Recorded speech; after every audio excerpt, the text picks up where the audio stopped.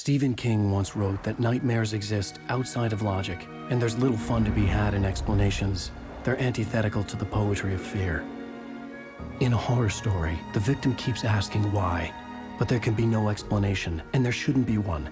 The unanswered mystery is what stays with us the longest, and it's what we'll remember in the end. My name is Alan Wake. I'm a writer.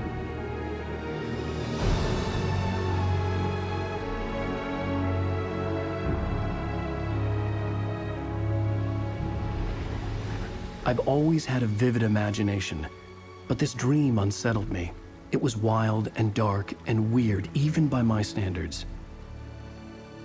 So yes, it began with a dream. Following a typical nightmare pattern, I was late, desperately trying to reach my destination, a lighthouse. For some urgent reason, I couldn't remember. I'd been driving too fast down a coastal road to get there.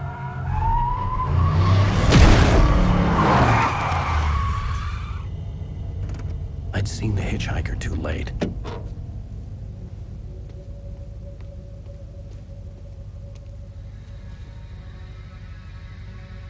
He was dead. I was convinced they'd put me in jail and I would never see Alice again.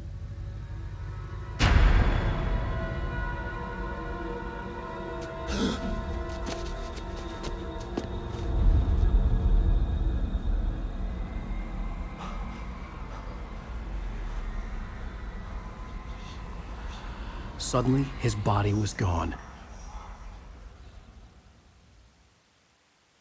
I was in shock from the crash. I could hardly stand my feet.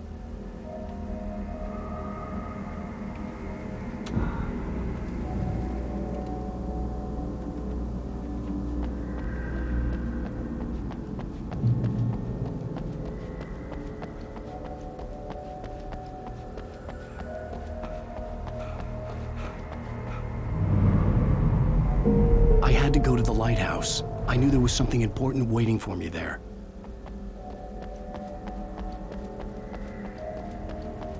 The bridge had collapsed. I'd have to find another way to the lighthouse.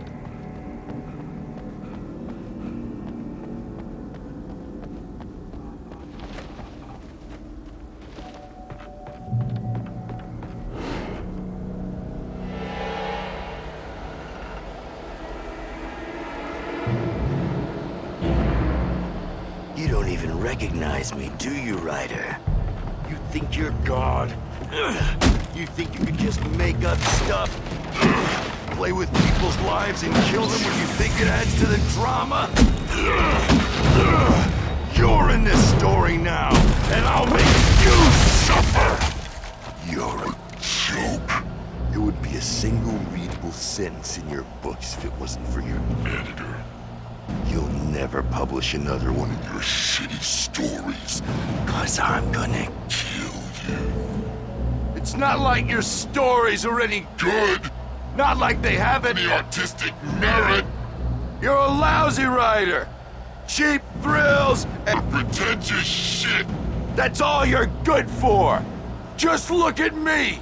Look at your work.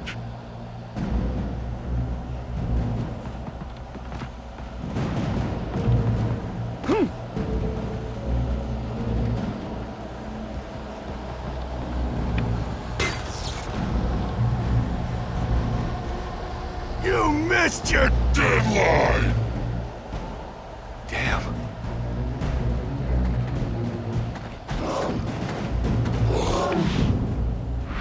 You can't stop me!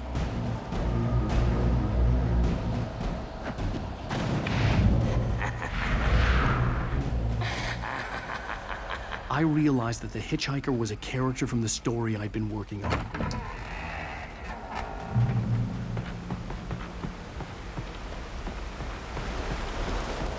How does it feel to die by the hands of your own creation?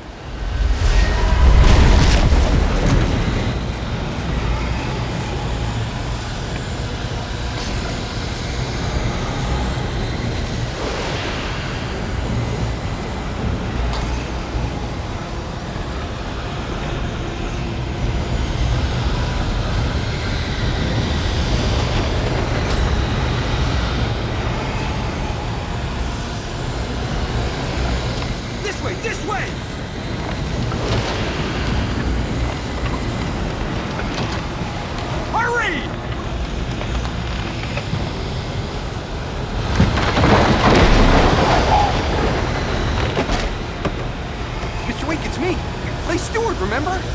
Quickly, get inside! There's no time to lose!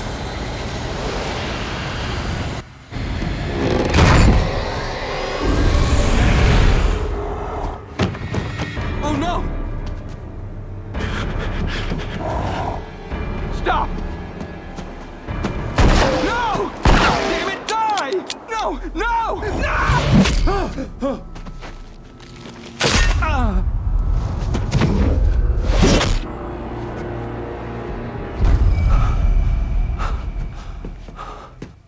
I was trapped. There was no way out.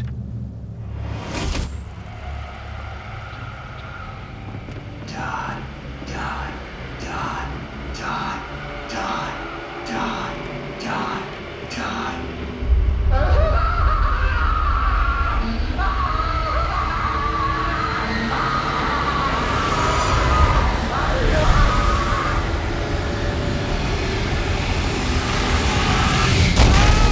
The cabin was a death trap.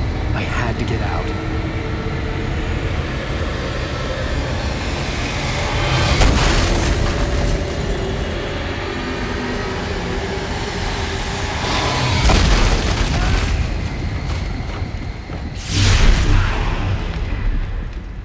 Follow the light.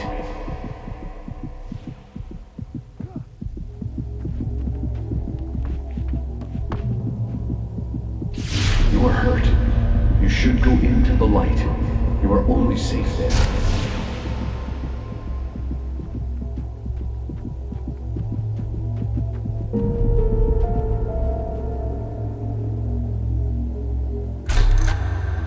Well done. I have something important to tell you. It goes like this. For he did not know that beyond the lake he called home lies a deeper, darker ocean green, where waves are both wilder and more serene. To its ports I've been. To its ports I've been. Do you understand? No. Follow my light.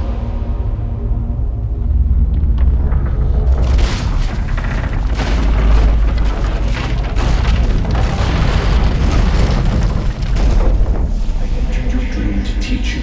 The darkness is dangerous. It's sleeping now. When it feels you coming, it will wake up. There's no time. I can only show you the most important thing. The hitchhiker has been taken over by the dark presence. You can't hurt him now. The darkness protects him from all harm. Only light can drive the darkness away and make him vulnerable again. Here, take the light. Turn your flashlight toward him and burn the darkness away.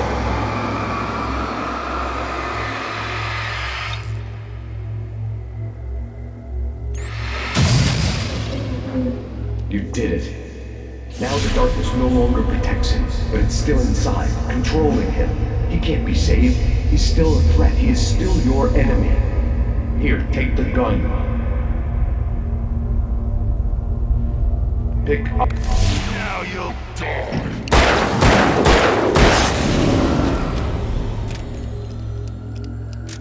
Good. You've done well. Remember what I've taught you. That is all. I will give you back your dream now. In the nightmare, a terrible darkness was taking over the world. The lighthouse was the last safe place on Earth.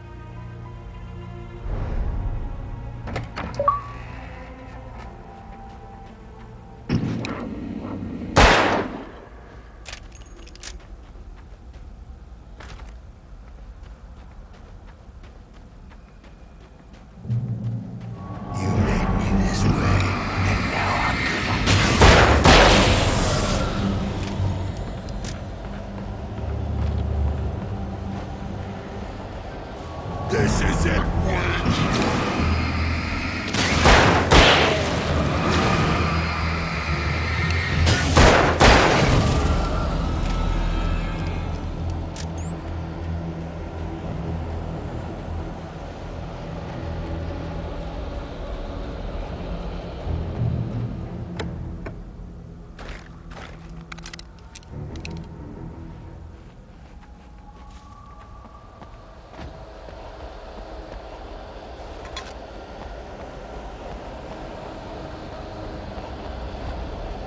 You're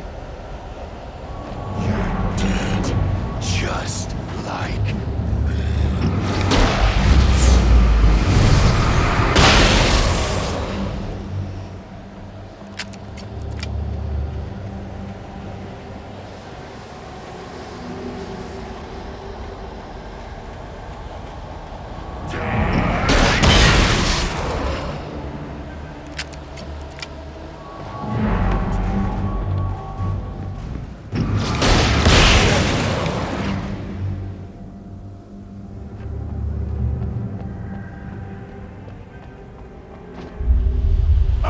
shape this up forever!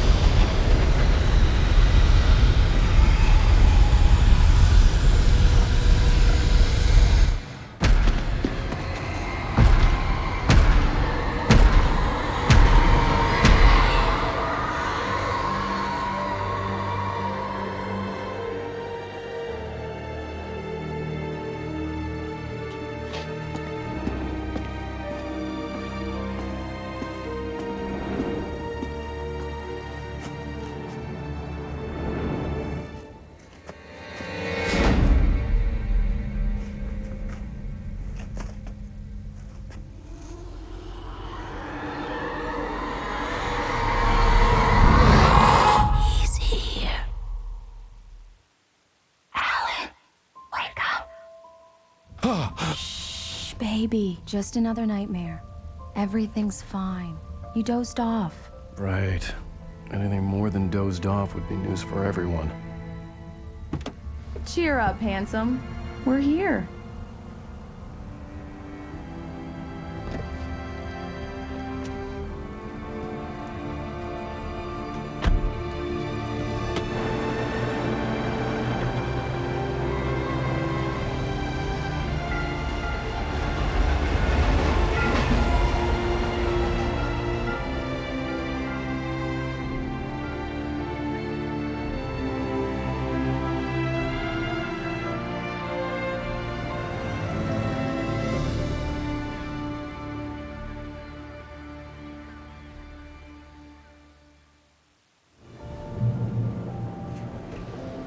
Let's act like we're on vacation.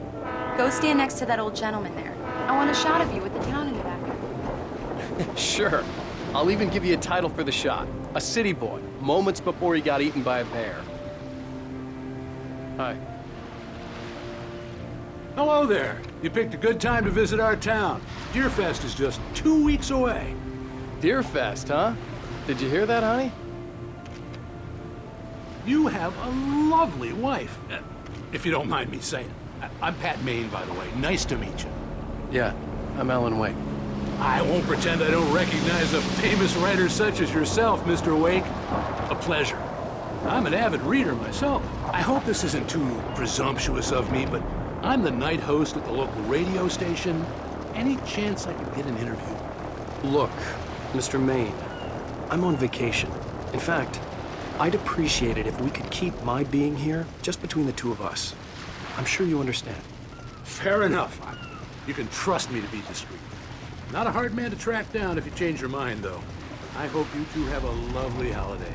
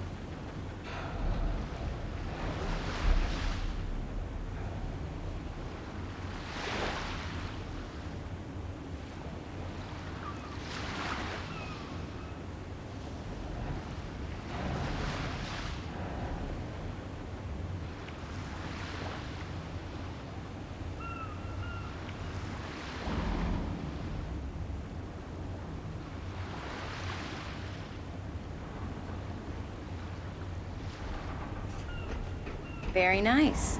I got a couple of really good ones. And I see you made a friend. That's cute. Right. Yeah? Hey, bestseller. How's my favorite writer? Are you there yet? Barry. Yeah. We just got here. Are the locals giving you trouble? Just say the word and I'll hop on a plane and come make sure that you're left alone, Al. No, Barry, we're fine. Great, great. Just want to make sure you can relax and recharge. So, how is the place? Has it gotten your creative juices flowing? Barry, we're just settling in. Okay, Al. I'll call back later to make sure you're doing okay. And you call me if there's a problem, okay? Okay. I'm just looking out for you, buddy. Talk to you later. I love you too, Barry. You know he's going to be calling you every 5 minutes. Barry is Barry. I can always turn off the phone. What did I tell you? Text message from Barry. He says hi to you too. Alan, we're here. Come on, let's get back to the car.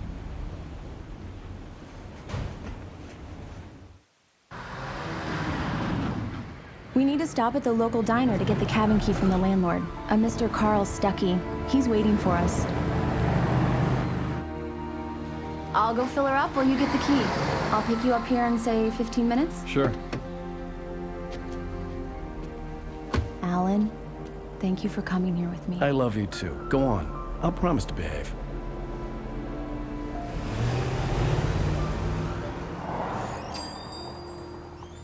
I'd forgotten there were still places like this.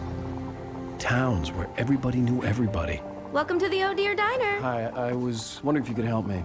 I'm looking for... Mr. Wake. Alan Wake. Oh, God! I am your biggest fan. I know people say that all the time, but I really am. I'm glad to hear that. Rose. Rose, I'm looking for Mr. Stuckey. Carl Stuckey? Carl? Oh, of course, Mr. Wake. He must have gone to visit the restroom. He'll be back in a moment. I can't believe it. I've got all of your books. I got the cutout from the bookstore when they took it out of the window. And you keep it here. Well, okay. Good for you.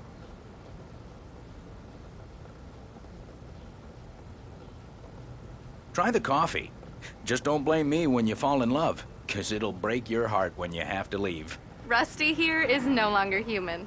Nothing but black coffee under a thin layer of skin. Yeah, that makes two of us.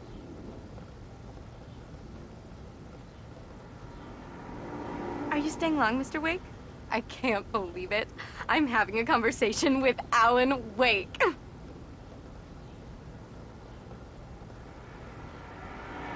Are you on your own, or is your wife with you?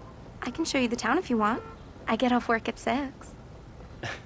Thanks, Rose. We'll be sure to keep that in mind.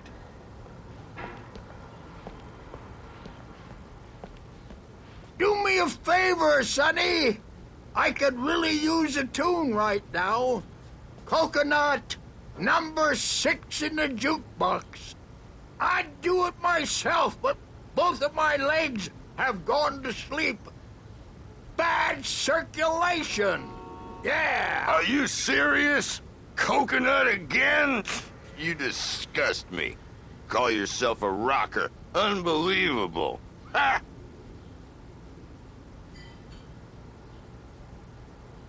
You put the lime in the coconut. Drink 'em both up.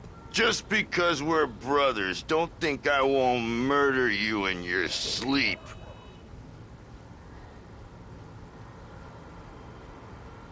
Yes, that's my favorite tune. Coconut. Shut your mouth, you demented has-been. If I had my hammer, I'd shut it for you. Jeez.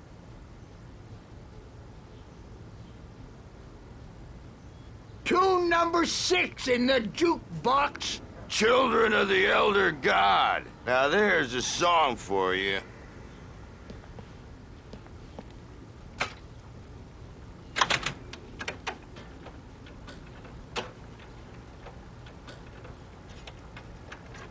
It does that. Get stuck. Yeah, you need to give it a good solid whack.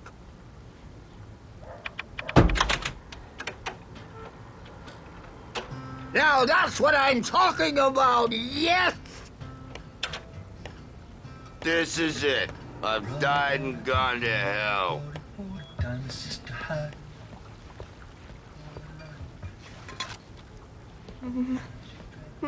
Don't go in there, young man. You can hurt yourself in the dark. I think I can handle it, ma'am. I didn't want to wait. I wanted to find You don't wanna Stucky, die, to get the do key you? and get out as soon as Worse. possible. I warned The waitress was giving me a headache. but he didn't Overeager fans listen. always did. I told Rose last week that she should change the bulb. This is what happens when you get sloppy. Let's do my rounds. Remind them to change their bulbs, always. Just be vigilant, because darkness never sleeps.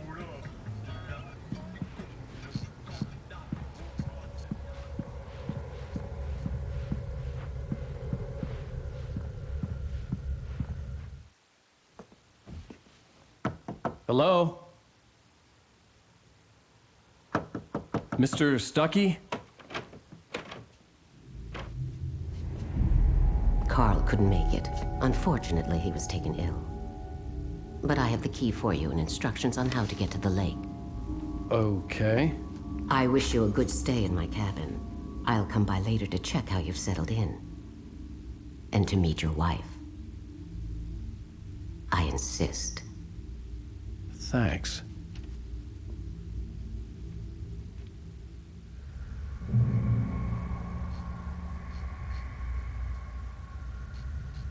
Cauldron Lake is a special place. Very inspiring.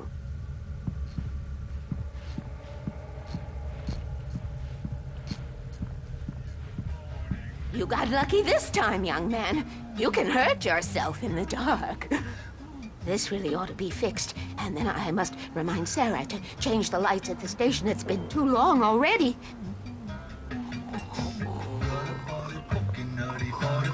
Even that sounds better than your singing. Are you all right? Splendid, splendid! Damn hernia. It swells up like a balloon if I lift anything heavier than a spoon. Yeah, splendid, splendid. It's been a long time, Tom. Good to see you. Hey, you wouldn't happen to have a bottle on you, would you, Tom? I wish. The Andersons, they're, local musicians. We're waiting for Dr. Hartman to come pick them up. They wandered off from his clinic at the Cauldron Lake Lodge.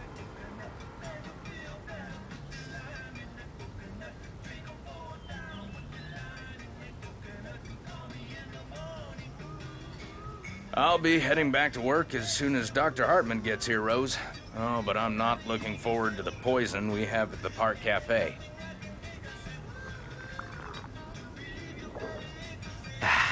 Now this is what coffee should taste like. Oh, Rusty, that's so sweet. I'll swing by with a fresh cup later on.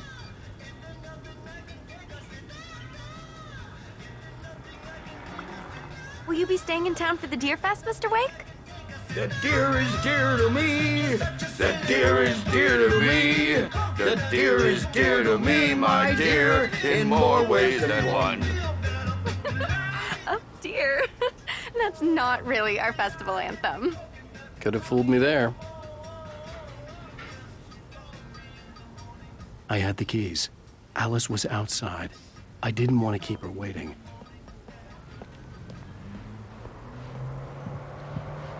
Mr. Wake.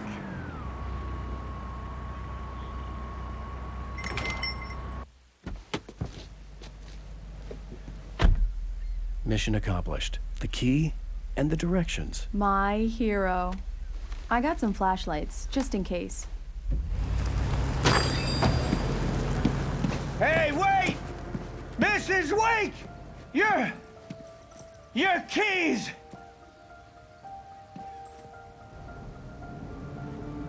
That diner was a real nut house.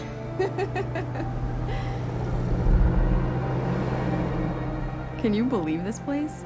This would make a wonderful setting for a book. We're supposed to be on vacation, Alice. I'll figure it out when we get back home.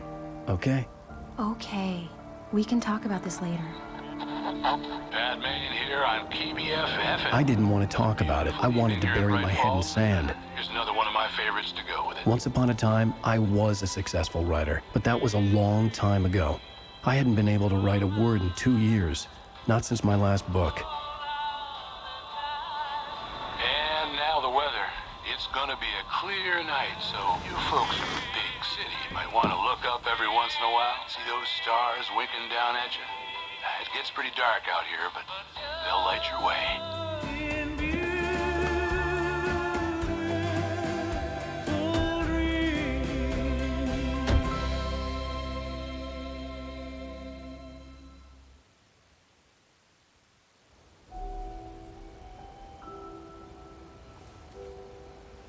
Wow. It's gorgeous, Alan. It's something, all right. Don't worry, honey. I'll get you inside safe and sound before it gets dark. And I've got the flashlight.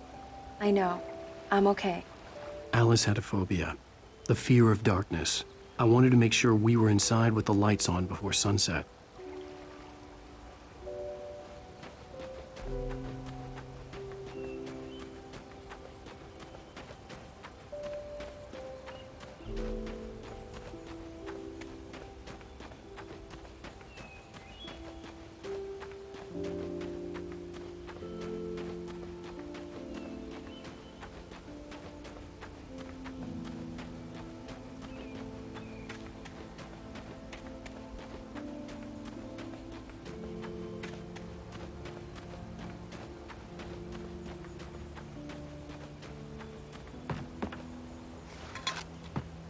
The cabin obviously got its name from the shape of the island.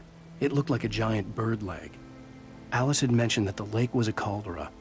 There was a dormant volcano under it.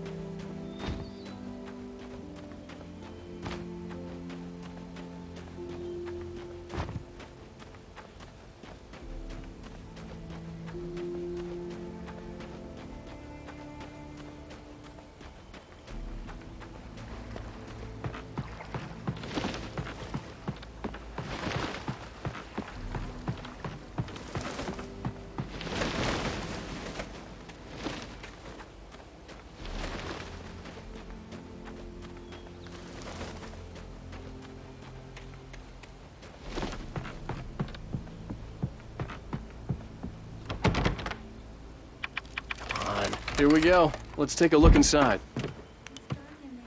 We need lights. Can you figure out how to get the power on, honey?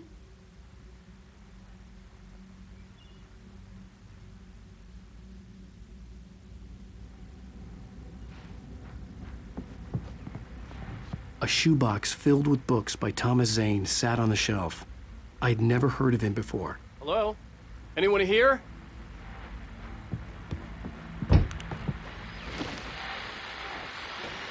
The Deerfest guests have already started to arrive. Just ran into one on the ferry. A famous artist, no less. We'll see if we can rope him into an interview later on. Now, let's go to the phones. Caller, you're on KBF-FM. Hi, Pat. It's Rose. Why, hello, Rose. What's on your mind? I know who that famous artist was. It was Alan Wake, wasn't it? He's my favorite writer. Well, Rose, I just saw him at the diner. Oh, I am so excited he's here. I'm sure he's glad to be here, too. Well, folks, I guess the secret's out. This is Pat Maine on KBF-FM. And now, some music. Great. So much for keeping a low profile.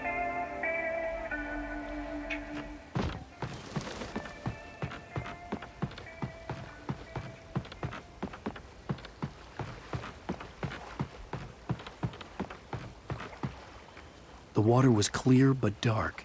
It looked very deep.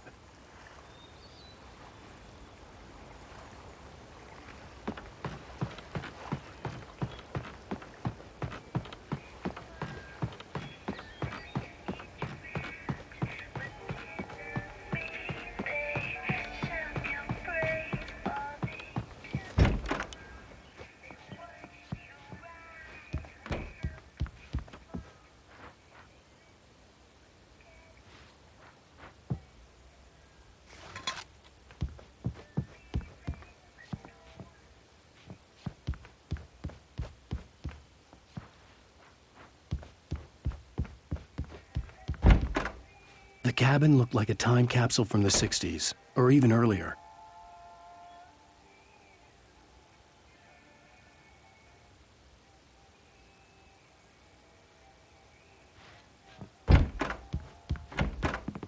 For a moment, the oppressive feel of the nightmare I had seen on the ferry returned. Damn.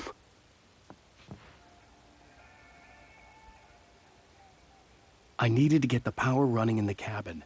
There had to be a fuse box or a generator somewhere on the island.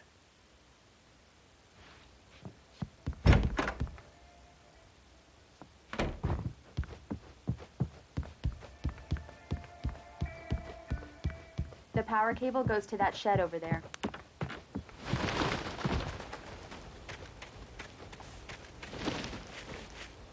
The island had once been the site for a love story.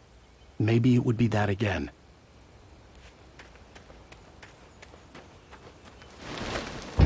An old generator had been connected to the power cable.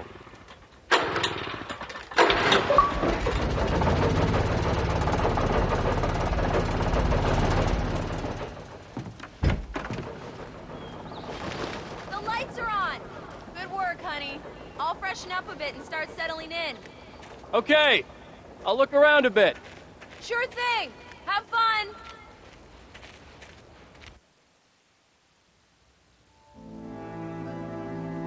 It was a beautiful place. I told myself I could rest here, sleep here, and forget about my work. I thought we could be happy here.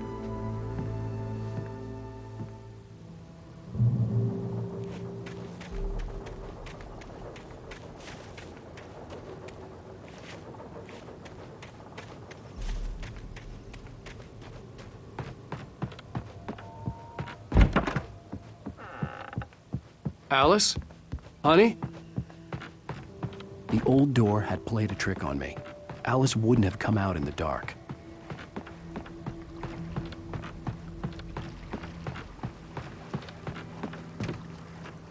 The water was black. I couldn't help but imagine all sorts of horrors lurking in the depths below.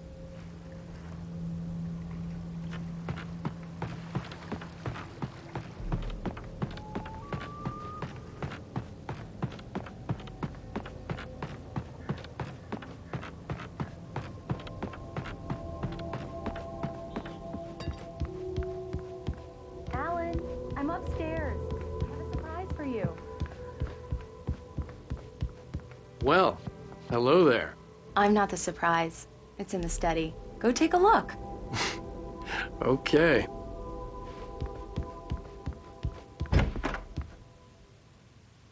Surprise! Alice? What is this? I guess I have a small confession to make. I thought maybe you could write here that a change of scenery would get you past... Damn it, Alice! Everyone Hey, keeps... hey, just hear me out. There's a local doctor, Dr. Hartman. I read a book of his. He has a private clinic here. He specializes in helping artists. So now you want to get me committed? No, it's not like that. That's not... Alan? Alan? Just don't! I don't want to hear it! God damn it, Alice! God damn it! I knew she wouldn't follow me in the dark. I needed some time alone to think things through.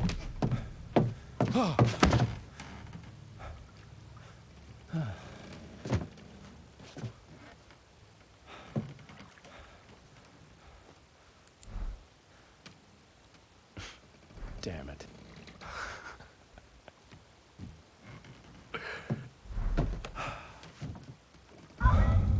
Alice? Alice? Alice! The cabin had gone dark. All the lights were out.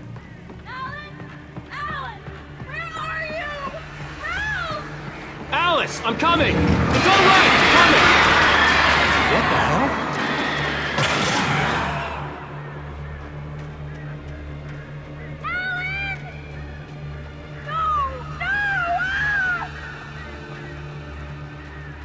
Stay away from me!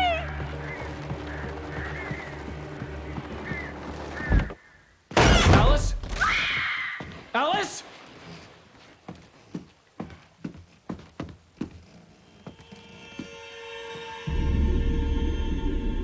Oh, no!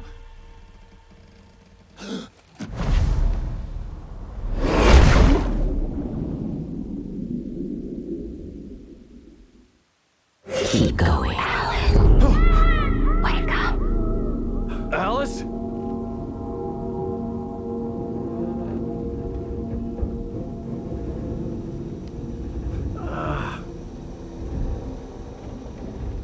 Waking up in the crashed car felt like I had woken from one nightmare and entered another.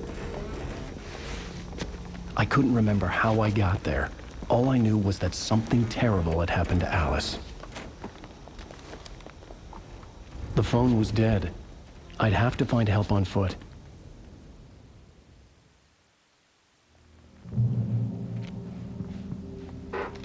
Among Alice's things was a book, The Creator's Dilemma, by a Dr. Emil Hartmann. Seeing the book brought back my fight with Alice.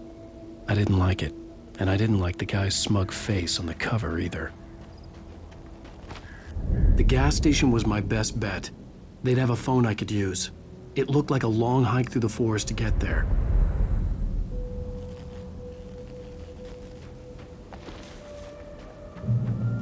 Damn.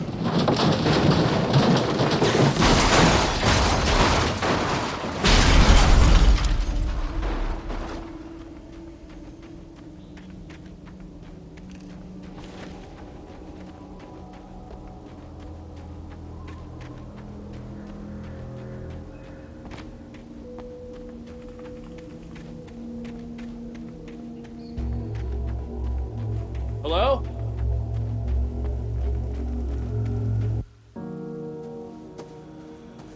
Hello?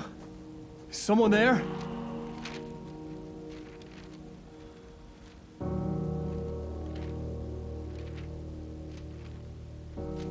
The loose sheets of paper were pages from a manuscript entitled Departure. That was the name I planned to use for the next novel I had never gotten started.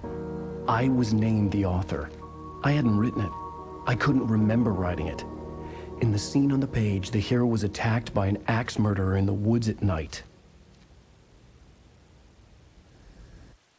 The man turned to face me. Departure by Alan Wake. The man turned to face me. His face was covered in shadows. It was hard to make him out in the darkness of the forest that surrounded us, but the axe he lifted was plain to see. It glistened with the blood of his victim. He grinned madly. The shadows were alive, distorting his features. It was a scene from a nightmare, but I was awake.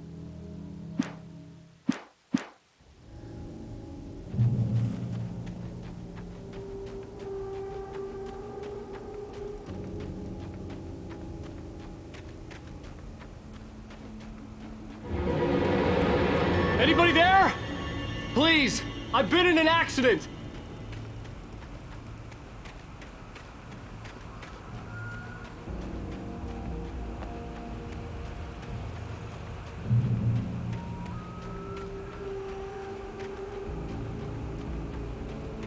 The lights up ahead were a good sign. Maybe I wouldn't have to hike all the way down to the gas station to find a phone.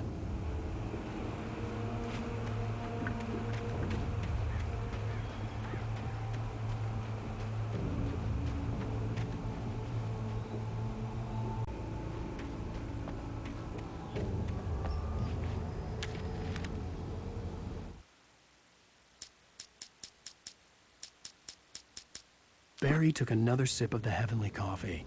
He grinned at Rose. Surely this was love. Rose gushed on breathlessly. The new one will be a masterpiece, I know it.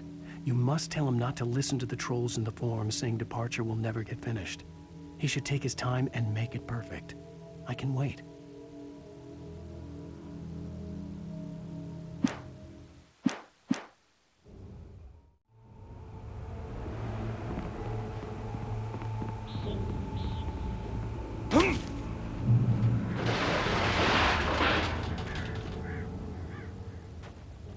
Hey! Hey, you! Phil! There's been an accident. I need help. Listen, I need to... Premium cabins for rent in... Nightfall! Oh, hell. Carl Stuckey. Pleased To meet you. Non-refundable reservation deposit required. Fair and square.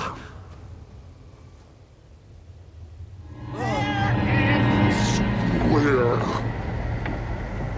Carl! Please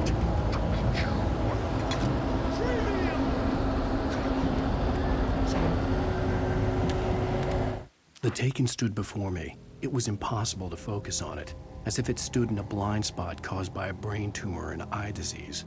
It was bleeding shadows like ink underwater, like a cloud of blood from a shark bite. I was terrified. I squeezed the flashlight like my life depended on it, willing it to stop coming any closer. Suddenly something gave, and the light seemed to shine brighter.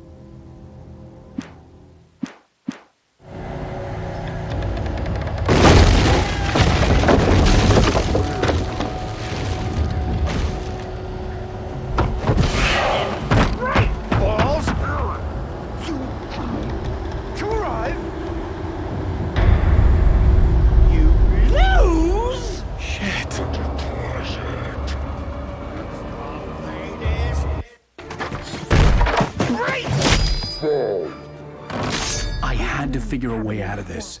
Any second now, and Stucky would be knocking on the door with his axe like Nicholson in The Shining.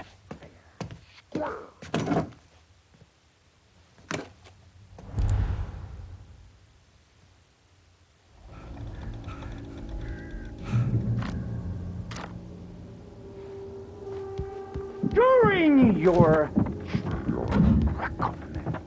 trying it's yes. the latest. Bright Falls Sheriff Station. How may I? Hello? Hello? Let you choose. This is bad.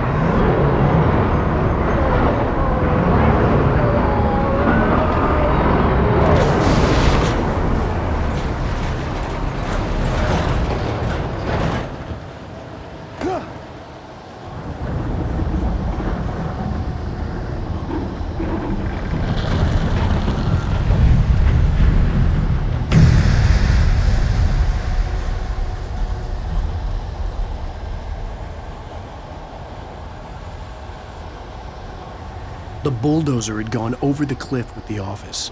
I hoped Stucky had suffered the same fate, but I wasn't planning on staying to find out.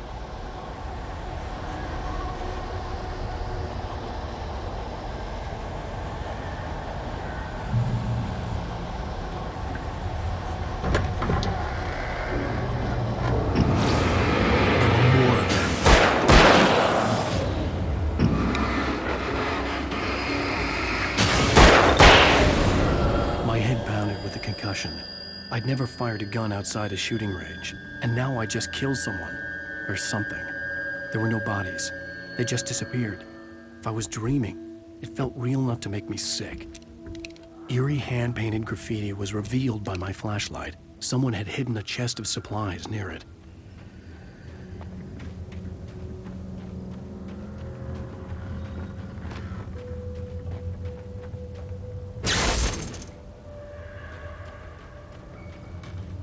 The dark forest was the last place I wanted to go, but I had no choice. I had to get to the gas station. It's rabbit season!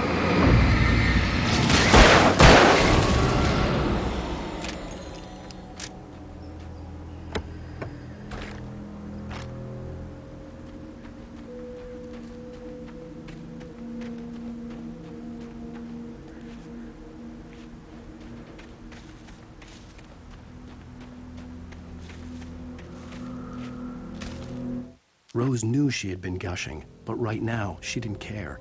As far as she was concerned, her brief meeting with Alan Wake was literally the high point of her life. She watched as he got in the car with his wife. She was pretty, confident, at ease with Wake. Not like Rose. They were perfect for each other. She'd have given anything to be called their friend.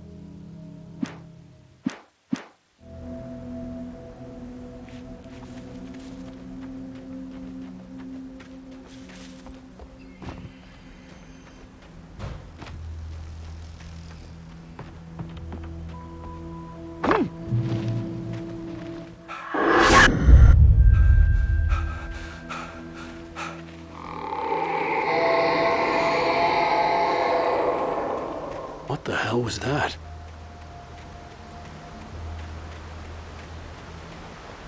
When I saw the river below, something uncoiled itself inside my head. I realized that I'd have to find a way across. I didn't even want to look at the water.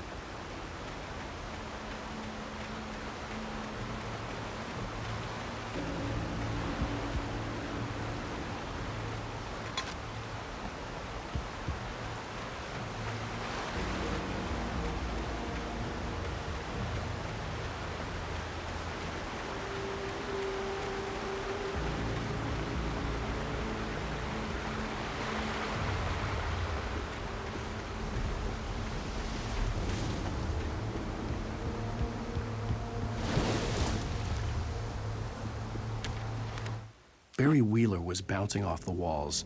He jumped on a plane after his calls were ignored by both Al and Alice for several days. It could mean that they were both on a second honeymoon, but Barry didn't buy it. Al had been way too unstable for that, not sleeping, messed up. Barry had years of experience dealing with Alan Wake, and he couldn't ignore it. Something was wrong.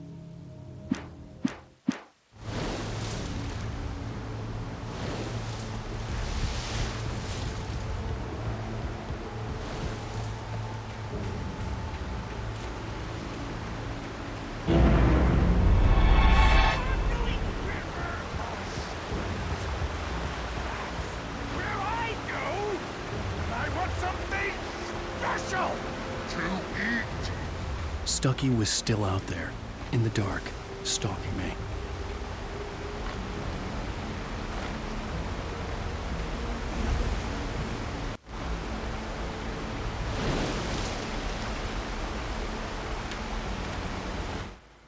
For a long time, the dark presence had been weak, sleeping. Nothing but a half-forgotten nightmare or a shadowy flicker in the corner of an eye in the forest at night. Not real enough to properly exist, and yet too evocative to fade away completely. Now it was waking up. The rider like a fly caught in a spider's web, each jerk and kick vibrating the strands that led deep into its lair. It was aware of him now, and it could use him. All he'd need was a little incentive.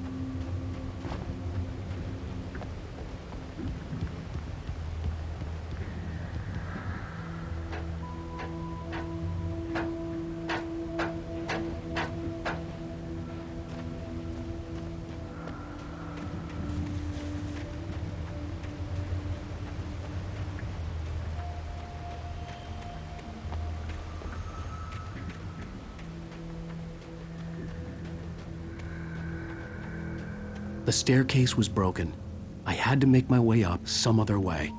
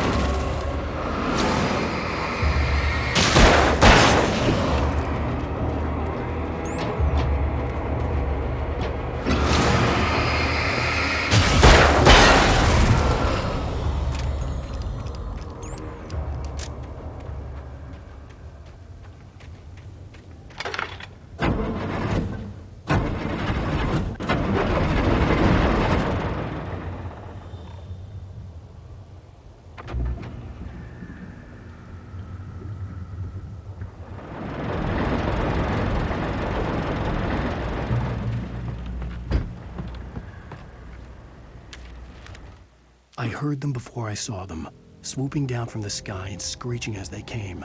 I spun around just as the cloud was upon me. For an instant, I stared into 100 dead eyes, black pearls glittering in the darkness. I raised the flashlight and the swarm exploded like fireworks. Feathers burned, turned into ash. I couldn't hear my scream above theirs.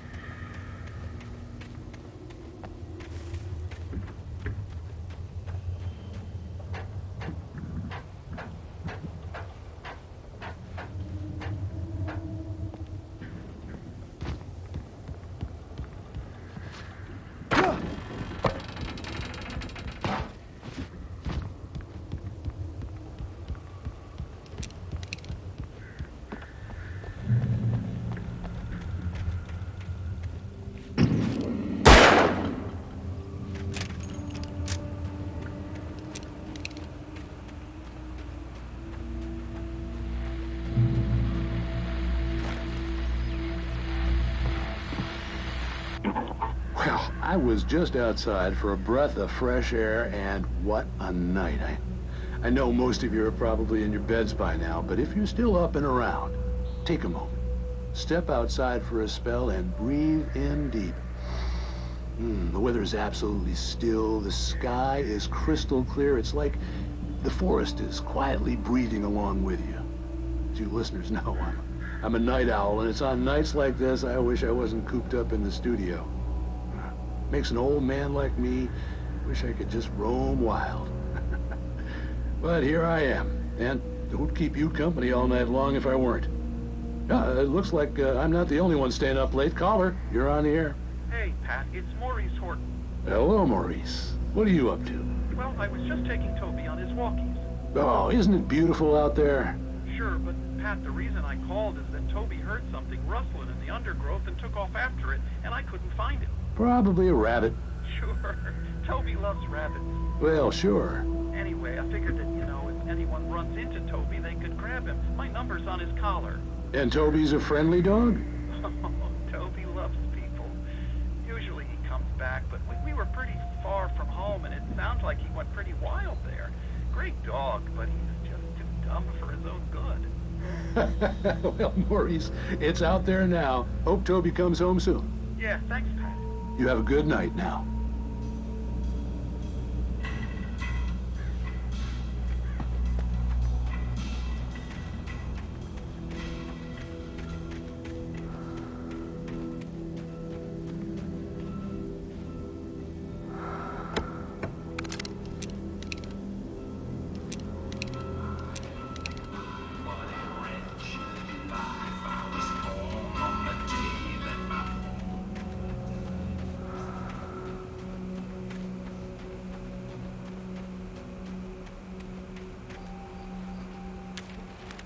At first, I kept finding the pages as if by accident.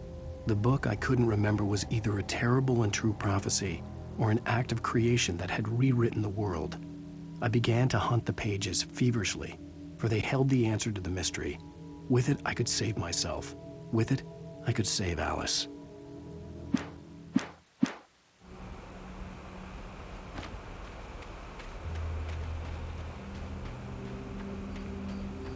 The gas station was closer now, its light welcoming in the darkness. Paul makes the best dogs in the state. Belly Burster is the best with no contest. Monster Dog is second best.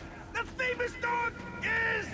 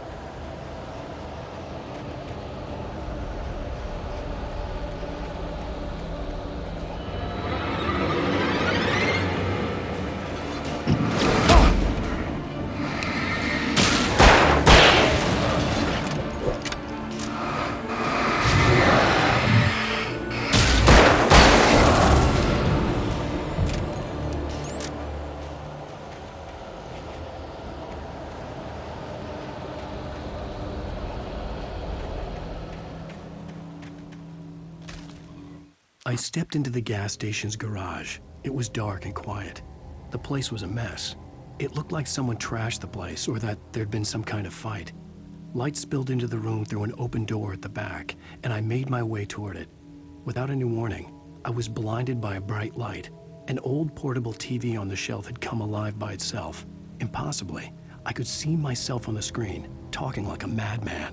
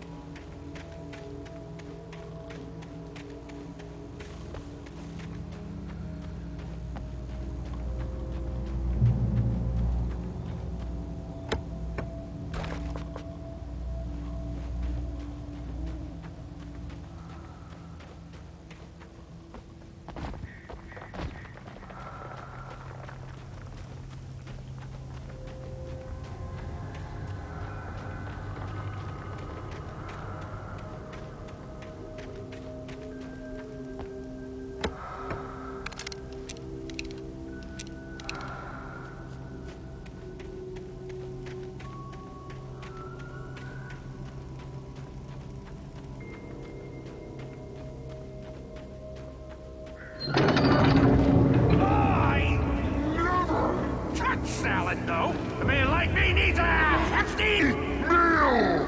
That's for the day.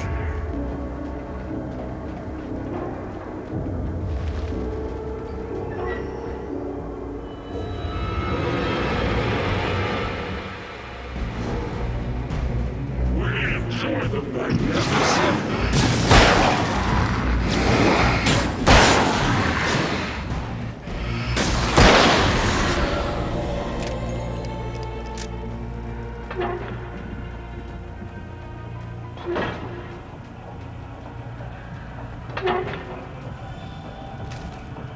The cabin on Cauldron Lake? She asked. The sheriff looked at me suspiciously. The early morning light flooded through the office windows. I would probably never have gotten out of the woods alive without her help, but I couldn't tell her the truth of what I'd faced the previous night. She'd think I was lying or crazy. She'd lock me up, and she wouldn't help me find Alice.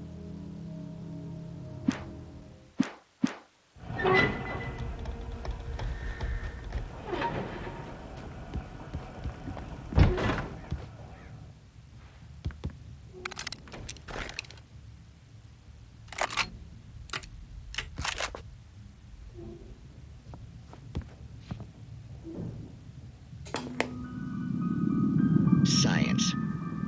It bestows immortality on those who advance it to elevate all of mankind. Newton, Einstein, Sagan, princes among men. But the price for such a legacy is steep indeed.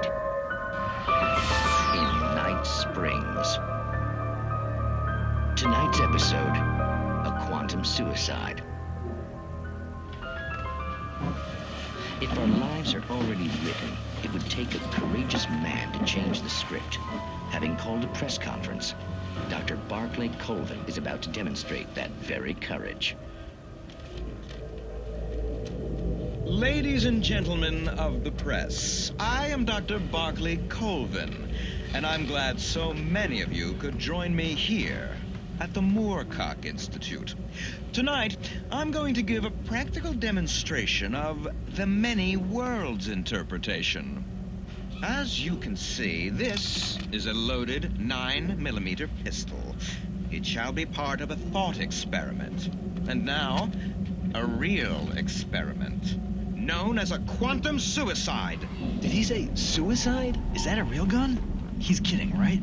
Please, please, stay calm. There is no risk. Observe what occurs when I place the weapon against my own forehead. Now, you might think this round is merely a dud. Not so. Observe the flower pot. And yet, I myself cannot be harmed with this gun. With each pull of the trigger, two new realities branch off. One in which the weapon didn't fire, and one where it did. With my machine here, I have ensured that this reality is always the former. I have bestowed upon myself quantum immortality. Under no circumstances can this gun kill me. So wait. What you're saying is that every time you pull the trigger, in another reality, you die? Yes, of course, but that's completely trivial. There's an infinite number of things that could happen at any moment, and they always do happen somewhere. The point is, this one thing did not happen here. You're insane, Colvin. Insane? Insane? Hey, was this thing supposed to be plugged in? I stumbled on it. You fools! Gaze upon quantum immortality.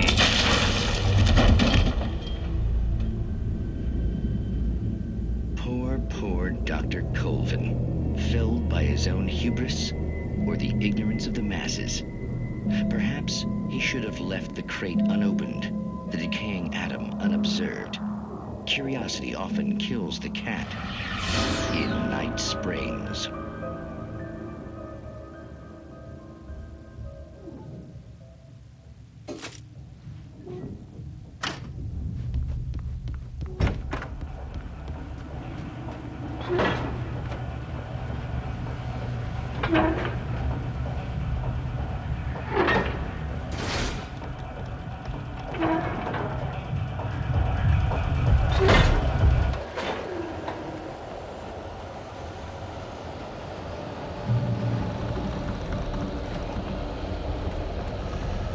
Changing a spark plug to worthy is not as simple and tricky as you might think. It can be dangerous. It requires patience. Oh no. Even with the ancient things dropping isn't easy and fatal.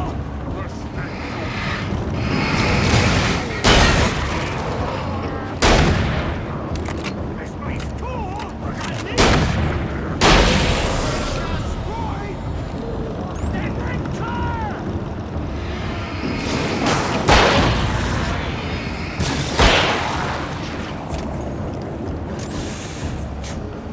Professional.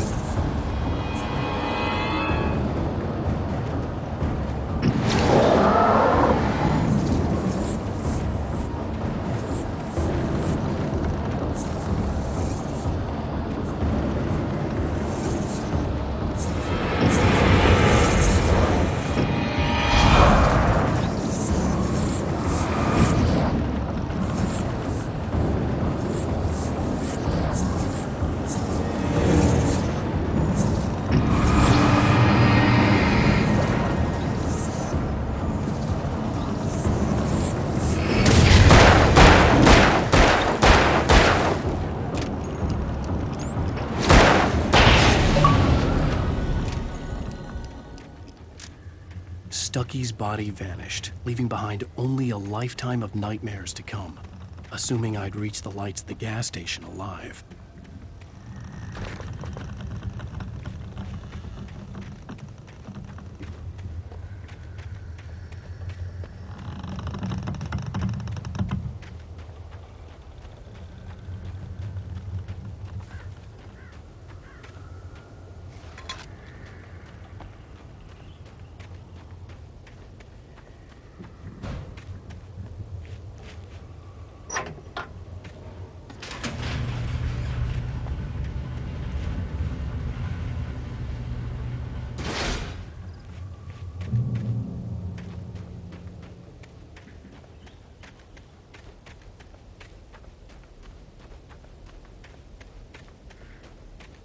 I recognized the parade float I had seen in Bright Falls when I first arrived with Alice.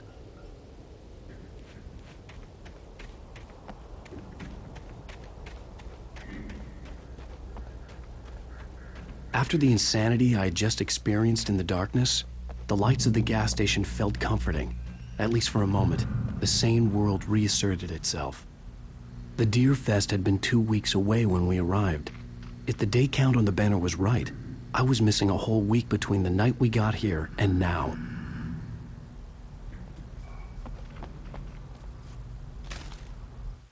Stucky spat on the garage floor and tried to shake the cobwebs from his head. Ever since the couple never showed to pick up the keys, things had been fuzzy. Something, a feeling caught his attention. Stucky looked up and stared as his brain tried in vain to process the horror before him. He stumbled back, knocking over a can of oil.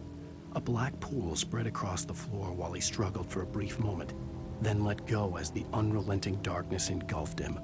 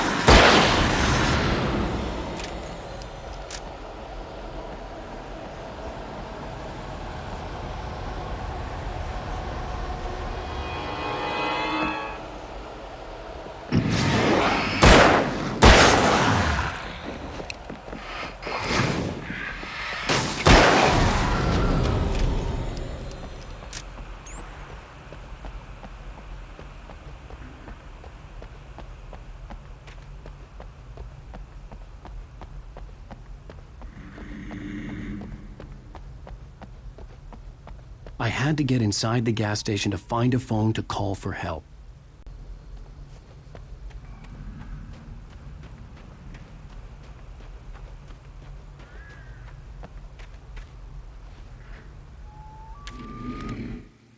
Toby knew the smell. It was the man, the nice man who always gave him treats and never got tired of playing with him. Toby wagged his tail in excited anticipation and gave a joyous bark. Then there was another smell. A wrong smell, and it was alien enough to stop Toby in his tracks. Confused, he growled deep in his throat. The wrong smell came from the nice man. Blind animal terror pierced the dog's brain an instant before the axe followed suit.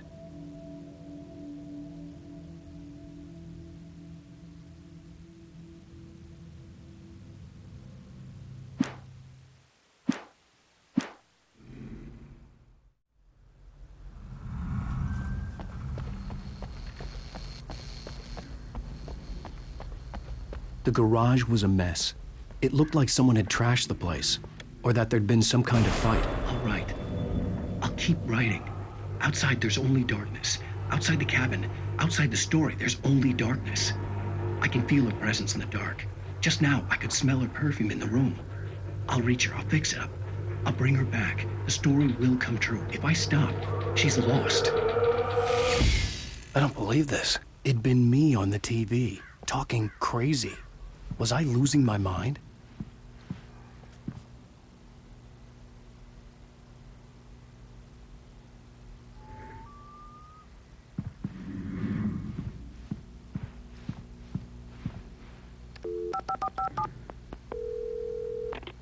Bright Falls Sheriff Station.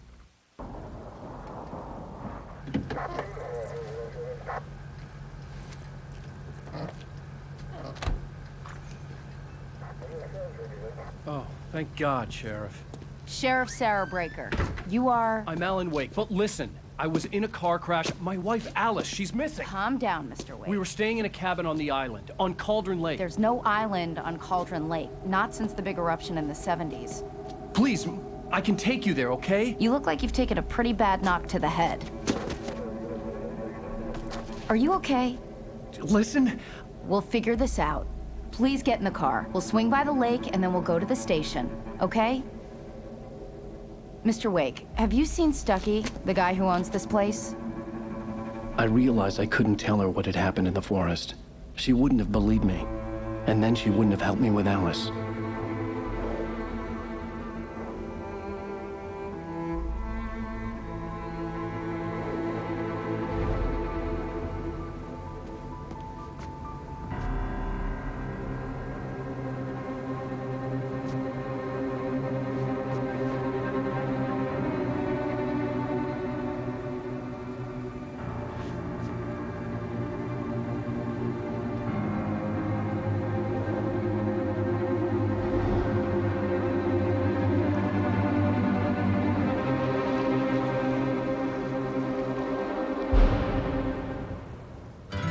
A candy-colored clown they call the Sandman tiptoes to my room every night, and just to sprinkle stardust and to whisper, go to sleep, everything is all right.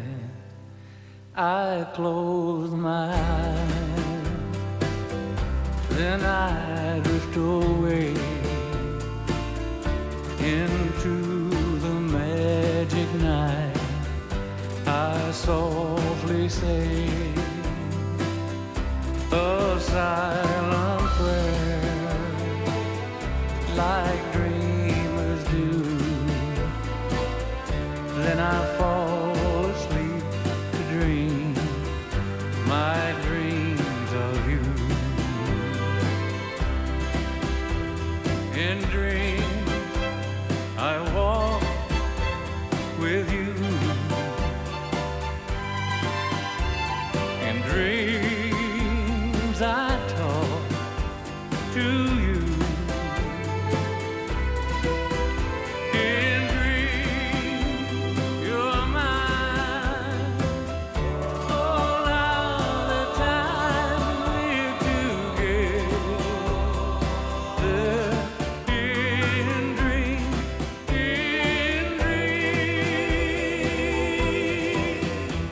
but just before the dawn,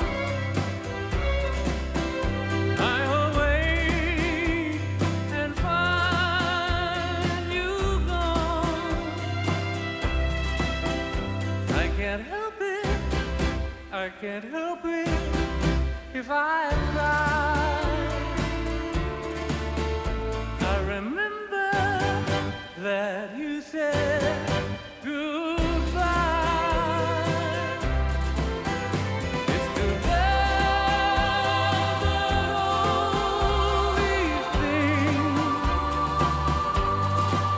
can only happen in my dreams.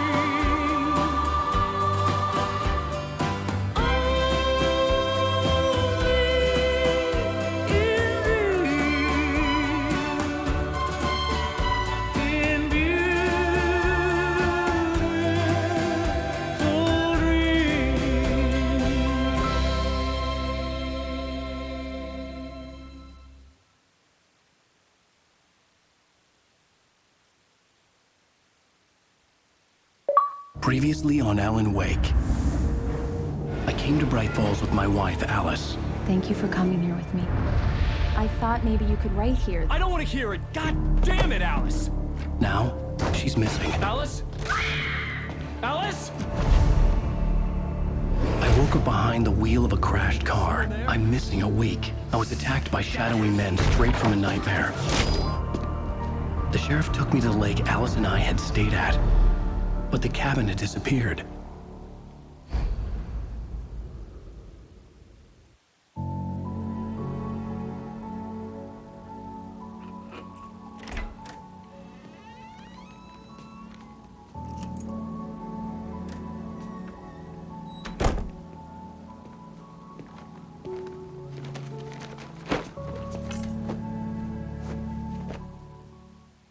Honey, I'm home.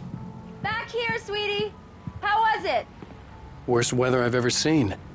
You should put some coffee on. It'll warm you up. Hey, handsome. This is gonna be a long night, but these shots are turning out great. I guess you're gonna need that coffee then. I'll go put it on.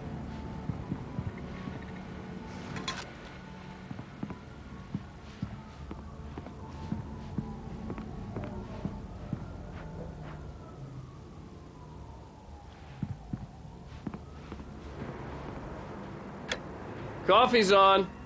Great, thanks. I'll need it if I'm gonna finish this by tomorrow. Oh, hey, I just finished those cover mock-ups. They're on your desk. Tell me what you think. No kidding. I didn't think you'd get them done this quickly. On occasion, I can perform all sorts of miracles, my dear. Oh, really? Well, you seemed to think so last night.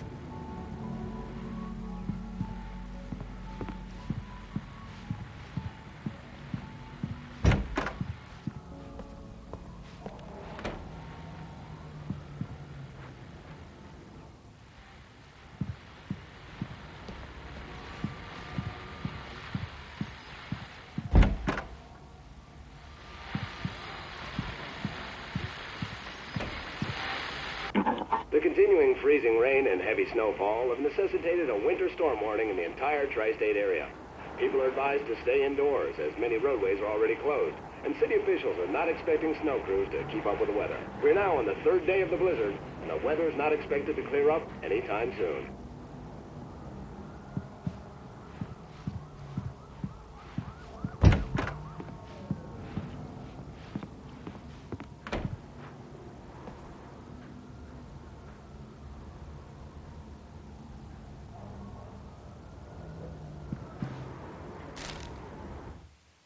It's true what they say about the fall and the sudden stop at the end.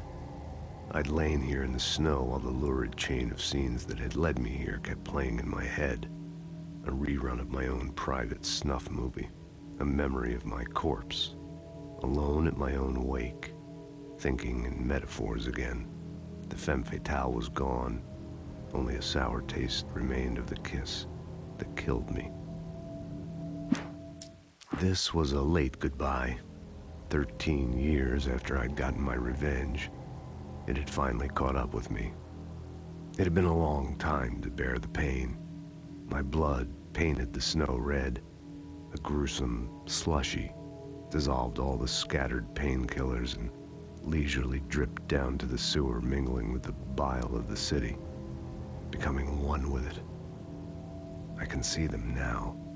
My wife and my baby. Honey, I'm home.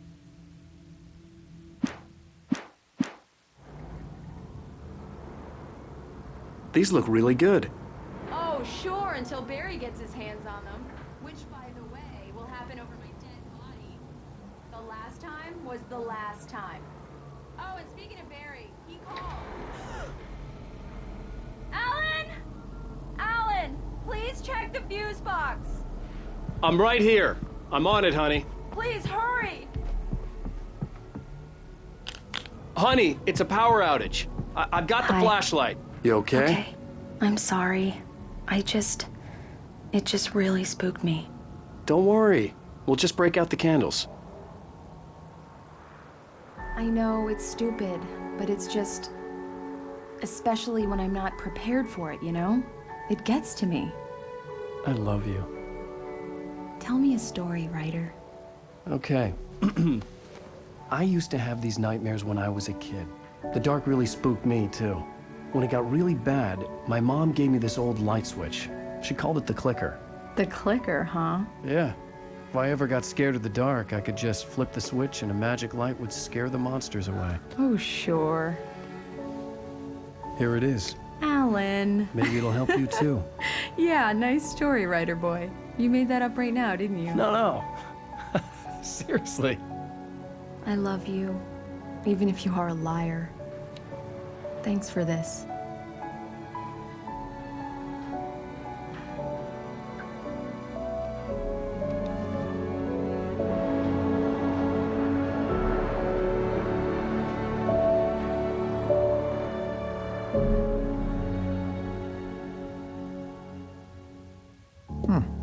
How do you feel, Mr. Wake? Any nausea, disorientation, anything like that?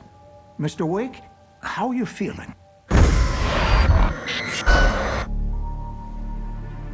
I'm okay. My head's fine. I had to lie about my headache and memory loss. He'd send me to a hospital for tests. I couldn't leave without Alice. Very well. I don't think you have a concussion, but you've obviously been through quite a shock. You should take it easy for a couple of days. Thanks. Well then, Mr. Wake, we're done here. If the pain gets any worse or you experience any other symptoms, you should come see me. I'll let you get on with it then. Sarah, Sheriff Breaker, is waiting for you. She's very good at her job. I'm sure she can locate your wife in no time. Doc Nelson was the image of a small-town doctor. Sheriff Breaker had called him to the station to take a look at the cut in my head. I'm sorry you had to cut your morning fishing short for this, Doc. Oh, she's a beauty, ain't she? Not the biggest I ever caught, if you can believe that coming from an old fisherman like me, but she's right up there. Now, she's a largemouth bass, which is what you're after if you prefer a lure. Now, if you want either trout or salmon, on the other hand, then it's fly fishing for you. You a fishing man, Mr. Wake? Oh, doesn't really matter, I suppose. But it can be very relaxing out there. You can't get me off the water this time of year. Closest thing to heaven. I'll take your word for it, Doc.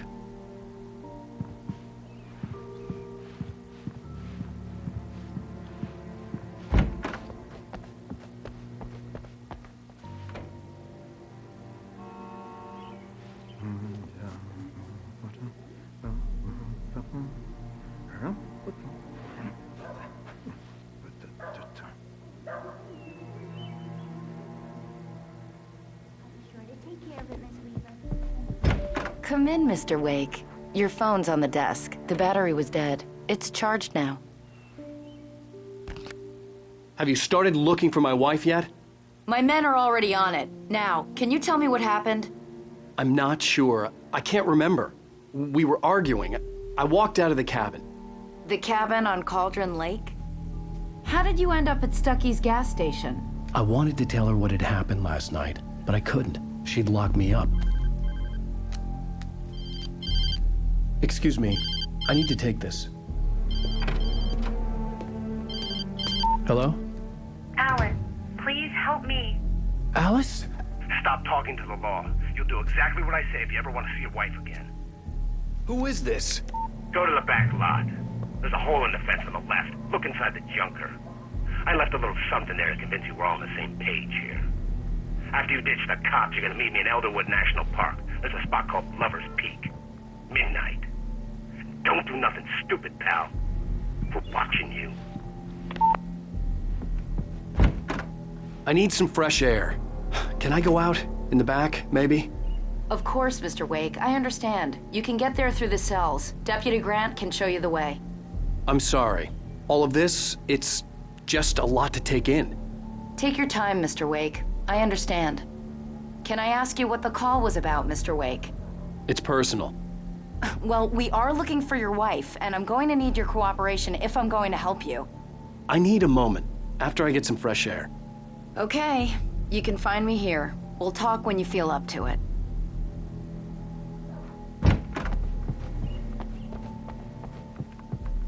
Mr. Wake, can I help you with anything? I need to get some air. The sheriff said I could go out back. Of course, Mr. Wake. You can get there through the cell corridor. Just don't mind Walter in there. He's one of our regulars. I thought he'd quit drinking for good. Oh, no such luck. He went on a bender and beat Danny pretty badly. He started shouting like that the moment he woke up. You can get to the back lot through that door and down the corridor, Mr. Wake. Thanks.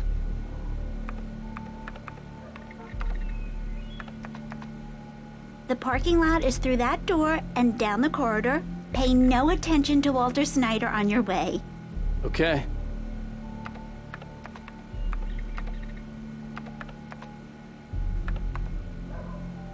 Just go through the door there and past the cells. The door at the end of the corridors leads to the back lot, Mr. Wake. Right. Thanks. I know Walter. He sounds really bad. I'll keep an eye on him, but I think the only thing wrong with him is that he's a mean drunk. And there's no medicine for that.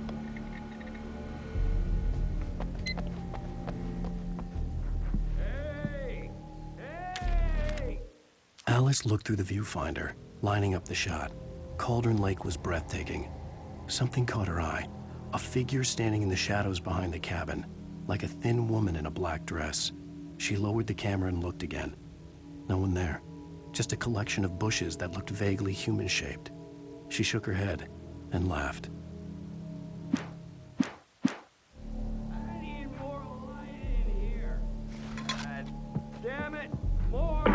Yeah, it's Mulligan here. I'm at Stucky's gas station with Thornton. There's no sign of him. Over. Wait. Yeah, this is Thornton. Look, we've located the parade float. It's here. That's some good news, right? Stucky was supposed to be driving it at the rehearsal today. Over. Oh, give me that. Mulligan here. Looks like someone really thrashed the garage. Over. Okay, roger that, guys. Keep looking for Stucky. Jane's out.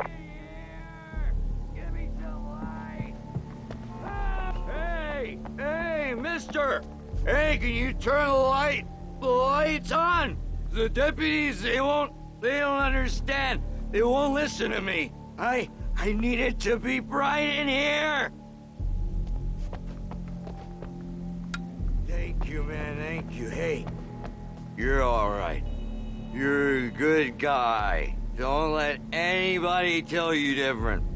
You know, I shouldn't even be in here. The cops, they got it all wrong. See, sure, I beat him up, but I wasn't drunk. I mean, I wasn't drunk at the time. I only got drunk afterward. Okay, listen, you gotta listen carefully now. Here's the kicker.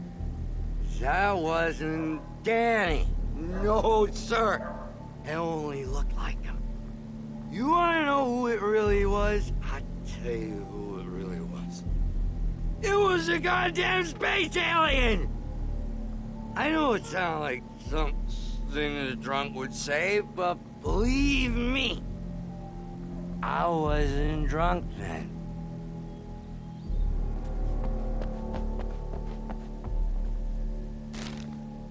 In spite of its human mask, to describe the dark presence as intelligent would have implied human qualities on something decidedly inhuman. Nonetheless, it found the one spot in the diner that was dark enough. Some light spilled into the corridor, ravaging it. But it took the pain. Horrible as it was, the writer would soon fix that. He would be coming to the one place where it still had power.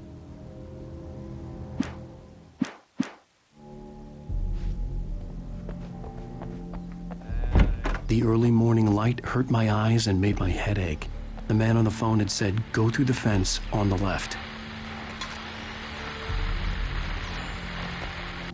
Well, folks, it's been another long night, and it's about time for me to sign off for a while. God knows I need my beauty sleep.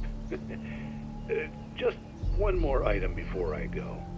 It's been a busy night for the sheriff's department. We've had a few broken windows, even a report of shots fired on Main Street.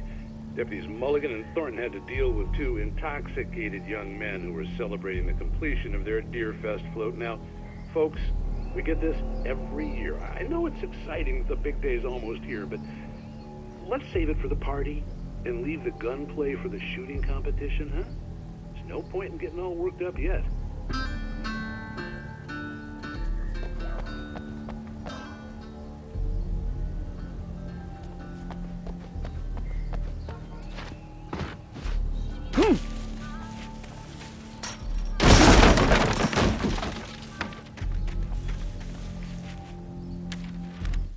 The kidnapper fired his gun one last time, and the shadow vanished into the darkness it had come from.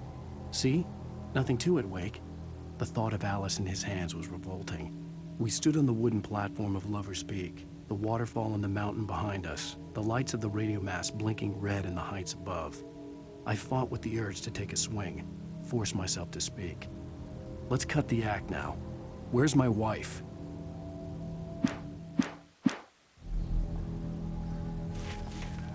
Alice's driver's license had been placed on the front seat. The caller meant business. Barry?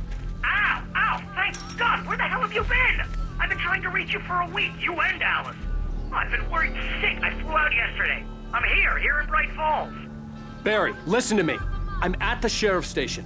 Come and get me. I can't talk now. Ow! What the hell is going on? I had to get the sheriff to let me go.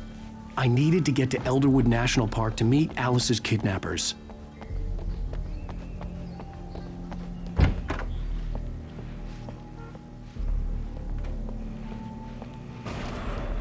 A writer is a light that reveals the world of his story from darkness, shapes it from nothingness. The way a sculptor carves a statue from a block of granite. If I stop, the world I'm making dies. Darkness will reclaim it. It's a long, hard journey into the dark. Alice's life is at stake, but I can't think about that, or I'll lose it. The dread lingers at the edge of perception. I'll push on. Anything is possible here. I'll write the story. I'll save her.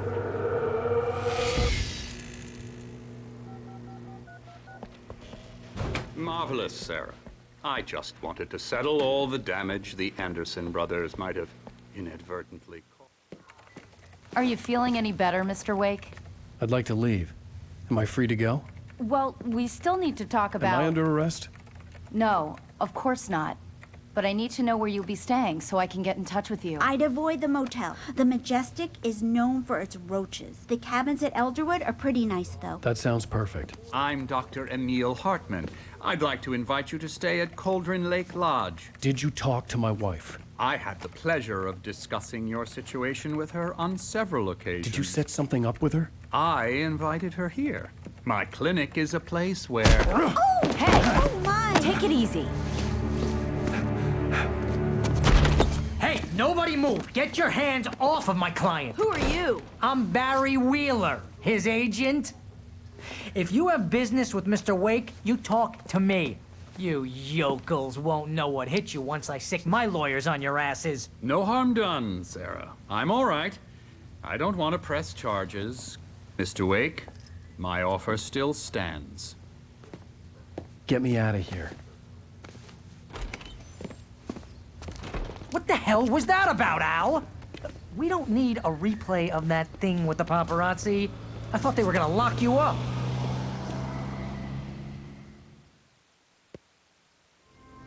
I had to talk to someone. I told Barry everything. He thought I was certifiable, but when he heard about the manuscript, I had him. The fact that I'd written something, even if I couldn't remember it, was enough for him. He smelled money. And he believed that Alice had been kidnapped. Anything beyond that was another story. I had a midnight appointment with the kidnapper in a place called Lover's Peak, somewhere in Elderwood National Park. The plan was to rent a cabin. I don't like it, Al. I don't like any of it. It's not good. In fact, it's the absolute opposite of good. Mr. Wake! Barry, you found him. Hi, Rose. Oh, wow. I was just thinking about you, too. Great. I was just bringing Rusty some coffee. He's on the balcony, looking after Max. Poor thing. I really need to go. Great to see you again, Mr. Wake. Later! Who's Max? What an airhead. Jeez, Mr. Takes a swing at everybody. This is not her fault. She's a very nice girl and, more importantly, a fan. She even has a fan site dedicated to you. And she was very helpful when I was looking for you. Seriously, Al, what you were saying in the car, just listen to yourself. What, you shot a guy and his body just disappeared? When was the last time you slept? What, are you high? Have you been drinking? No! Look, Barry, I'm missing a week, and someone's got Alice, and everything's just... Do you understand what it sounds like when you say stuff like that? Don't get me wrong, it's a good story, could be a bestseller. But when you start confusing fiction with reality, you're buying yourself a ticket to the funny farm. All right, wait here.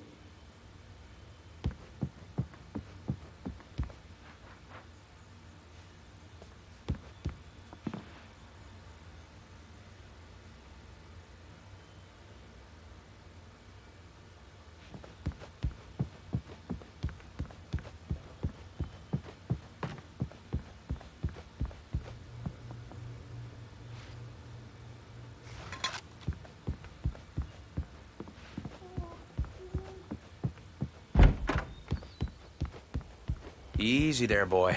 I'm almost done. Hey, Rusty, right? You rent cabins. Oh, Mr. Wake. I'd shake your hand, but mine are kind of full here. Actually, I'm sorry about this. Would you mind grabbing the registration form from the desk? It's just across from Bucktooth Charlie. Okay, sure. What happened? Crazy poachers. Max here got his foot caught in a trap. They're illegal to use here. Hell, you're not supposed to hunt within the park at all. But that doesn't stop some lowlifes. Hell, at least Max is gonna be okay. He got lucky. Max is still groggy from the shot I gave him, and I'd rather not leave him alone just yet. The form's on the desk across from the mammoth skeleton.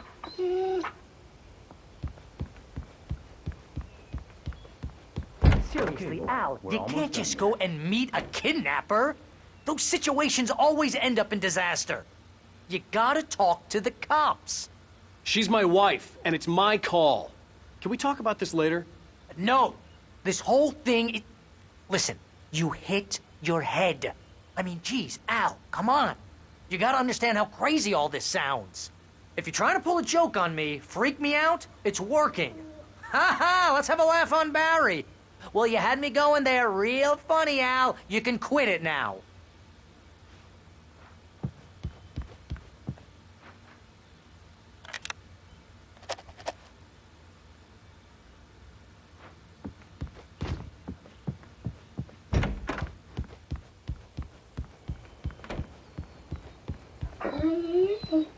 I think this is the form you wanted. And here are the keys. Okay, you're all set, Mr. Wake. Glad to have you staying here. Thanks. Can you tell me how to get to Lover's Peak? Oh, sure. It's at the end of the nature trail. Just follow the paths, you'll get to it eventually. It's an easy walk. Nice spot, too.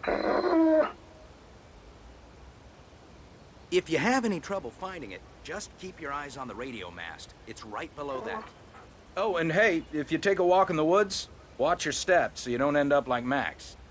I guess I'm a little worried. We got a bunch of campers out there we haven't heard from.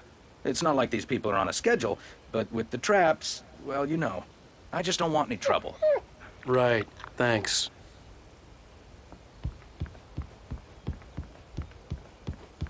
Look, Al, you're asking me to believe that you shot a dude who went poof into thin air, a guy who was bulletproof until you pointed a flashlight at him. You hear that from people who end up spending time in padded rooms, strapped to their beds, wearing white shirts with too long tangled up sleeves, and eating a healthy diet of pills. Al, you make cruel jokes about people who believe that kind of stuff. You're the skeptic. You gave me an hour-long lecture on homeopathy last month. What was it? If there's no proof, it's pure bullshit. Period. Guess the laugh's on me then. Al, come on! I mean, okay.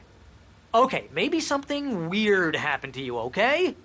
Well, thanks for the heartfelt vote of confidence. All I'm saying is you gotta throw me a bone here, bestseller. What would you think if it was me? There's no way you should be going out at midnight with a gun. No one asked you to come here, Barry. Either work with me on this or go straight back to New York. Your choice.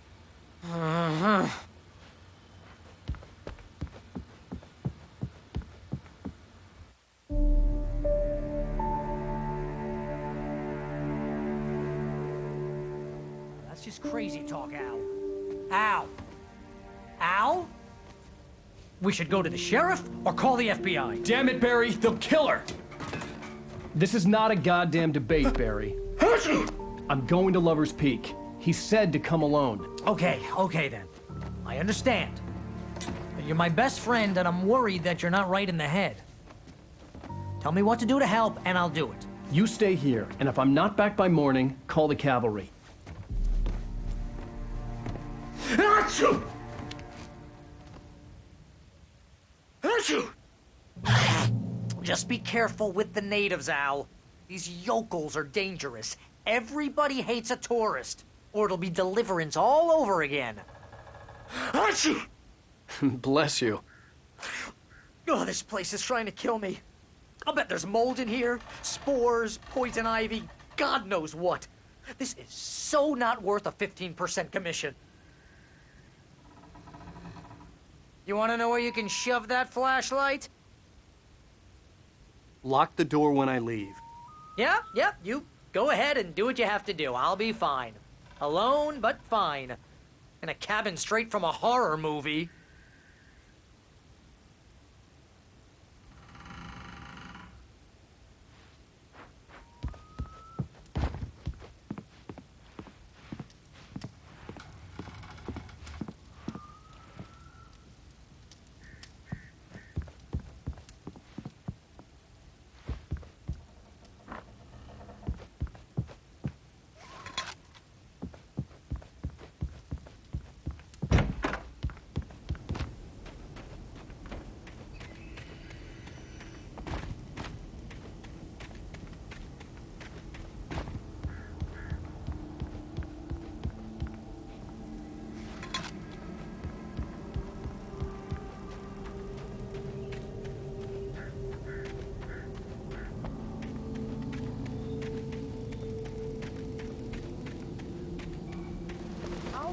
Wait here, Al. I'll hold down the fort. I'll be with you in spirit every step of the way, Al. Locking the door now.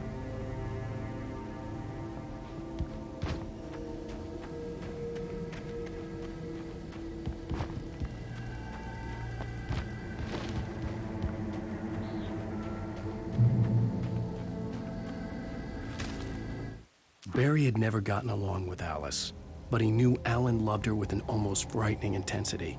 And now something had happened to Alice. And here was Al armed with a gun and saying things people got put in padded cells for. It was as if his friend had experienced a massive psychotic episode and was now totally disconnected from reality. It scared the shit out of Barry.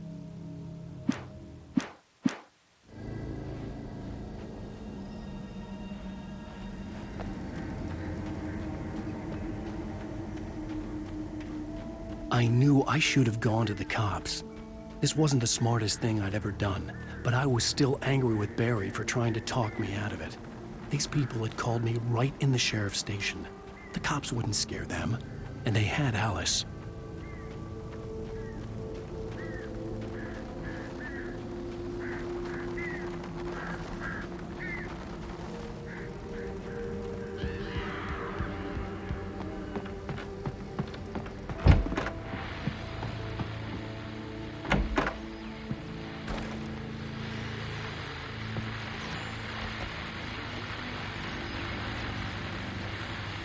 Welcome back to the show, folks. As promised, our very own Dr. Nelson has just parked his rear end in the studio. Doc, what's your Deerfest plan like? My plan? You make it sound a lot more organized than I ever seem to manage.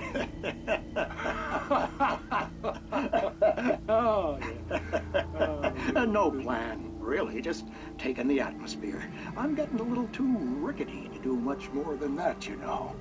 Oh, tell me about it. No sack race for us older gentlemen, huh? Yes, exactly, Pat. But I'm going to check out the parade, of course. And I'll be one of the pie contest judges, too. Well, that takes a different kind of constitution. Oh, yeah. It's my kind of exercise. Now, Doc, seriously, you're in pretty good shape, though. You're the outdoors type. I know for a fact you're an avid fisherman. That's right. Matter of fact, just caught a heck of a largemouth bass early this morning. But you're not taking part in the fishing contest? No, not this year. See, Pat, I'm just not that competitive anymore. Now I just like to take my time and enjoy the peace of it. It's no fun if I need to worry about what I'm catching, you know? Well, considering your track record, the participants are probably pretty happy you feel that way. Well, Pat, that's kind of you to say.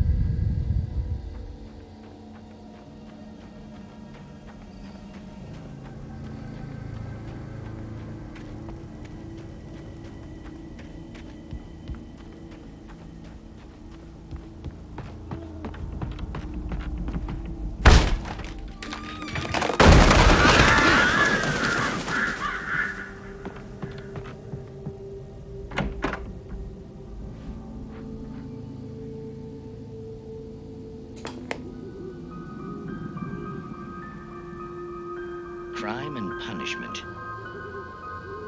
The cancer and cure of civilization. But some crimes are impossible to punish, especially in Night Springs. Tonight's episode, The Man in the Mirror.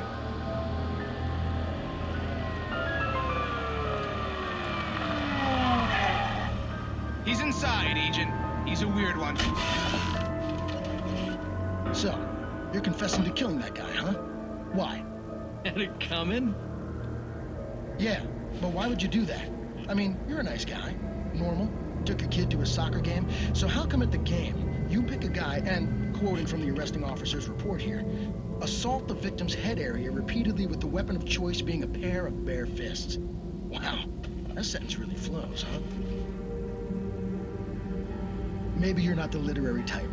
Okay, so you mess him up. But why? Who was that guy? We couldn't ID him. Why would a guy like you do him like that? I didn't like his face? Well, you must have hated it, because you really went to town there. I mean, there's no way to tell what he looked like. No ID on him either. That must be difficult. But then we ran the fingerprints. Got a match. Your prints. Identical. Huh, how about that? Your son said you were wearing a white shirt when you took him to the game, but the white shirt is on the dead guy. It's plenty red now. You won't get away with this. Do you really think that's in any way relevant to me? I had plenty of time to talk to my boy before the cops arrived, you know? He won't stop screaming, am I right? You think he's ever gonna be okay? I left my mark, believe me. You bastard. What? You gonna shoot me? What's the point? I'm going to prison. You got me.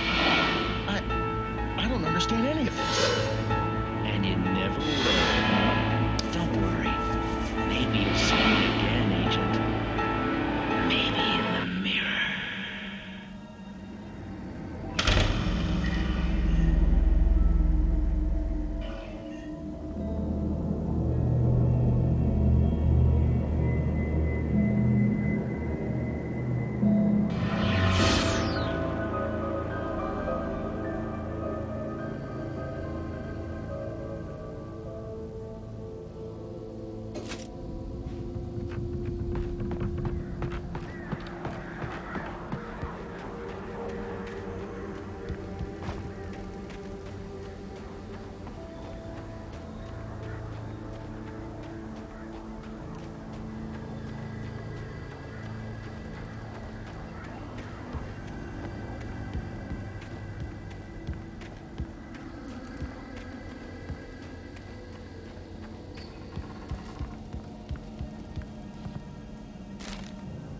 Rose knew that Rusty was in love with her, and she liked him too.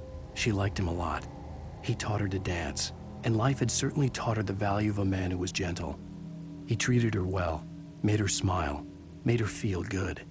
But Rusty wasn't the prince of her dreams, and that tended to underline the unbearable truth. She was no closer to that Hollywood magic than he was.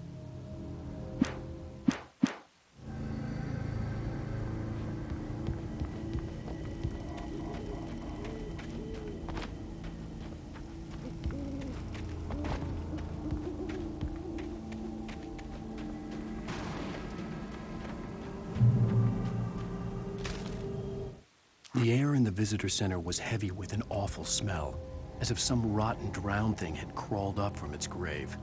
Rusty kept coughing blood. My eyes were drawn to the twisted shape of his broken leg.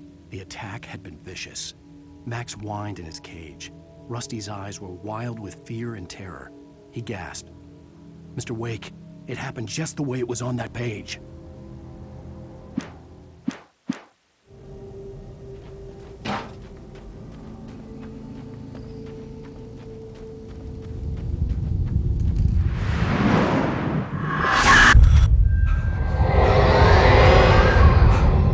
Vision left me weak. This was no hand.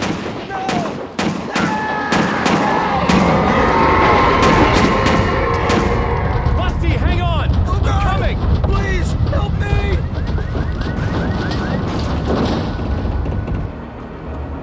Anybody?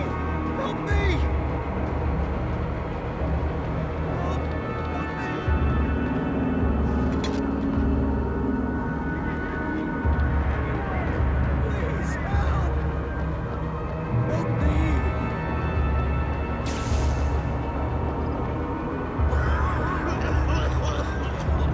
Hello?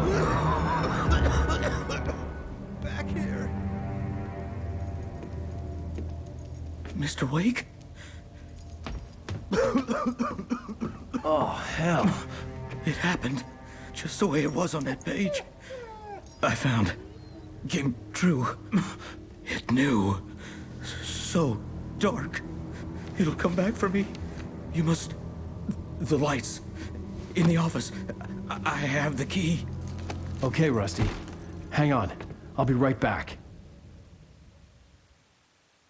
Whatever did this couldn't be far. Rusty had found a page from the manuscript. It would help me understand what had happened. The only way to make sure that Rusty was safe was to get the power running and the lights back on. The visitor center was sturdy, but the impact turned the front of the building into splinters. Rusty was thrown across the lobby like a rag doll and hit the far wall hard. It didn't hurt until he tried to move and saw his leg bend the wrong way, felt the broken rib stabbing him on the inside. Rusty howled in pain and fear, suddenly afraid to die alone.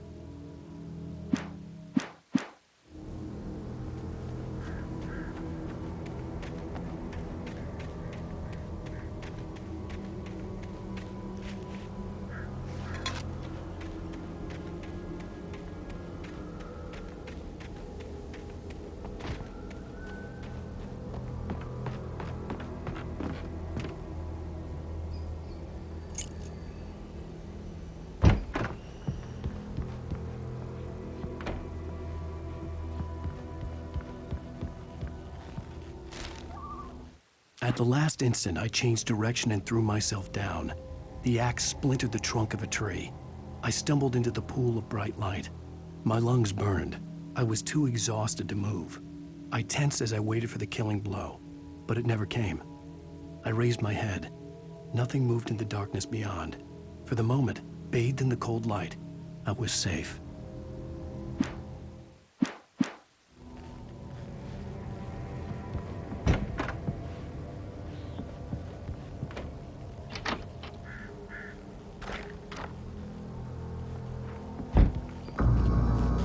I was too late. Someone had destroyed the circuit breaker. There was no way to get the lights back on. The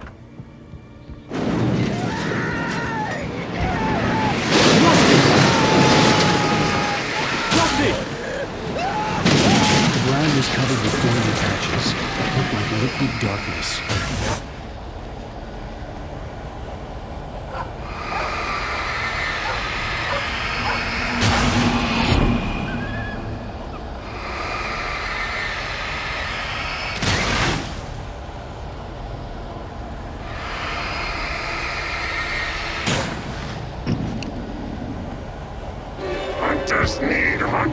senses!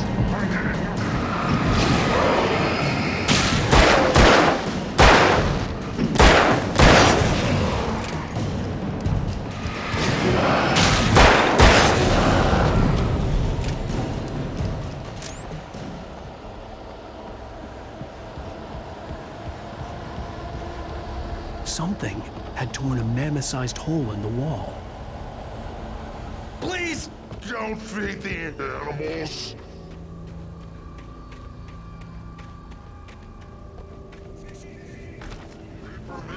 Those visitors! Who? Urges up, Bart. Fishing. License! Obey! Reader's instructions. At all times. Rusty, no!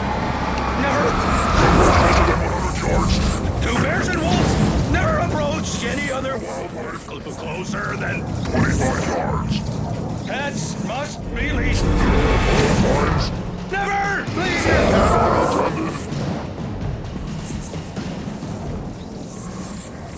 It is against the law to remove any natural objects or historical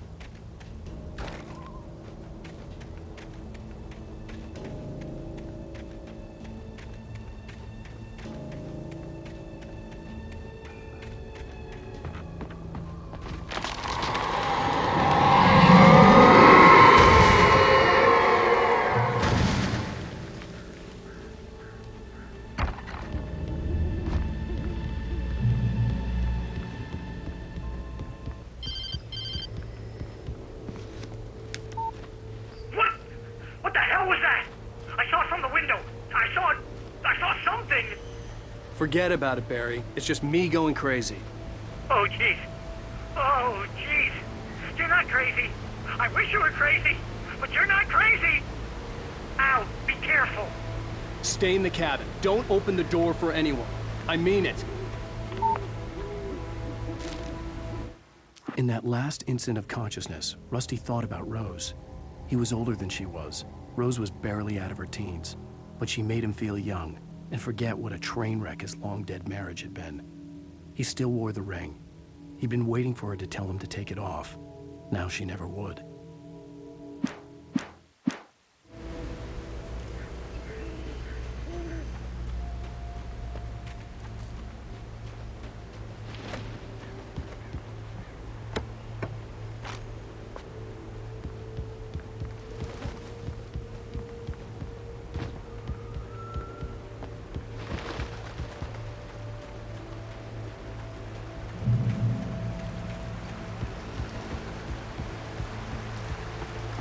Lover's Peak was at the far end of the nature trail.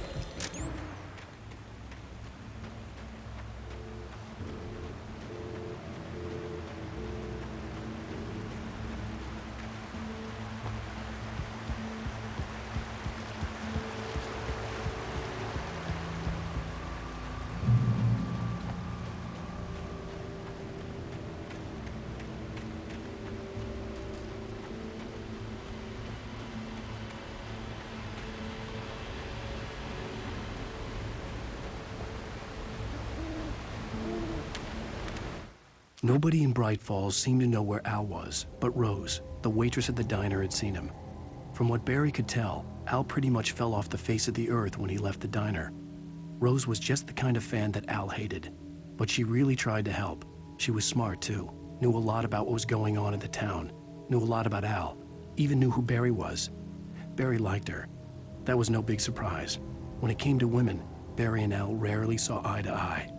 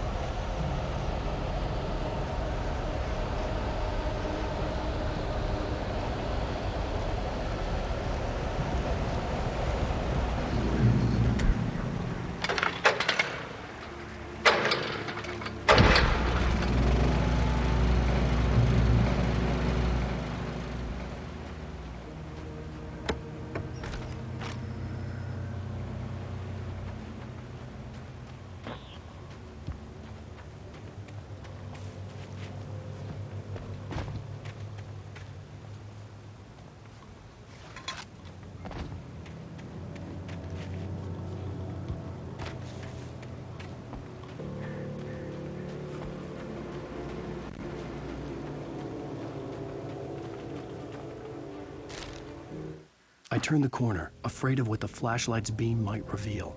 Suddenly, a roughly painted symbol of a torch glowed in the light. Behind it, hidden by a rock, sat a battered metal trunk. It was here for a reason, packed with supplies, batteries, flares, ammo, things you need to make it through the darkness of the night. Something left behind by someone who knew what I knew, and more.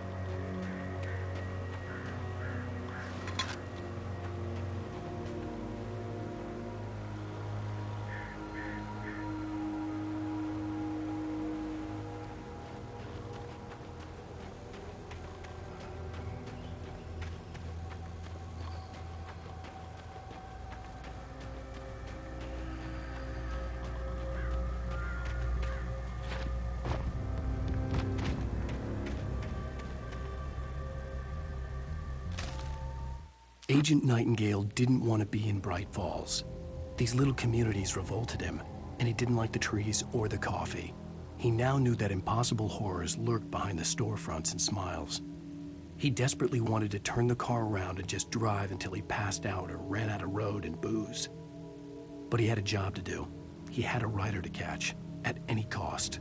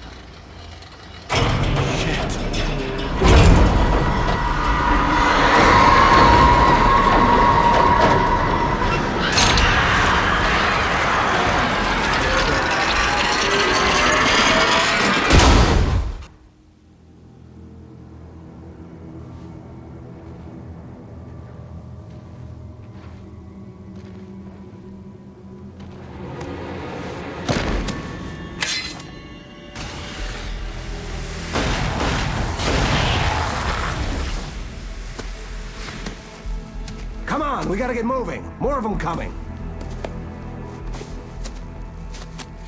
That flashlight's kid stuff. The flares will keep the bastards away.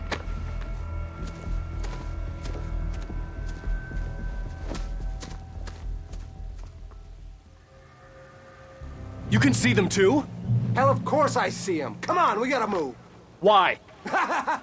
Because that's the way the story goes. Yeah, but... Let's move! I lost my gun back there. Oh, I've got a gun. Just keep that light steady on him. It took a moment, but then I recognized him. He'd been on the ferry when I first arrived here with Alice. He knew my name. We were headed in the direction of Lover's Peak. There was no way this was a coincidence. He was the kidnapper. Come on, Wake! Better keep up! That's what I got for you!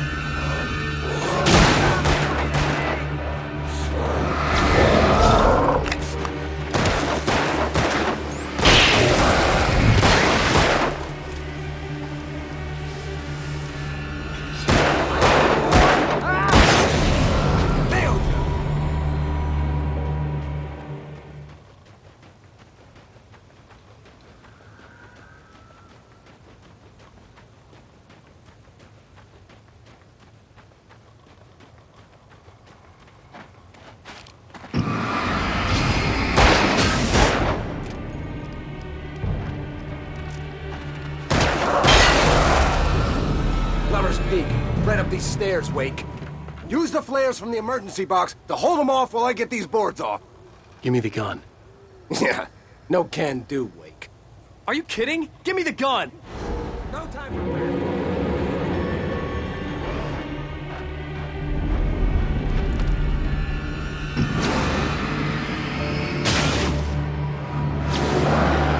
Just a little longer. Scare them off.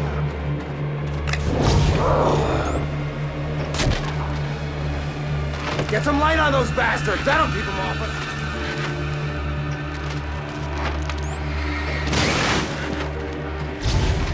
Just a little longer. I almost got it. Okay, it's over. Move it or lose it. Get some! Yeah!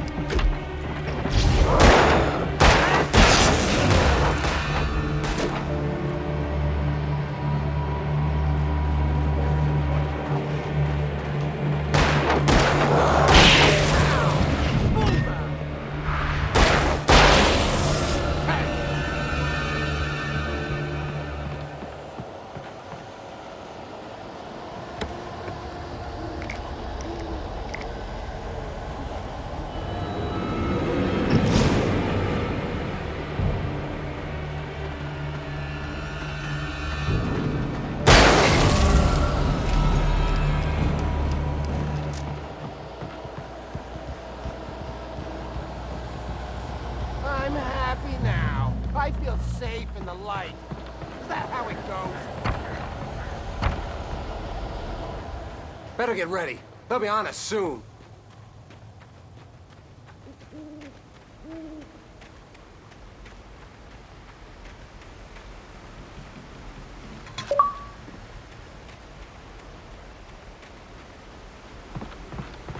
This is it, Wake.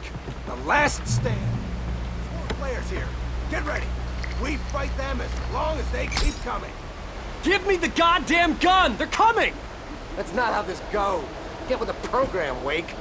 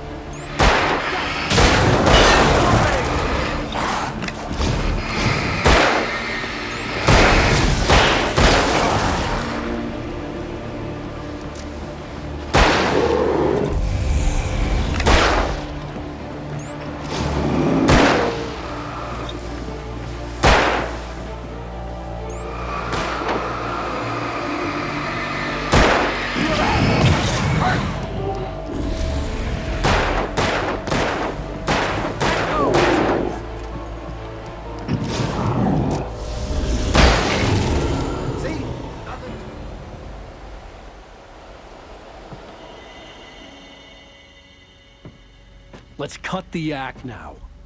Where's my wife? I knew you were gonna say that. I read it all before. You're a hell of a writer. Congratulations. You're gonna bring about something glorious and terrible once we get you some proper editorial control. What the hell are you talking about? Where's Alice? I want the entire manuscript, or she's gonna suffer bad. You touch her and I'll...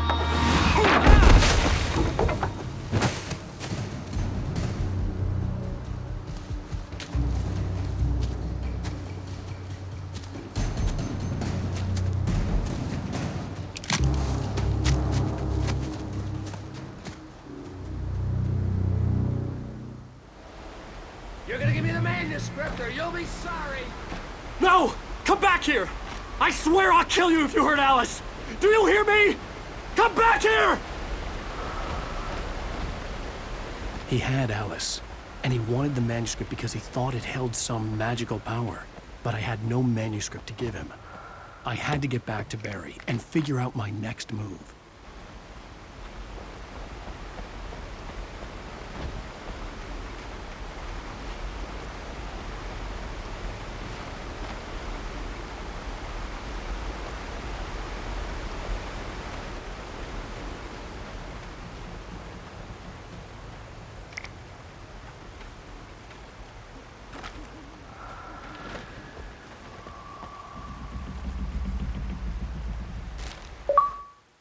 On more than one occasion, Alice had tried to explain to me how it felt to be afraid of the dark.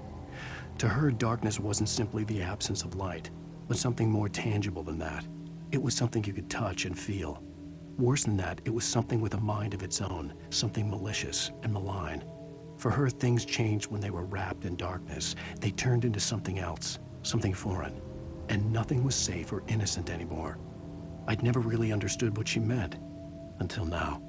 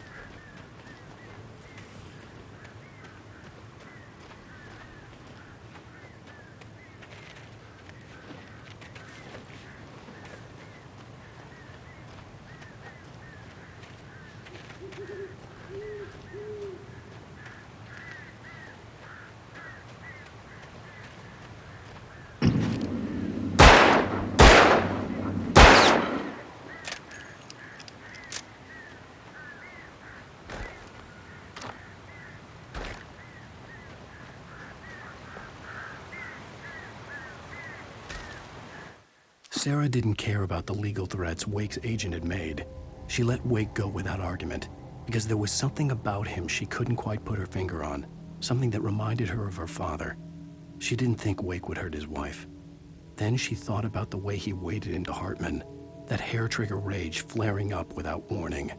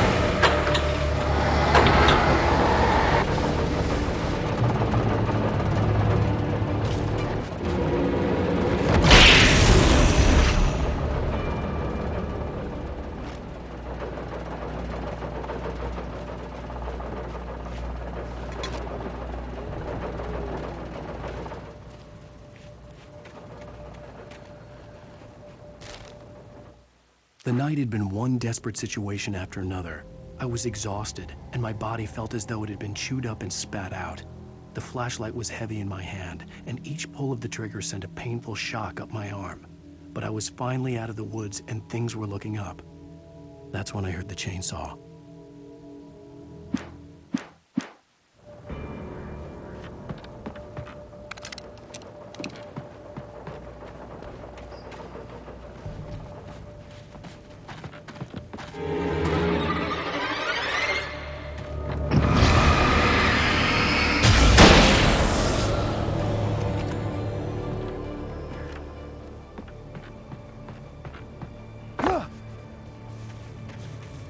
I had heard the plane fall. It made no sense. It was clear that it had just fallen here, but it was very old and obviously hadn't flown in decades. Looking at it sent a shiver down my spine.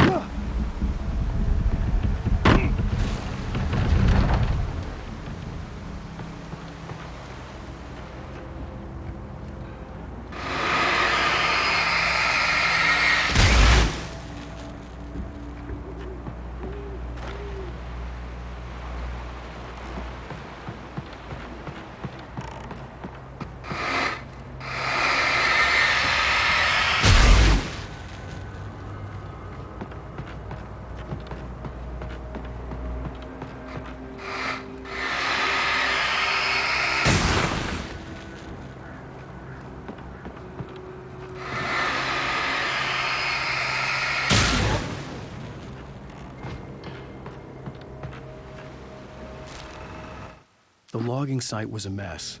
The modular office had been pushed off the cliff. Deputy Thornton climbed up from the wreckage excited, breathing hard from the exertion. Nobody there. It's weird. Don't you think that's weird? Bored, Mulligan let out a mighty snort. Hell, it's always weird, Thornton. Just a question of sorting out what kind of weird it is this time around.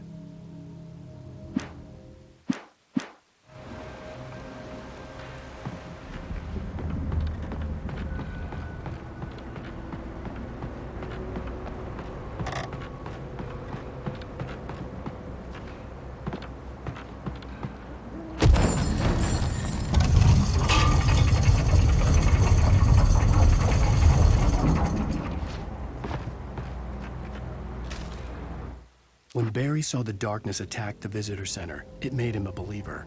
The men Al said he'd shot, they hadn't been just locals on crank. Somehow the world had changed, like the channel had been switched without warning. You think you're watching a sitcom, and you're really watching a horror show. When the birds started attacking the cabin, Barry wasn't surprised, just terrified.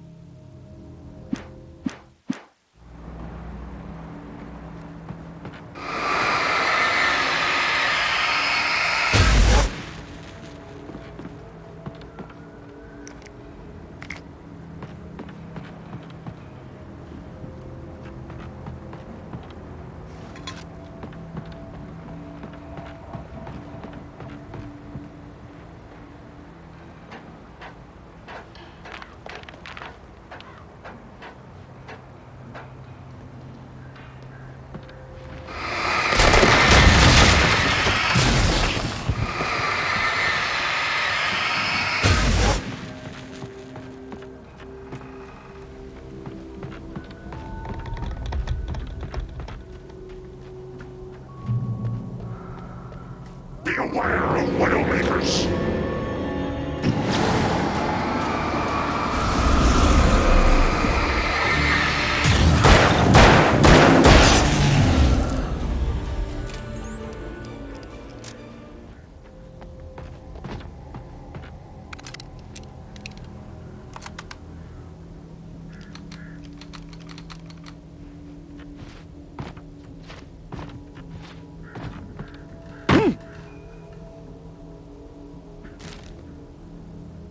Shadows stirred and the wind picked up as I ran through the forest.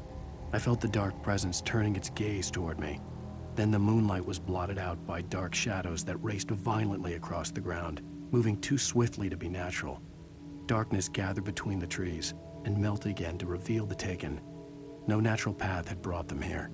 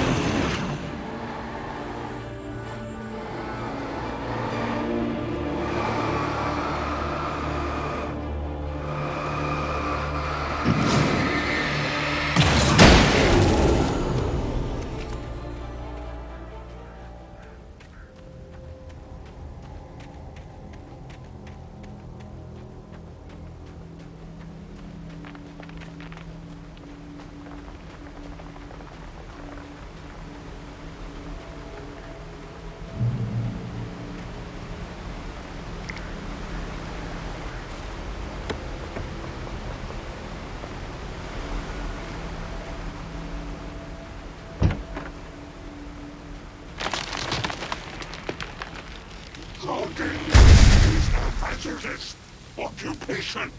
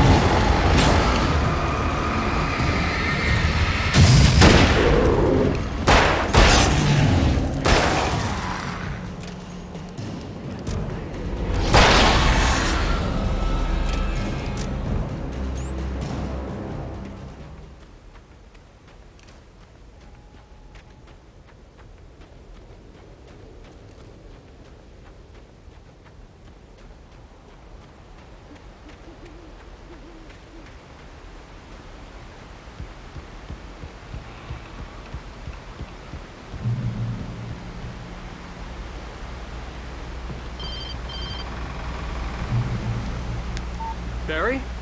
Ow! The porch is covered with birds. They've got old Hitchcock on me. Stay out of sight. I'm on my way. Don't open the door. What, am I crazy? Stay hidden. I'll be there soon. Just make sure you keep the lights on.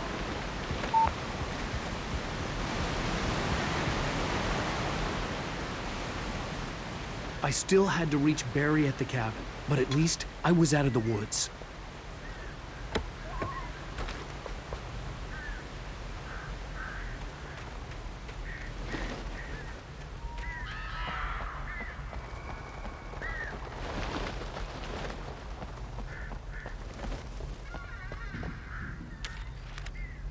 The FBI agent's command froze me in place. I considered surrender. It was all falling apart anyway. I could give in, let someone else deal with it, but it felt all wrong. Call it instinct, his posture, the way he held the gun. He was no friend. Shots ringing in my ears, I leaped for the hole in the fence and stumbled into the darkness beyond.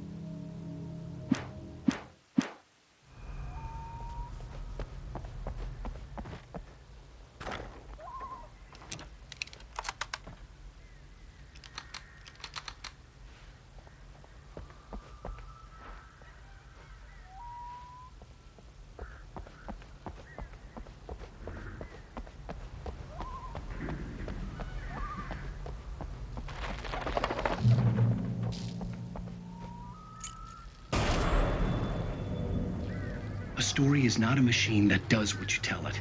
A story is a beast with a life of its own. You can create it, shape it, but as the story grows, it starts wanting things of its own. Change one thing and you set off a chain reaction of events that spreads through the whole thing. The characters have to be true to themselves. The events need to follow a logic that fits the story. A single flaw and the magic is gone. The story dies. Alice dies.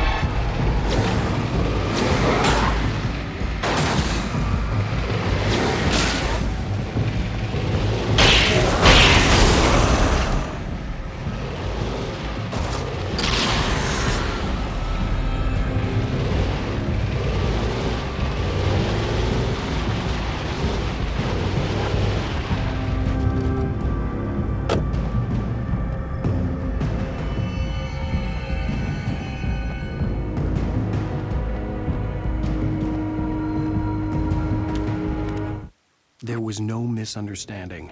Cauldron Lake was where Alice and I had stayed, but there was no cabin and no island. I was missing a week. What had happened to me? What had happened to Alice? I had to get her back. I couldn't face life without her.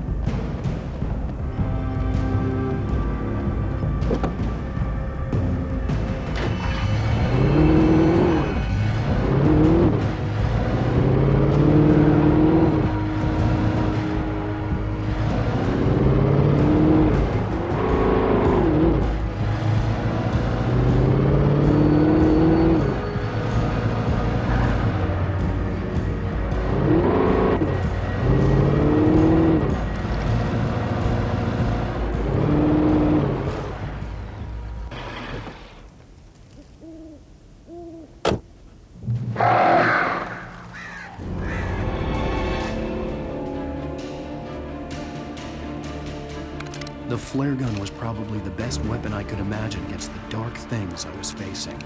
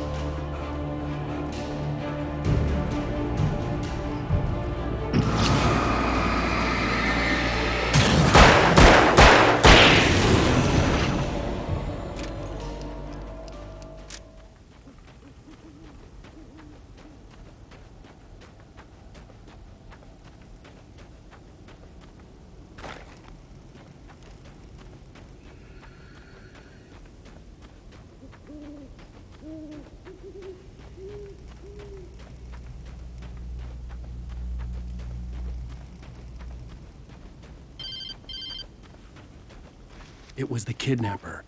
You son of a bitch! Where's my wife? Enough horseplay, Wake. You deliver the manuscript, and you can have your woman back. Simple as that. I don't... Listen. I'm gonna need time to finish it. I still need to write the ending. I need a week. It's not done? I need a week. 2 days. The old Bright Falls coal mine is nearby. You can find it easy, city boy. The main building, there at noon. You bring the manuscript, you'll get your wife. Not, well, get me? Yes, I get you.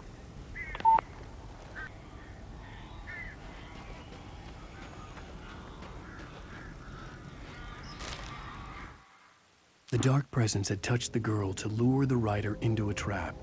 Now it was night, and he lay helpless, drugged, lit only by the flickering of the TV screen filled with static. Shadows coalesced in the room as the dark presence leaned close to the writer, ready to touch him again. Back to work, boy.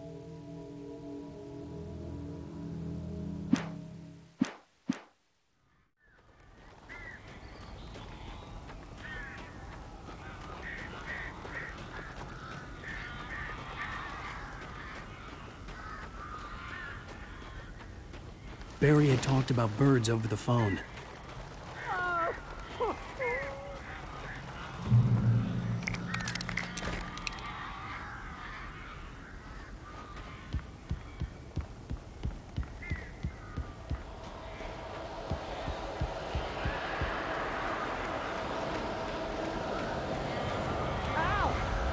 I am so glad you're here.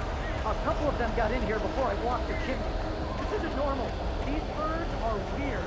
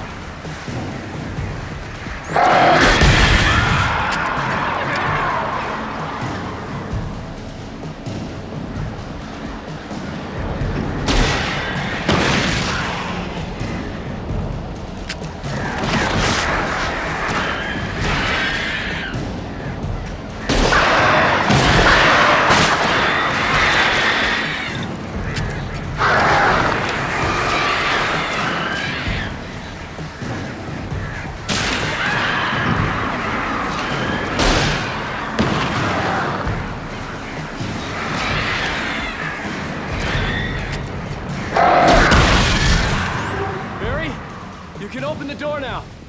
They're gone.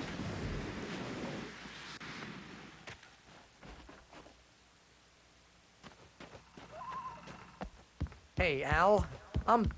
I'm sorry for thinking you were having a psychotic episode, man. I sent Barry to the town to ask around about a man fitting the kidnapper's description.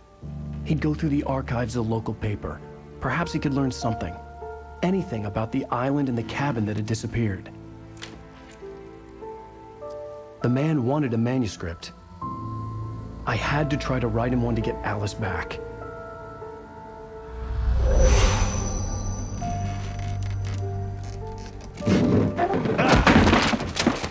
For me, the supernatural had always been nothing but a metaphor for the human psyche, a tool to use in writing fiction. Now, it was happening for real, and I couldn't put a single word on paper.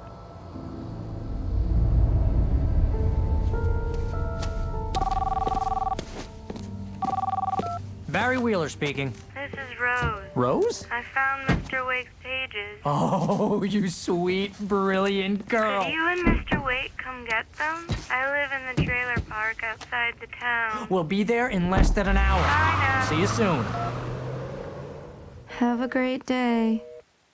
Hope you come back soon. Welcome to the Oh Dear Diner. Good girl.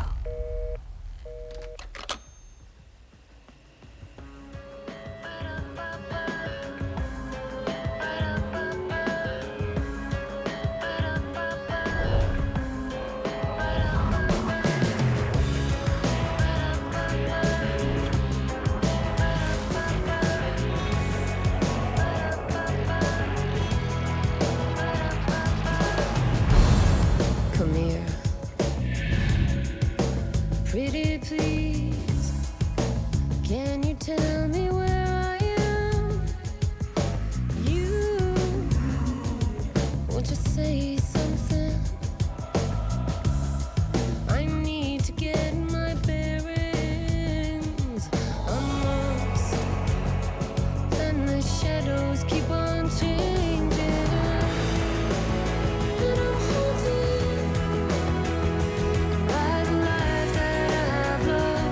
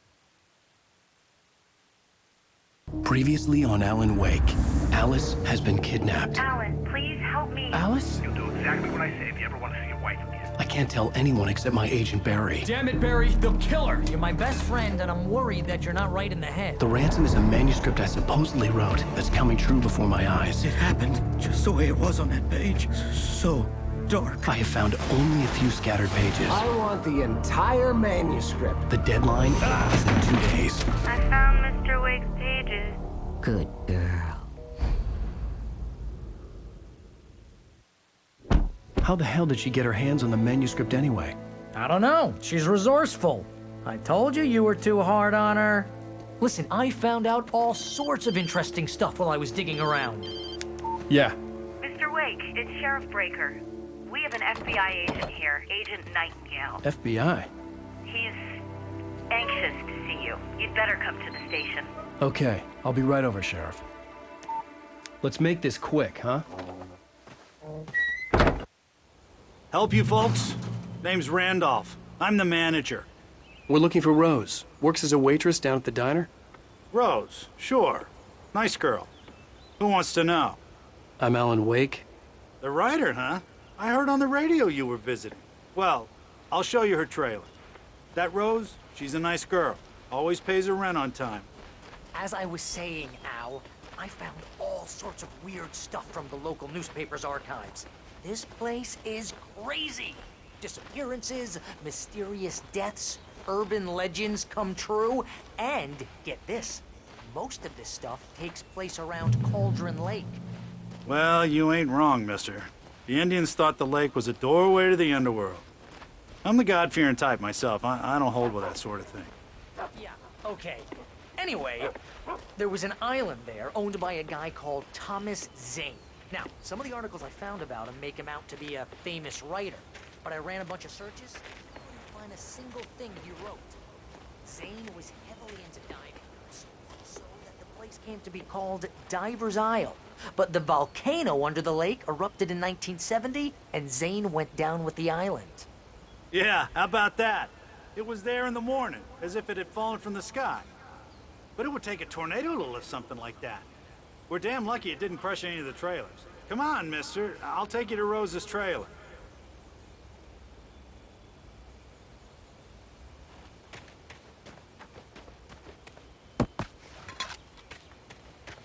Just follow me. It's not far.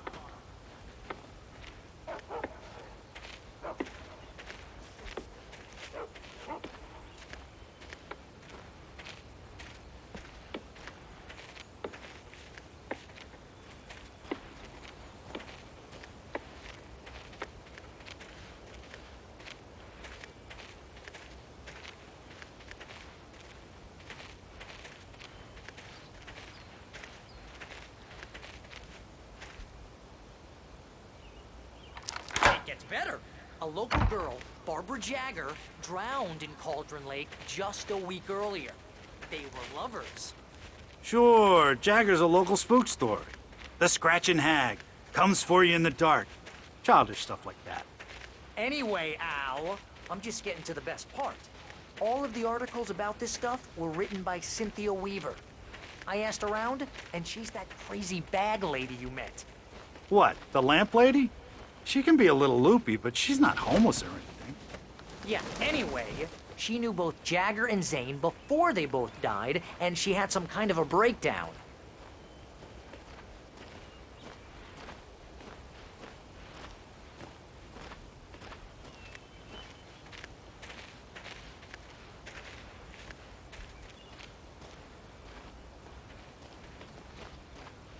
Well, mister, this here's Rose's trailer. You mind me asking what you want with her? We're just here to talk to her, pal.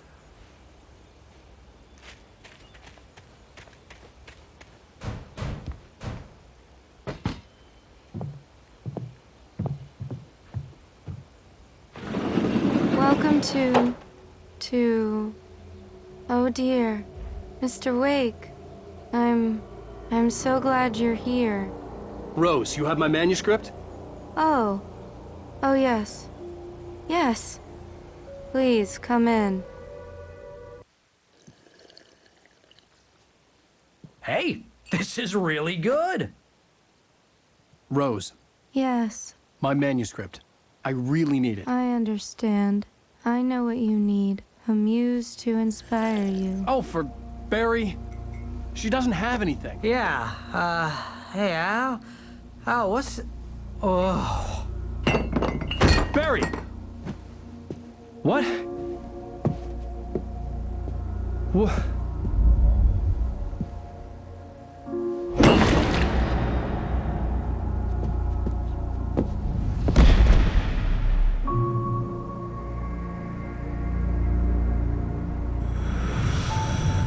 It's coming for you, hiding in my barber's skin. I'm too weak to stop it. You must turn the lights on. I promised I'd come visit you and your lovely wife. You must finish what you started. I insist. You must turn the lights on. Turn the light on. Back to work, boy.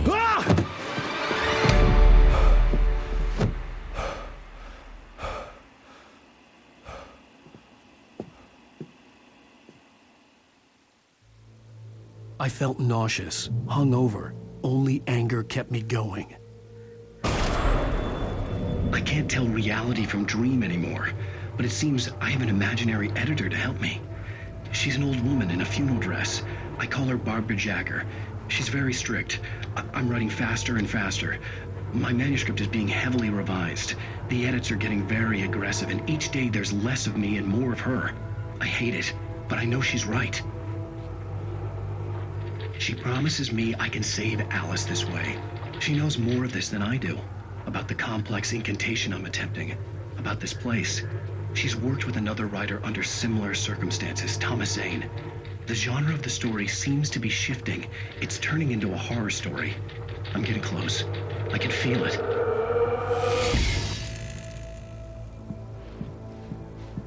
Rose took a day from me. I had less than 12 hours left to meet the kidnapper.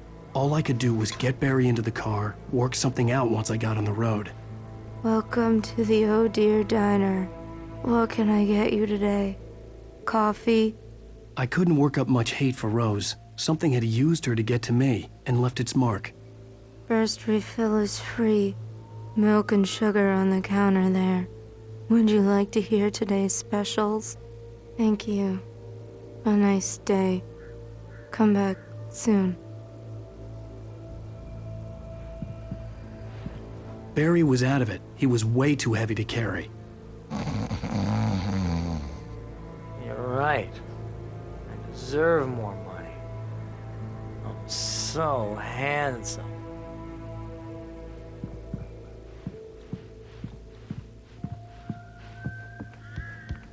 My gun and flashlight were gone. I'd have to find... Mr. Randolph liked Rose. That little smile she had. How she was still sweet when life had tried so hard to make her bitter. It wasn't any of his business what she did in her trailer. But those strangers, the writer and his smart-ass sidekick, looked like trouble. And they'd been in there for hours, way past her normal bedtime. He reached for the phone and called the sheriff's station. Find a way to get Barry into the car as quickly as possible. There was no time to waste.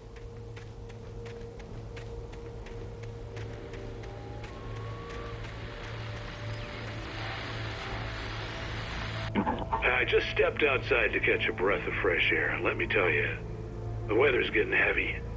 Nights like this make me especially glad I'm here talking to you and not home in bed. Once the weather takes a turn like this, I can't sleep at all. It's all tangled bed sheets and dark thoughts, punctuated by the occasional plunge into nightmare. Is it just me? Well, perhaps it is.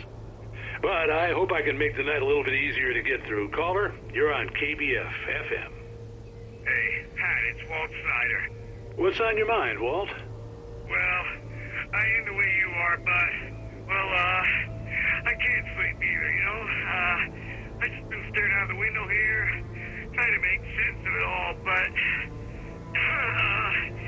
I ain't been drinking either, you know? I just... Well, you sound like a man with a problem, Walt. Yeah,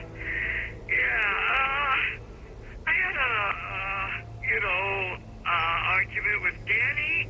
You know Danny, and, then I got in trouble with the law, you know, and, I'm just, well... I heard something like that, Walt. Yeah, well, you know, Danny's my best friend, and, they let me out on bail today, and now I'm just alone here at the window, you know, waiting, man, and there's something in the air tonight, man.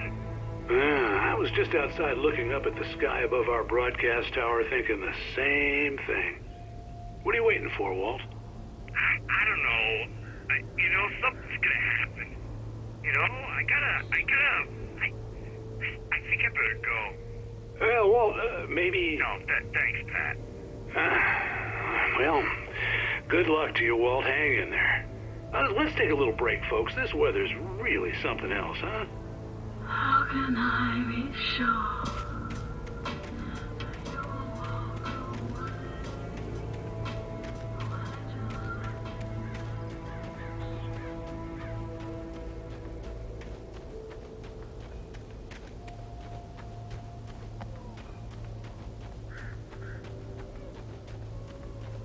Oh, you're gonna get it now.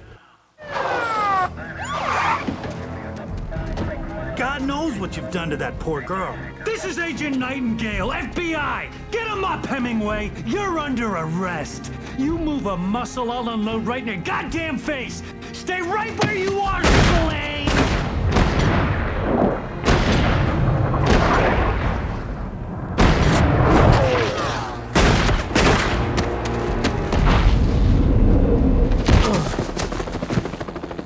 What are? I'm standing right here, you goddamn maniac!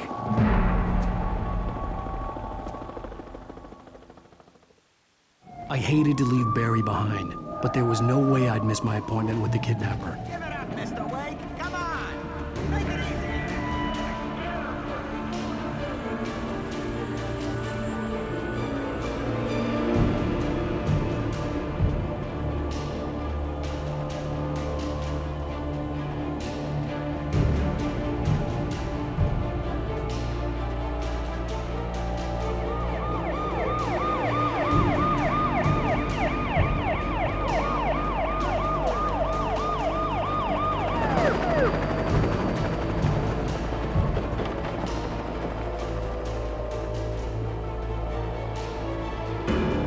Stop running!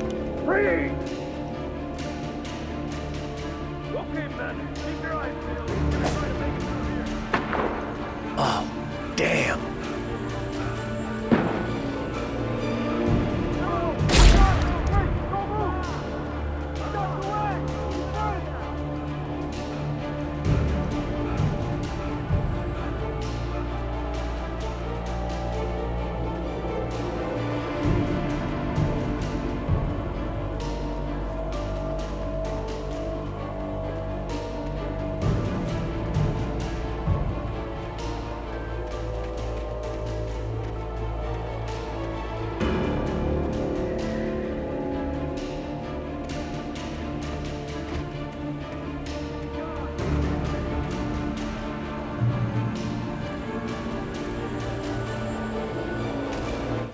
For decades, the darkness that wore Barbara Jagger's skin slept fitfully in the dark place that was its home and prison. It was hungry and in pain. It dreamed of its nights of glory when the poet's writing had called it from the depths and given it a brief, terrible taste of power and freedom. The rock stars had stirred it from the deep sleep the poet had sunk it back to in the end. When it sensed the writer on the ferry, it opened its eyes.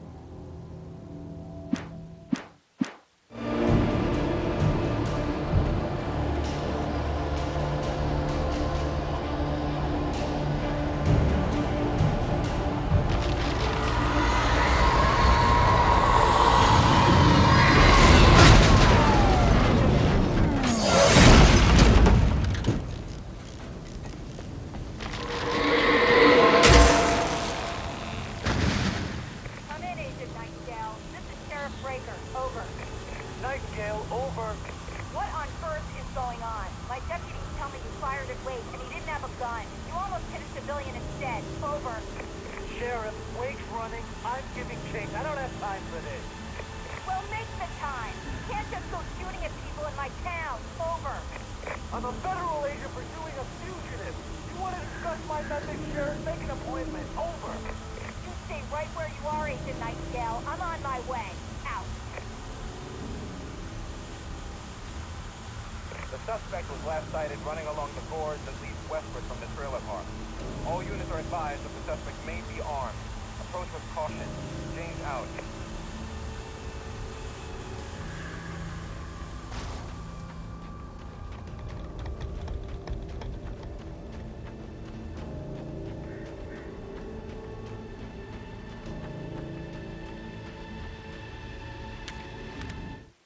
Rose didn't know how the strange old lady got in her trailer, and she looked wrong somehow.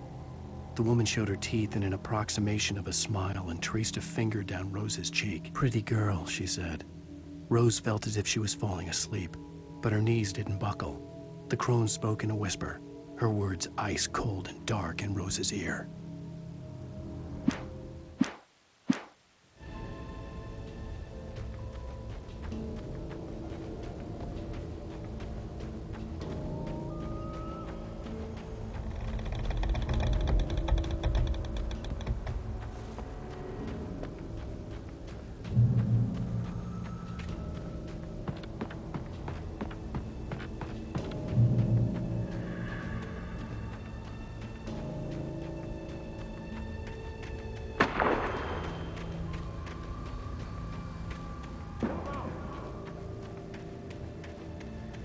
Search the area.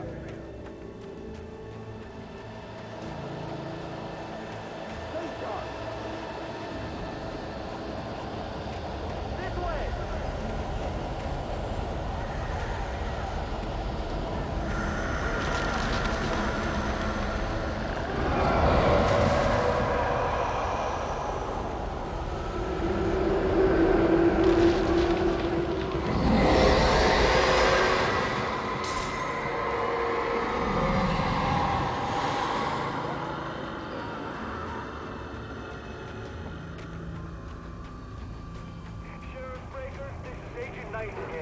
This horror was everywhere I went, circling me.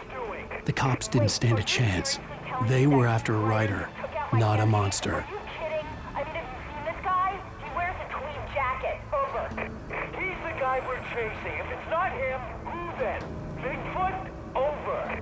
I don't know yet, but I'm not in the habit of jumping to conclusions. That tends to come back and bite you in the ass. Out.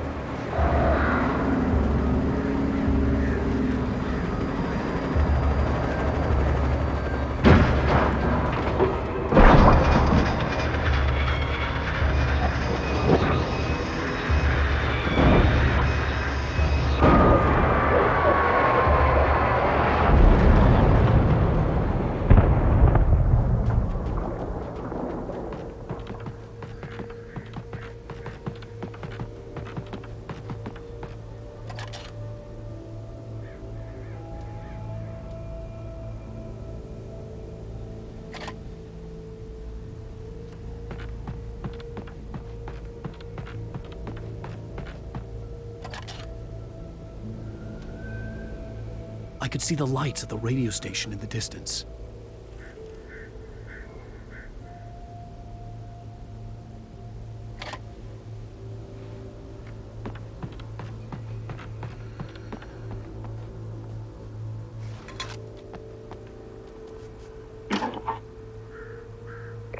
This is James. Mulligan, Thornton, come in. Over.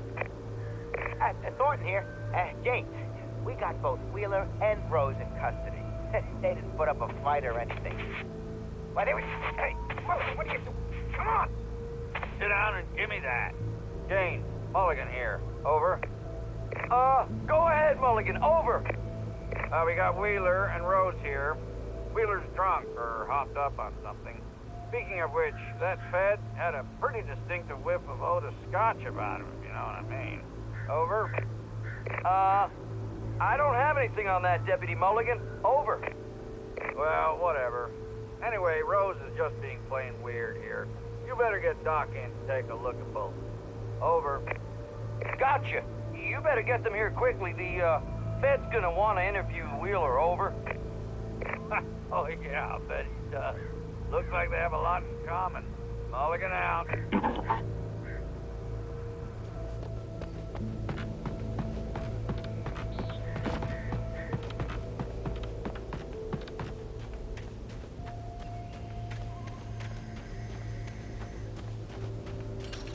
I imagined that the broadcast tower in the distance was part of the local radio station.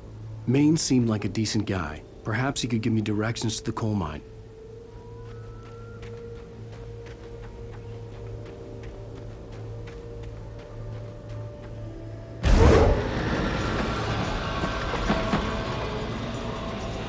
Unnatural shadows clung to the gate. The darkness that was after me was trying to stop me. I wouldn't get through without a light.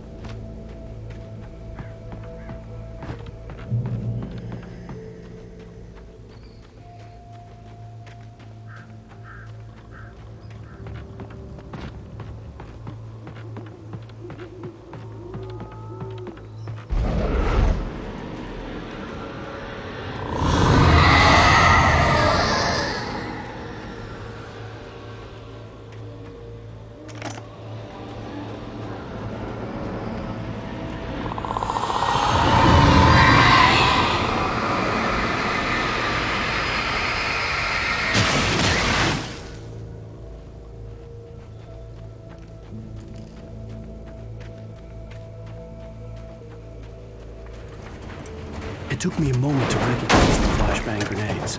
They were an ideal weapon for my situation. Team 1, come in. Over. Team 1, this is Sheriff Breaker. Report. Over. Team 2, come in. I need a report. Over. Come on, guys. Talk to me. Come in, please. Over.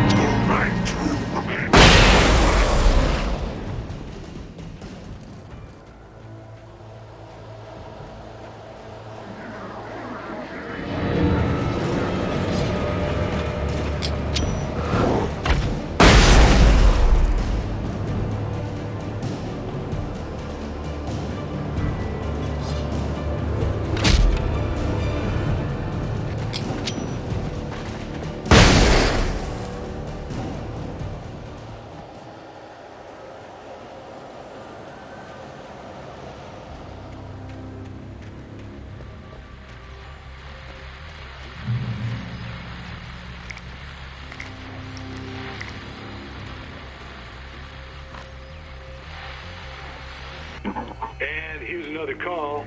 You're on KBF-FM with Pat Maine. It's Milt Peabody, Pat. What's on your mind, Milt? Well, I live near the trailer park, Pat, and there's a big ruckus going on over there. Well, that's just up the road from me, too. What's going on, do you know? I don't know, but there's a bunch of police cars there, lots of sirens, a helicopter buzzing around, and I think I heard some gunshots. Gunshots? Yes, sir, like from a pistol. So can you find out what's going on? Because it's just next door and they're popping off guns there. They're still shooting? No, it was maybe 10, 15 minutes ago. It sounds serious, Pat. I'm telling you, it don't sound like no party. I'm certainly going to give the station a call, Milt. Okay. You'll hear it here as soon as I hear from them. Okay, thanks.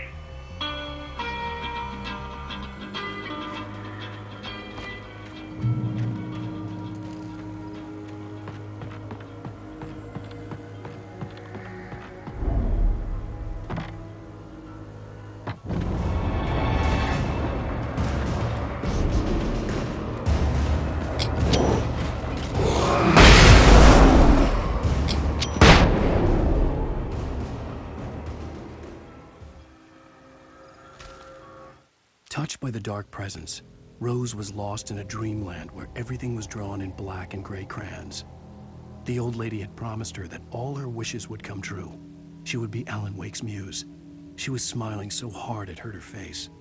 She crushed a bottle full of sleeping pills into the coffee. Deep down inside, she was screaming in terror.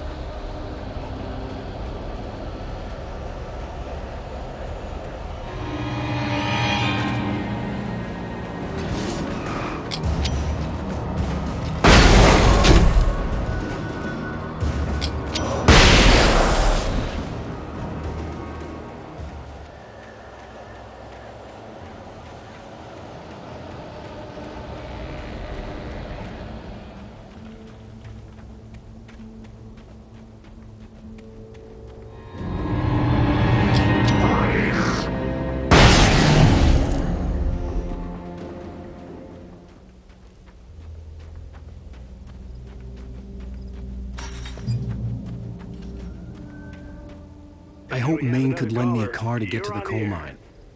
Pat, it's Lorna Miles. Oh, why, hello, Lorna. What do you have for us? Well, I just don't see why the cops bother with the trailer park. What do you mean? It's a trailer park. Of course you're going to have trouble in a place like that. I mean, what do you expect? The sheriff should be helping us normal citizens instead of wasting resources on those people. Well... Let the trash sort themselves out. I'm sorry, but my granddaddy settled in Bright Falls in 1911. Well, thank you very much for that compassionate viewpoint, Lorna. How can I be sure?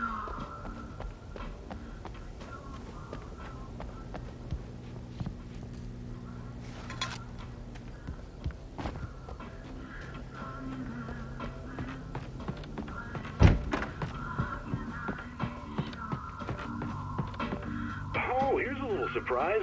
The famous writer Alan Wake just walked in. Folks, I'm going to see if I can talk him into an interview. Come on in, Mr. Wake. Oh, I'm so glad you could find the time to do this, Mr. Wake. Nowhere to run now, Dan Brown. You back away from me. Don't hurt it. Whoa. Everyone calm down. Put the gun down. We're all friends here, right? Cool your jets, Nightingale. We got him.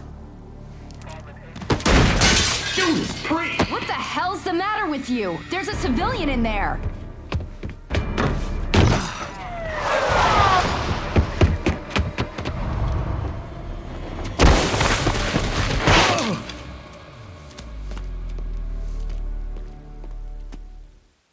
I'll get you yet, even if it kills me. You hear me? You hear me, H.P. Lovecraft? I had fallen off so many cliffs it was ridiculous. That's what you get for naming a book The Sudden Stop. It was probably good I hadn't had the chance to tell Maine where I was going. I'd have to lose the cops and find my own way to the mine. Nightingale stared through the broken studio window into the dark woods. He turned around, started to walk out, but Maine grabbed his arm. "Young man, you almost shot me. You don't shoot off rounds at people like that. What's the matter with you?" Nightingale shook his arm free, marched out.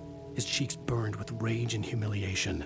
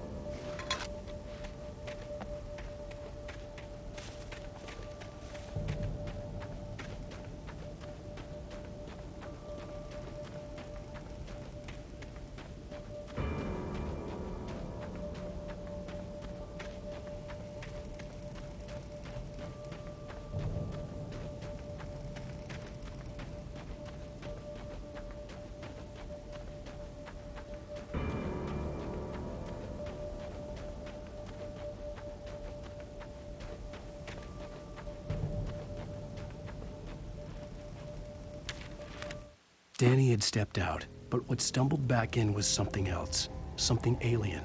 A monster. Walter tried to kill it, first with his fists, then a chair. It wouldn't die. Instead, it kept coming, unaffected by the beating it had taken.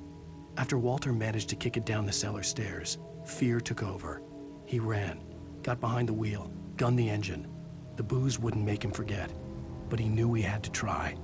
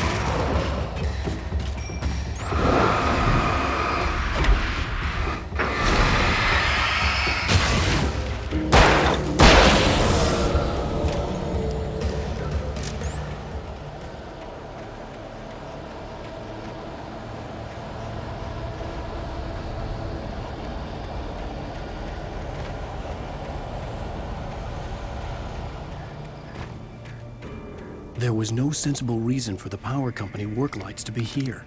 It was almost as if they'd been left for someone like me to use.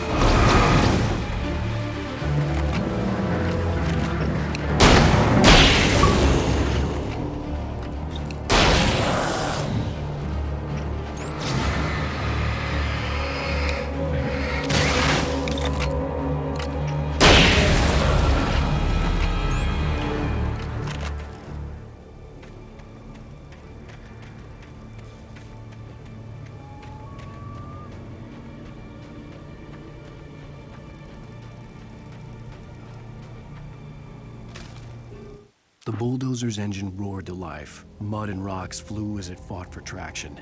It crashed through the concrete wall and landed heavily in the yard. If it were an animal, it would have shaken its head after the impact, fixed its eyes on me, and charged. Of course, it had no head, nor eyes. Shadows crawled on its form, twisting it into a monster. Then, it came for me.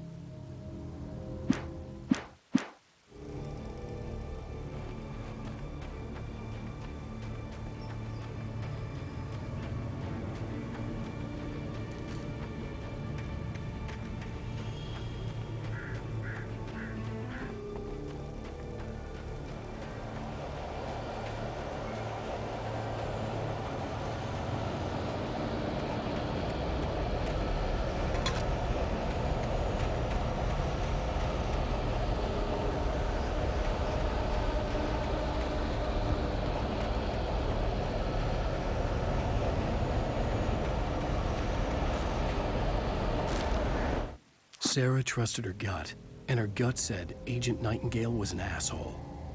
He felt wrong, and it wasn't just the smell of stale booze.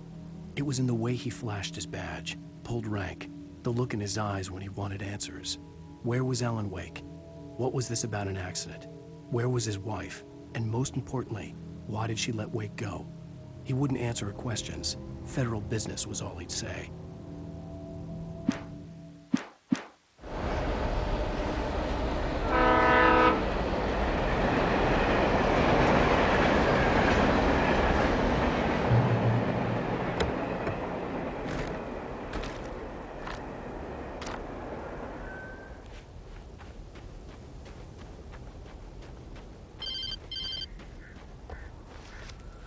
Hello?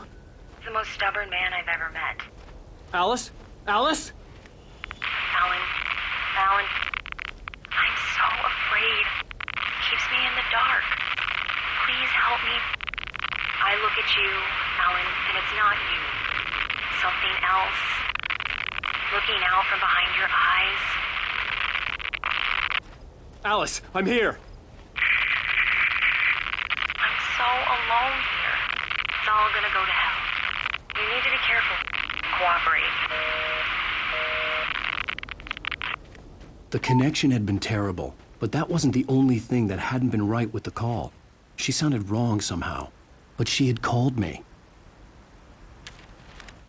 The pipe wrenched itself loose from the bridge's steel framework. Wrapped in darkness, it floated in midair, twitching. For a moment, I didn't understand what I was looking at. The heavy object lurched at me with impossible force. I threw myself out of the way, but just barely. When I turned my flashlight on it, it shook in a dark rage before it flew at me again.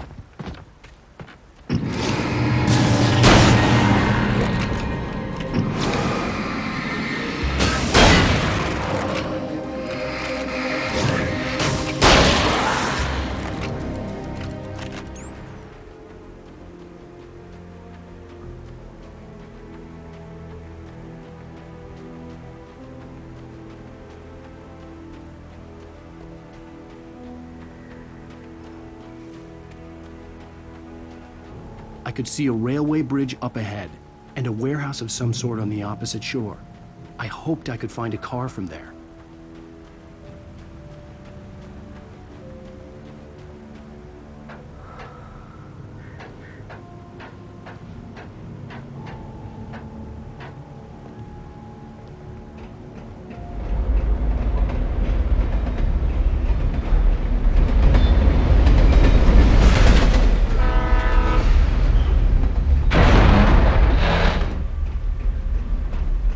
The darkness that was pursuing me was growing stronger, and it was taking over everything in its path.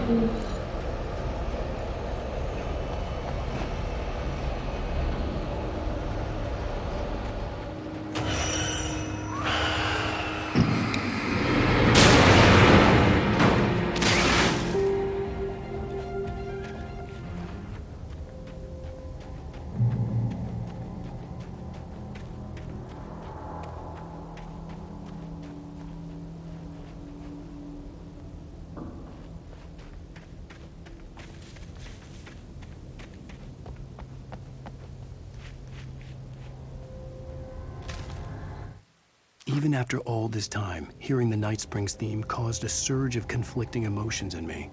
It'd been my first real writing gig. Barry had known a guy who knew a guy, and suddenly I'd been a semi-regular writer on the show. I'd always been ashamed of the job. Felt it was trash. I'd wanted to be an artist, a novelist. I'd been naive back then. It had taken a long time to learn to be proud of the work.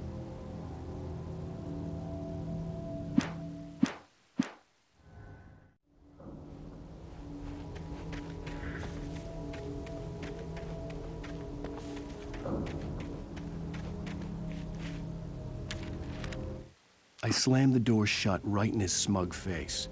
He pleaded for me to open the door. True to form, the asshole actually thought I would obey. I had no sympathy left, no guilt either, not for him. I took a moment to savor the scream. I bet I had a smile on my face. It was all that I had time for. The dark presence was inside the lodge with me.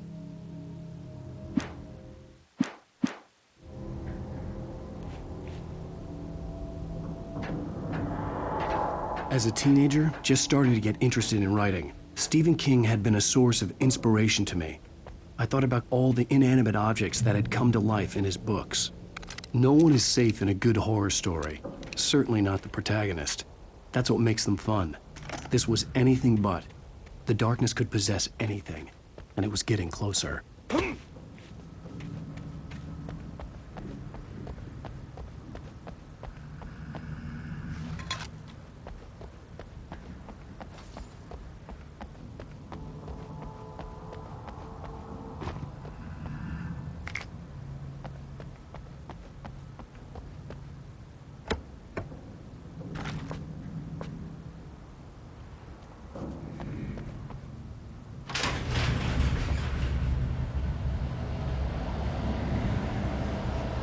Did you call 911?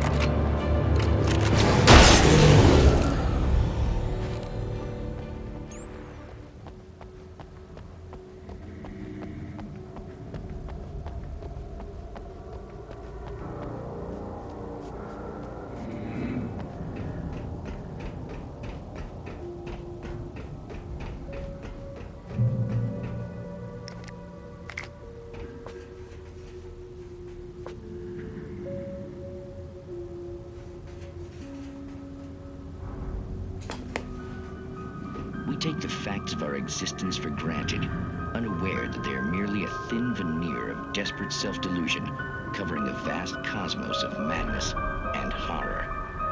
All too often, the stars are right. In Night Springs.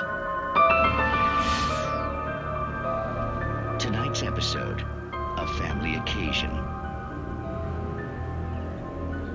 Journalist Alvin Derleth's trip to study the local customs of an insular community in Night Springs has been less than successful. Until tonight. Well, I'm glad you changed your minds about this. Ancient customs, local mythology. My editor loves this kind of stuff. Well, Mr. Derleth, we don't want to feel like we're on exhibition, but you have demonstrated the seriousness of your intent. Oh, I am serious. Really, just do your thing. I'll stay out of your way and observe. Actually, I thought you could assist us. I'm afraid we are a man short. It would provide you with an intimate perspective. Could I really? Of course, Mr. Derleth. Well, I guess that's the least What would I have to do? Oh, here. Let me show you with a kiss.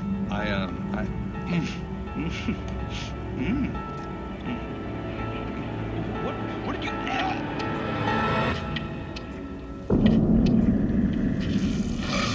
Oh, Mr. Derleth, you have well pleased Nixie Perka, the dweller in flesh. Your body shall host his 1,000 young, and home shall be glory.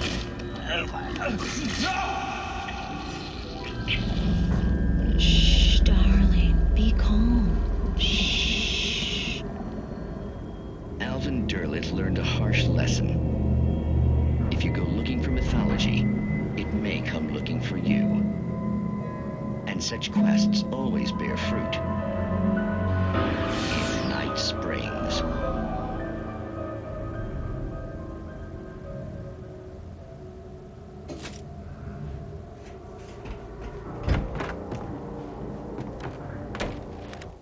The darkness surged towards me, sucking everything loose from the ground into its depths, tugging at my clothes. I saw the flare the kidnapper had dropped and threw myself towards it just as I felt my feet leave the ground. The darkness embraced me with the force of a tornado. Somehow I managed to light the flare. The darkness roared and cast me away. I fell toward the dark waters of the lake far below.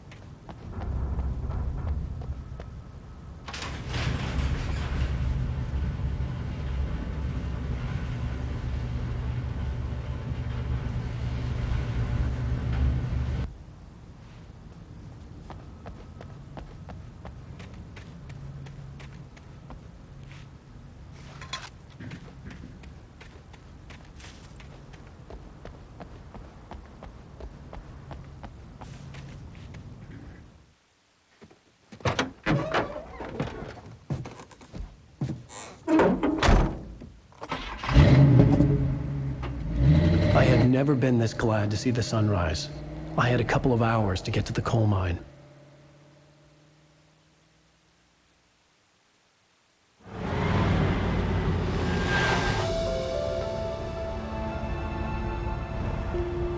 The coal mine wasn't far now.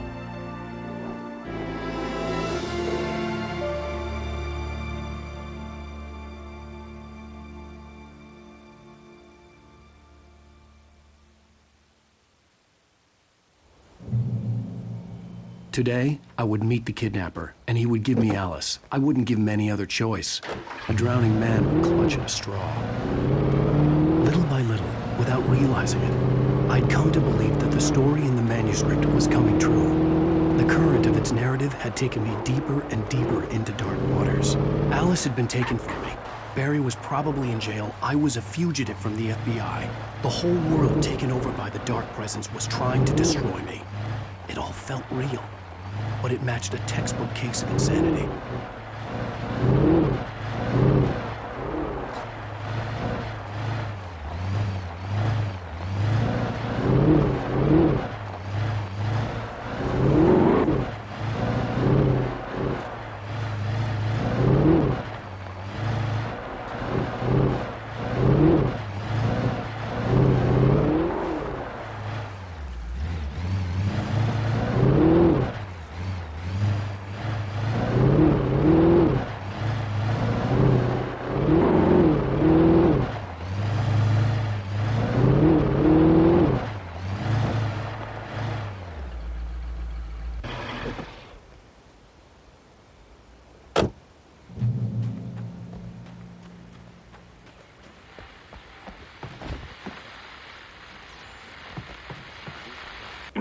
This is Pat Maine, and you're listening to KBF-FM. Folks, I want to apologize for kind of abandoning you to that looping music track last night, but I was detained.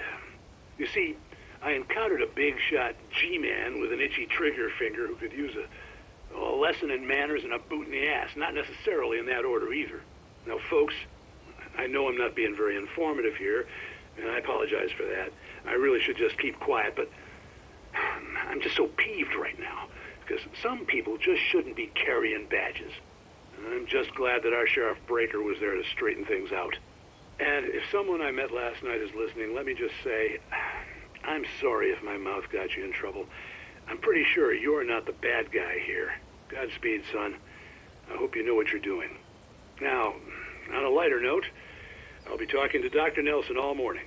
But first, a little music.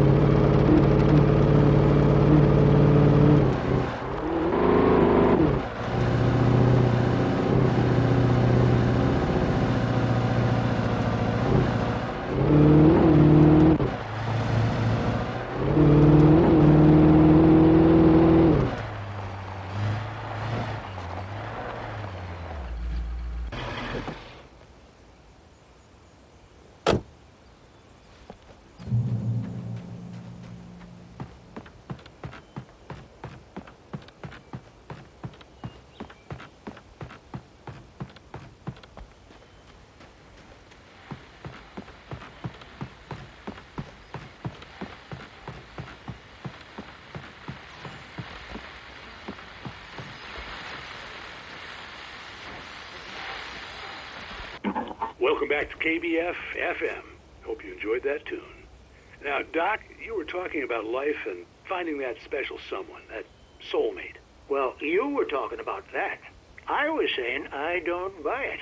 Well, see, to me, that's strange, because I always pegged you as a hopeless romantic. You got me there, Pat. But I think love's where you look for it. And you need to do a lot of looking, sure. But the idea that there's that one special person out there for you, and if you miss that chance, it's gone forever, and you're forever incomplete. I mean, isn't that depressing? Or, heck, childish even? Hey, there's plenty of fish in the sea. And apparently a fisherman has a fishing analogy for everything, but what you're saying, isn't that a little harsh? Well, no. What I am saying is that your potential for finding that connection isn't limited to what's essentially a chance encounter. How is that harsh? Yeah, well, I guess that's a nice thought, but let me say something personal here. Okay. Now, well, I don't disagree with you exactly, but I can't really fit that together with what I feel, what I felt for someone, because she was the one. She was. And I let her drift away from me. Maybe I didn't put in the work, I don't know, but, well, since then, and it was a long time ago, but since then there hasn't been anyone, not like her. And I'm not saying I dwell on her or haven't moved on. I like my life. I'm not living in the past, but I do miss the way she completed me. You can't argue with the heart, Pat. I'm sorry, folks. I had kind of a scary experience last night, and let's just say it's shaken a few things loose.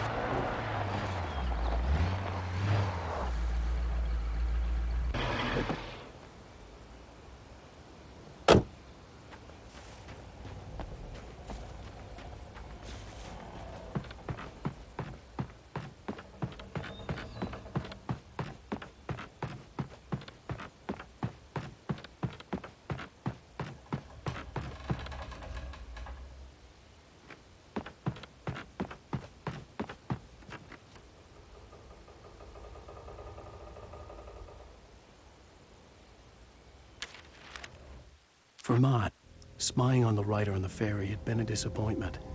His boss had made Wake out to be something special, but Mott hadn't been impressed. He'd gotten a good long look at the wife, though, and he liked what he saw. Mott had fantasized about goading Wake into a fight, but it hadn't happened. Still, he'd get his chance to see if the writer had anything in him. He'd been promised as much.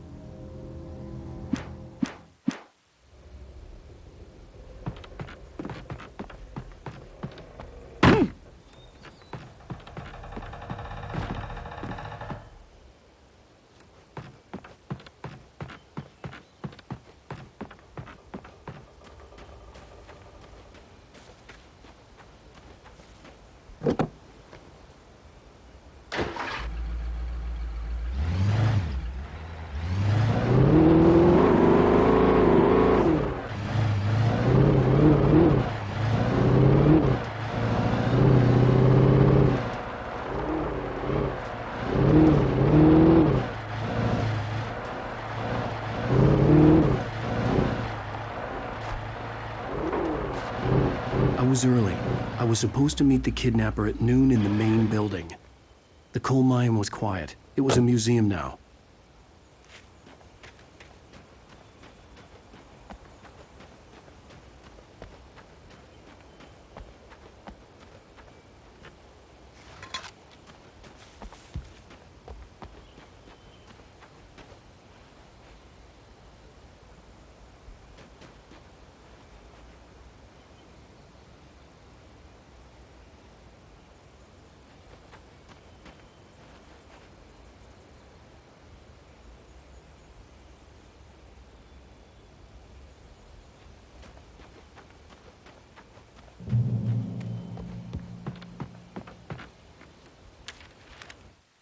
With Nightingale gone and the night wind blowing in through the broken studio window, Maine stared at Sarah.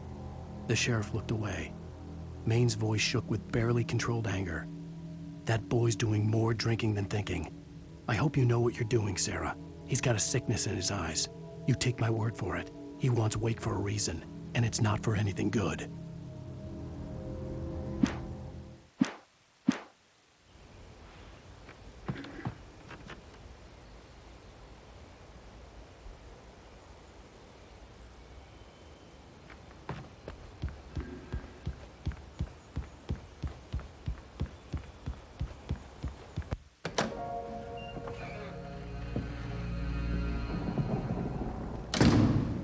I didn't want to go outside. Cops had to be looking for me. The noon sun turned the place into a sauna. The day dragged on.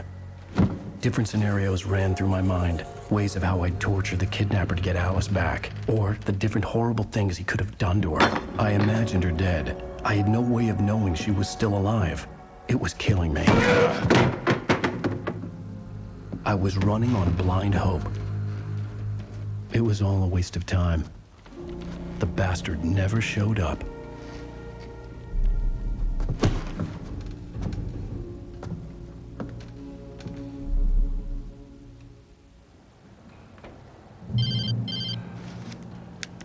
Wake!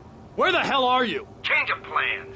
You know where Mirror Peak is? It's a big mountain north of where you are. You follow the path from the mine, you can't miss it. There's a lookout point there. I'll be waiting.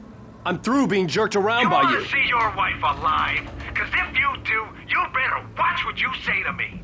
Do we understand each other? I want to talk to Alice. Yeah, and I want the manuscript. Don't keep me waiting, Wake. Hello? Hello! Ah! I'm gonna kill him! I had to get to Mirror Peak.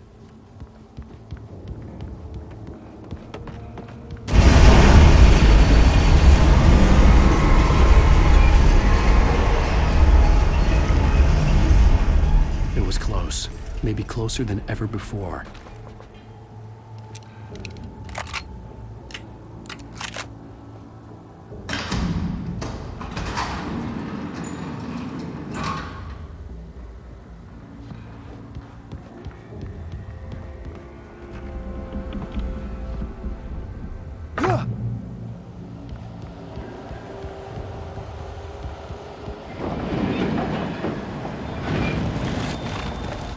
When Thomas Zane fell for Barbara Jagger, it happened fast. She was young, vibrant, and beautiful, full of life. He had never been a very happy man, and without any seeming effort, she had changed all that. Zane felt good for the first time in his life. Everything she did was another piece of a jigsaw puzzle he hadn't even known he'd been missing. And best of all, she made the words flow, strong and sharp. She was his muse.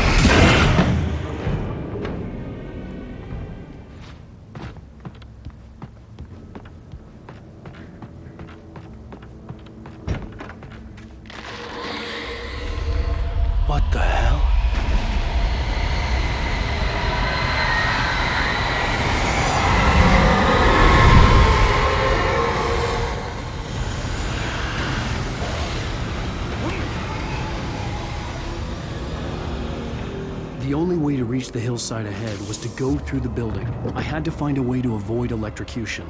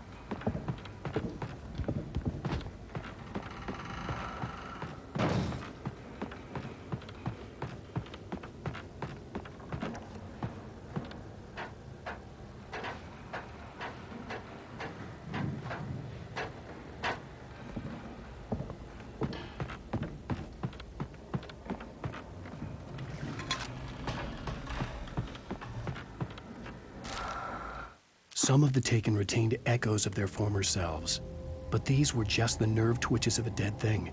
Nothing remained but a shell covered and filled with darkness. In most cases, these puppets were enough for the purposes of the dark presence. But for anything more elaborate, as with the writer, it was different. It needed his mind. And so rather than taking him over completely, it merely touched him.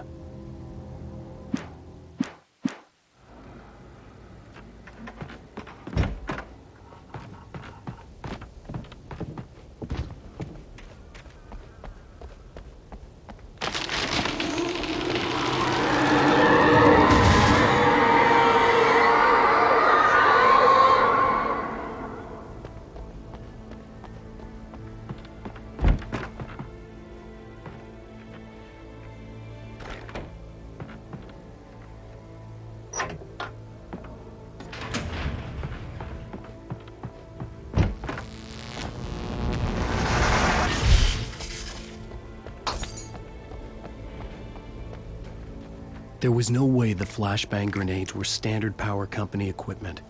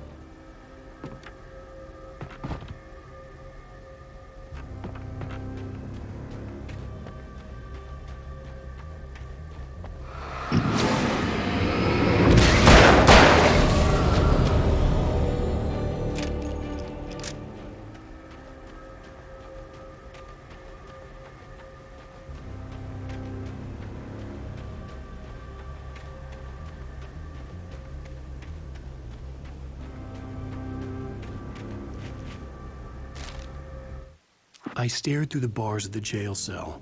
Barry stood behind me, swaying on his feet, looking as ill as I felt.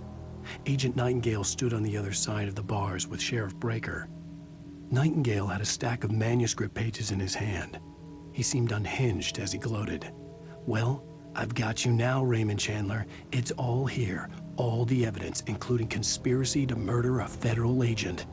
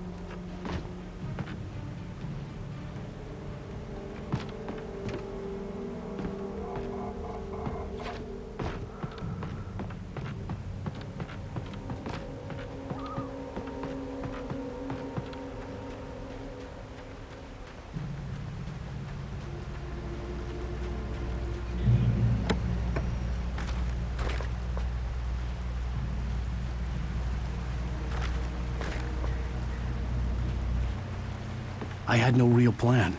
I was going to give the kidnapper all the manuscript pages I had for Alice. If that wasn't enough, I'd hold him at gunpoint and make him talk.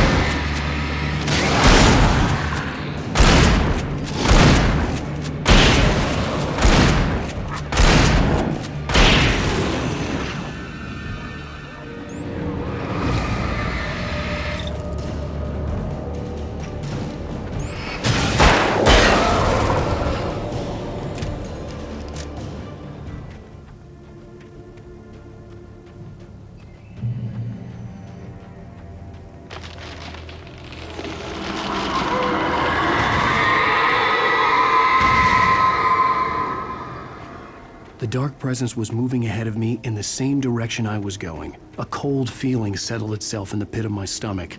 Was it going for Alice?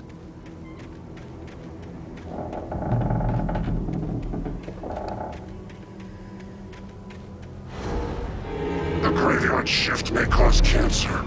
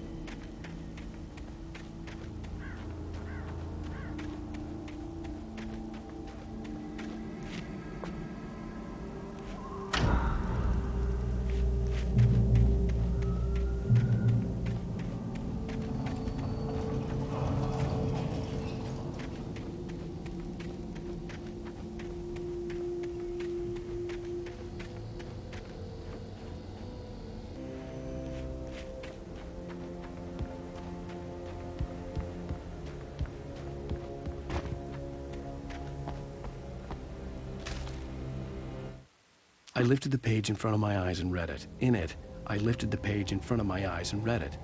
In it, I lifted the page in front of my eyes and read it. In it, I lifted the page in front of my eyes and read it. In it, I lifted the page in front of my eyes and read it. In it, I lifted the page in front of my eyes and read it.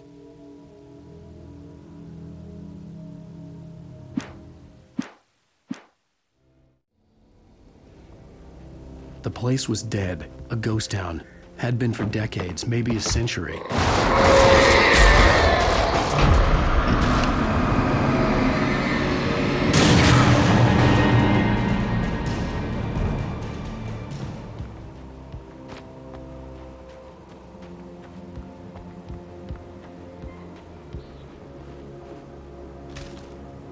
Things were never as simple in real life as in fiction.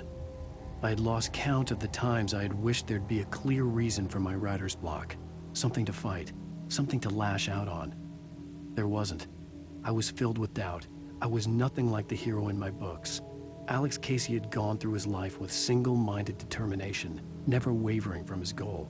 Even now, I was angry at myself, angry at Alice, angry at Barry.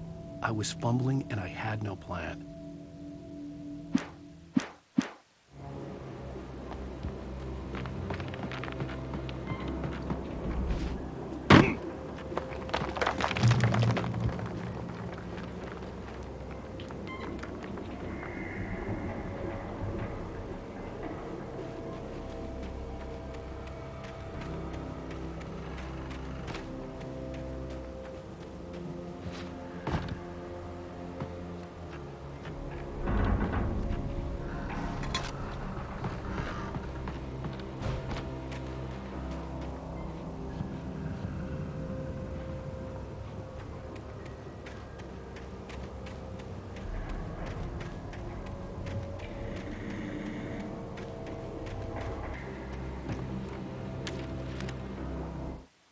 Doc sat down heavily. He examined Barry and Rose. Barry was already recovering. Rose was another story. She was conscious, but she was barely present, almost delirious, disturbed, touched in the head, they used to say. It wasn't the first time Doc had seen someone in such a state, but it had been over 30 years. Doc poured himself a stiff drink. He hadn't forgotten a thing.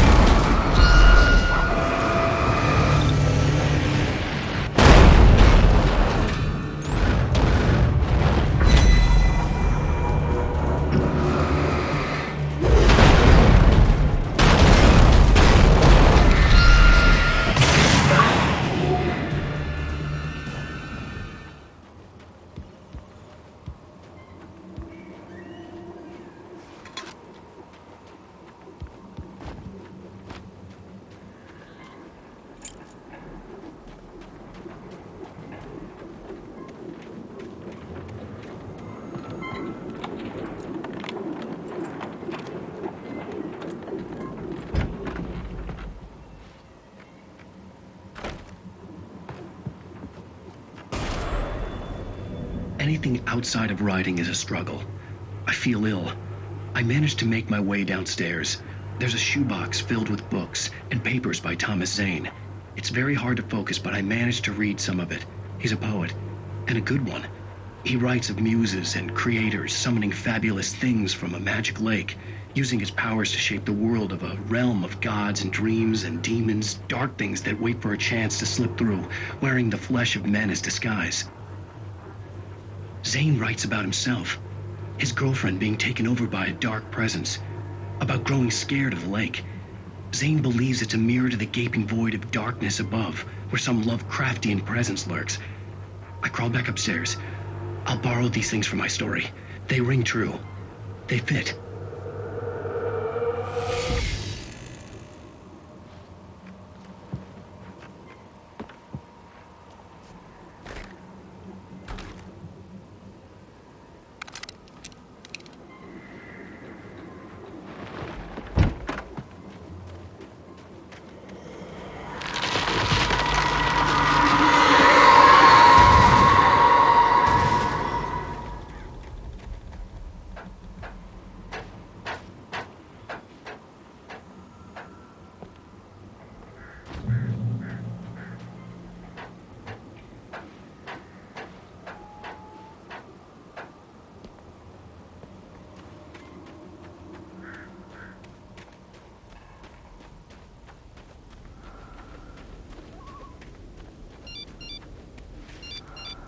The kidnapper had sent me a text.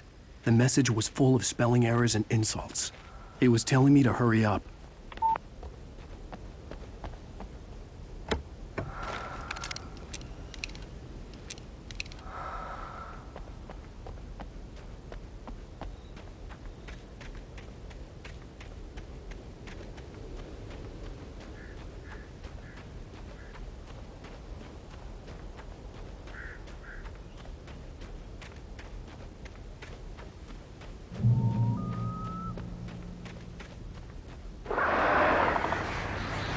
Birds.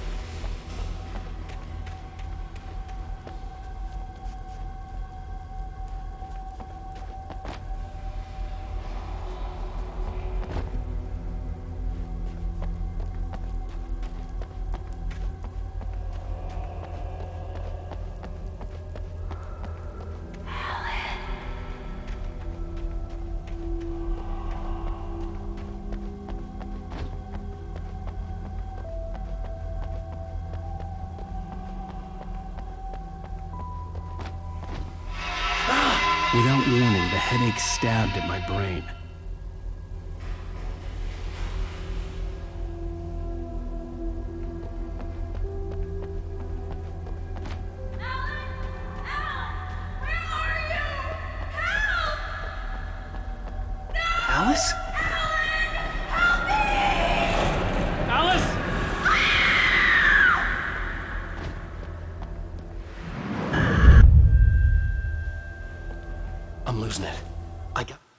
hunters were big, thick-set men, confident and at home in the woods.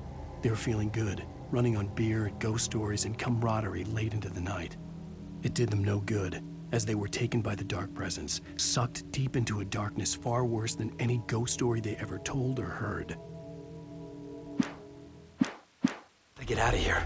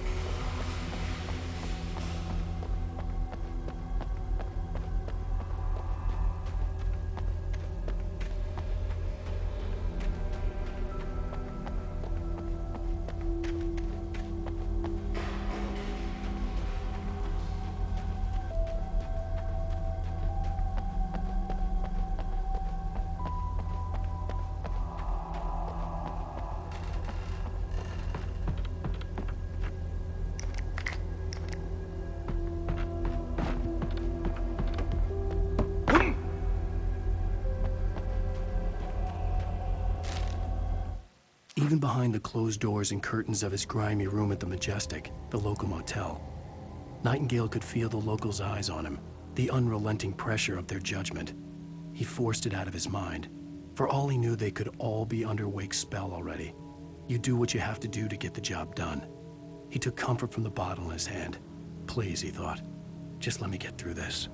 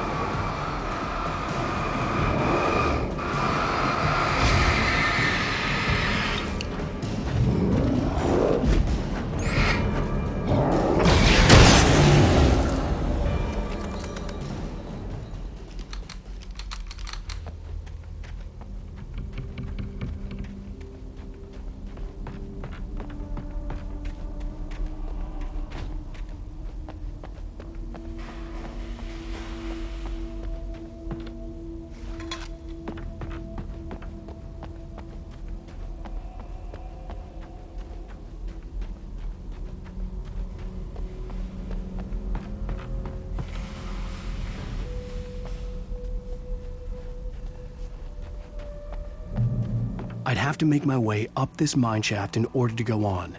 Maybe the machinery could help me with that.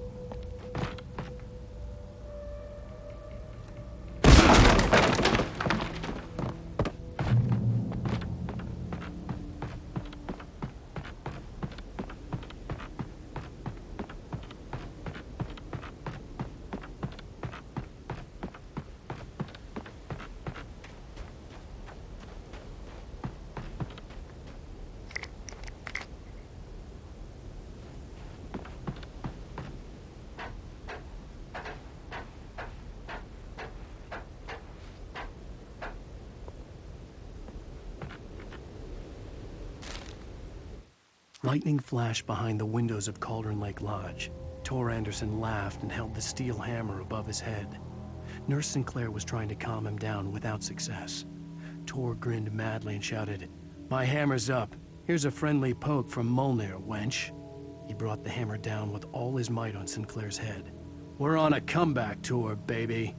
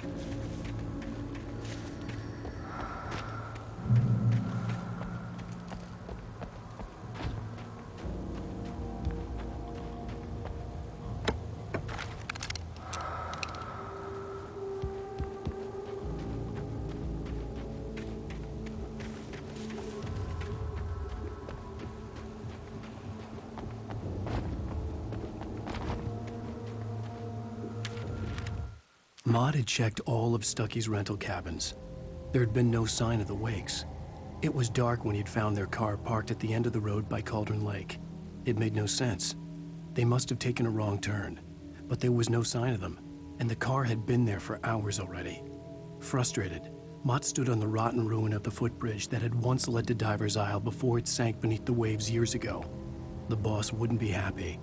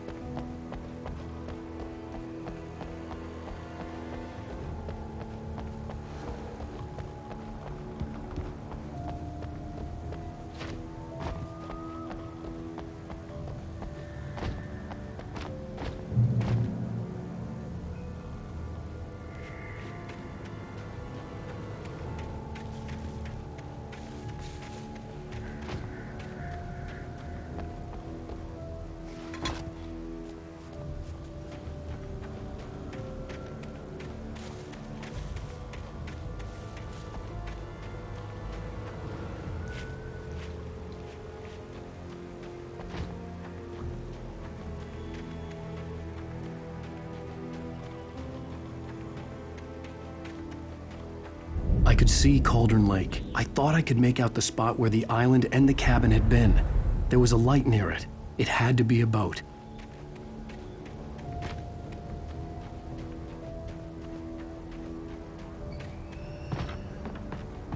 I was close now. I had to get there fast. I dreaded what I would find. I tried to hold on to Alice, but her form melted away. I was losing control. Dr. Hartman stood in her place. I wanted to hit him, but my arms were jelly. He smiled. It was a reassuring smile, and I hated him for it. I had to give you a sedative. Don't fight it. You went through another rough period. Right now, it's very important that you stay calm. We don't want you to have another episode. You're a patient at my clinic. Have been for a while now.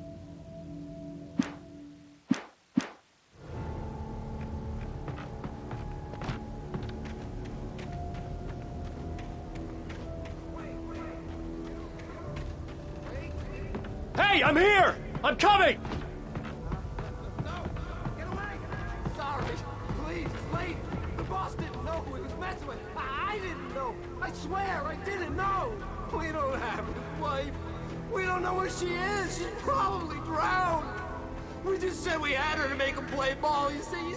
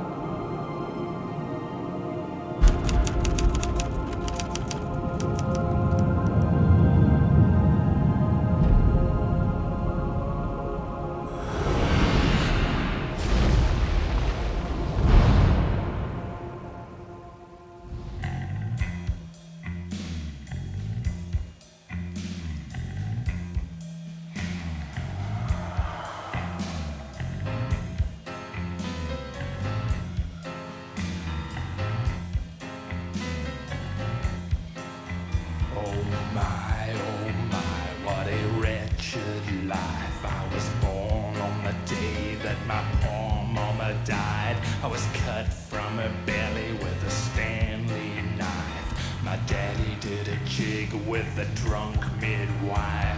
Who's that yonder all in flames, dragging behind him a sack of chains? Who's that yonder all in flames? Well, up jumped the devil and he staked his claim on me.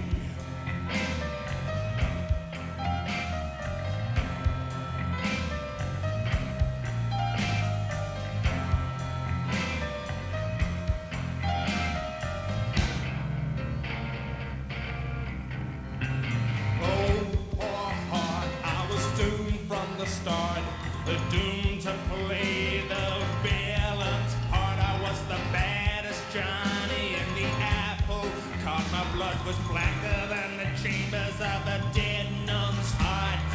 Who's that milling around the courthouse steps? Nail on my face to the hitching fence.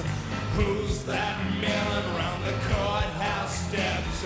Up jumped the devil and off we crept.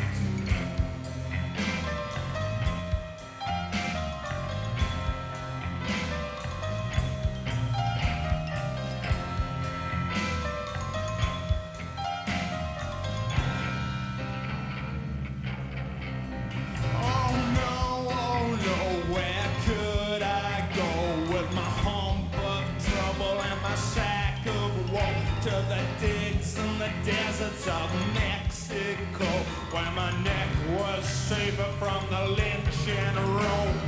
Who's that yonder laughing at me like I was the brunt of some hilarity? Who's that yonder laughing at me? Well, up jumped the devil, 1, 2, 3.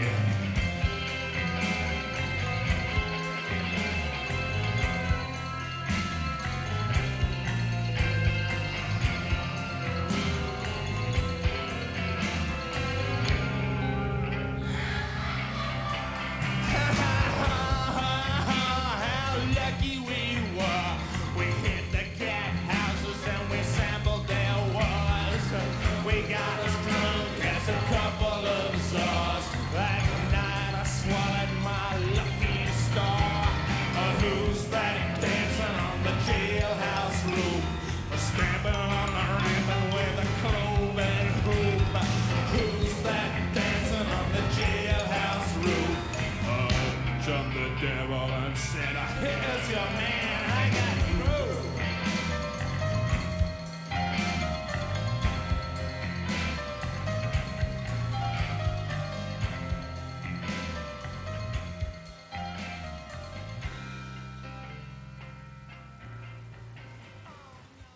Previously on Alan Wake, I'm hunted by the law. Sheriff, Wake's running. I'm giving chase. Are you seriously telling me that writer just took out my deputies? A thriller I supposedly wrote is coming true. The genre of the story seems to be shifting. It's turning into a horror story. I was told that Alice had been kidnapped, but that was a lie. We don't have his wife. We don't know where she is. Her purported kidnapper was eaten up by the dark presence before it attacked me.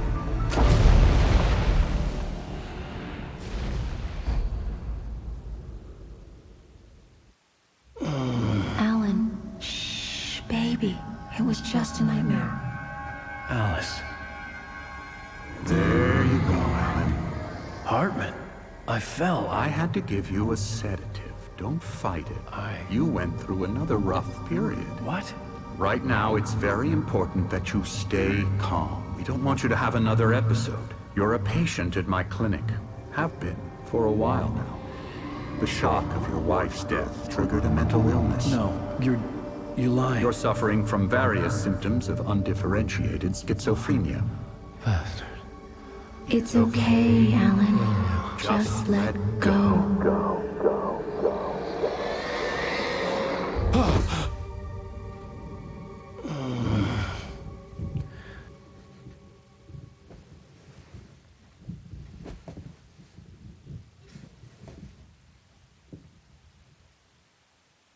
I felt groggy. Whatever Hartman had bumped in me was making me numb. I felt like this was happening to someone else. Someone I was watching on television. I couldn't think. Couldn't focus.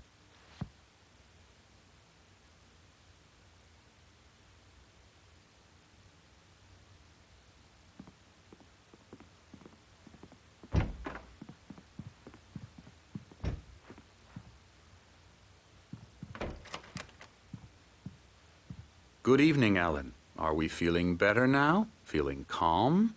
Yeah. I see you brought your pet gorilla with you. So sure, I'm calm. I get the message. Loud and clear. Quite right. That's the spirit. You're being very brave, Alan. I understand you're confused. I would be more concerned if you weren't suspicious of me. I don't blame you for it. Big of you. Now, why don't you come with me? We'll reacquaint you with my clinic and go over everything you might have forgotten. Little walk and some fresh air? Yes, it will do you good. This corridor is for patients. Most of them aren't here right now. Jack took them out for a fishing trip, except for the ones who are particularly vulnerable, of course. I encourage creativity as a part of the recovery process here at Cauldron Lake Lodge.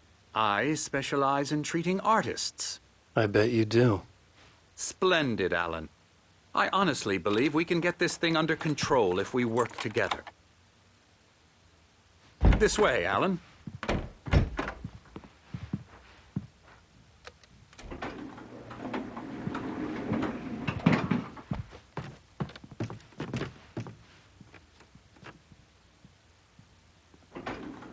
Now, Alan, from past experience with you, I know I need to get right into the heart of the matter as quickly as I can after an episode.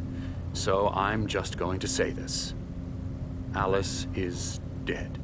No. You're in a very vulnerable state until you understand and accept this. Alice drowned, and you couldn't face that.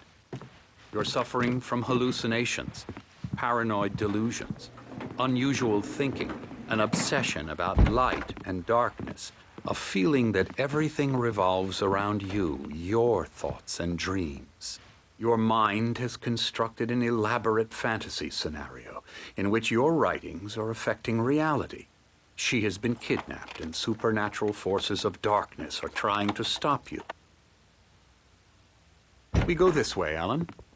I wasn't ready for another shot, so I went along with it. He had to be lying. But under the influence of the drug he had given me, I had to fight not to believe his words. It's all in your head. You've been making it up. Apart from the tragic accident with your wife, no one has been killed. Your delusions are just a manifestation of your subconscious mind trying to protect you from the too painful truth. Unless we fight the fantasy, it will return.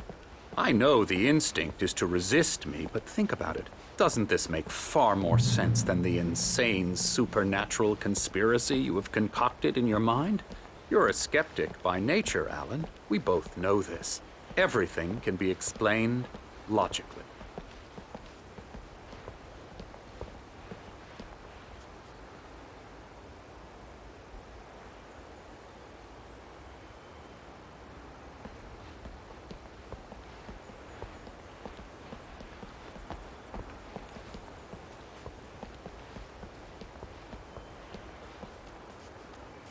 I never get tired of this view.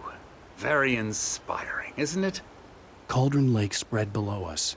I could see Mirror Peak on the other side of the lake. I thought I could make out the spot where Diver's Isle had been when I arrived with Alice. Now there was nothing but waves. It seems there's a storm coming. Funny, I don't recall there being a mention of that in the weather forecast. Well, no matter. This way. Follow me. Alan, what I'm telling you is good news. Right now, we're in control. Every time you have a relapse, it gets more and more difficult to resurface from the dark depths of your imagination. Not surprising, considering your profession. Imagination is what you work with. After all your nightmares, this should come as an immense relief to you. If it doesn't, why is that? Because I'm lying? Or because you don't want to admit that you're not well? It's very natural for you to think of me as your enemy. It's part of the illness. I let him talk. After all, Hartman I'm the one obviously trying loved to his bring own you voice. out of the world His words you've echoed constructed for madly yourself. inside my head. But I can't I dug do my it nails by into the myself. palms of my hands to stay You focused. need to work with me. Once you accept that, we can begin the journey towards your recovery. Come along. Let's go inside. Now, here's the entrance to the office wing. That's for staff only. You were impressed by my trophies when you first arrived here. I do love to hunt. The great outdoors, man versus nature. It's wonderful stuff. Pretty damn wonderful, yeah.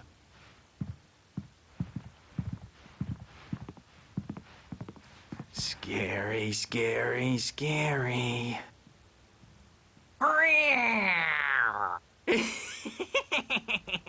Emerson.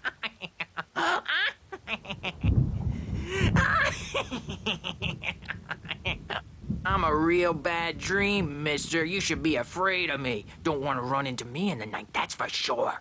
Please, Emerson. Mr. Wake is confused enough as it is. Yeah, you'd like me to go away so you won't be scared. But you can't just decide what kind of dream you have or when you have it. Emerson. Okay. Sorry. Boo. That's Emerson. We're actually making some progress with him, I'm happy to say. He works on video Elbow games. strike. It's trash, of course, but it does involve some small creative effort, which makes him receptive to my therapeutic methods. No kidding.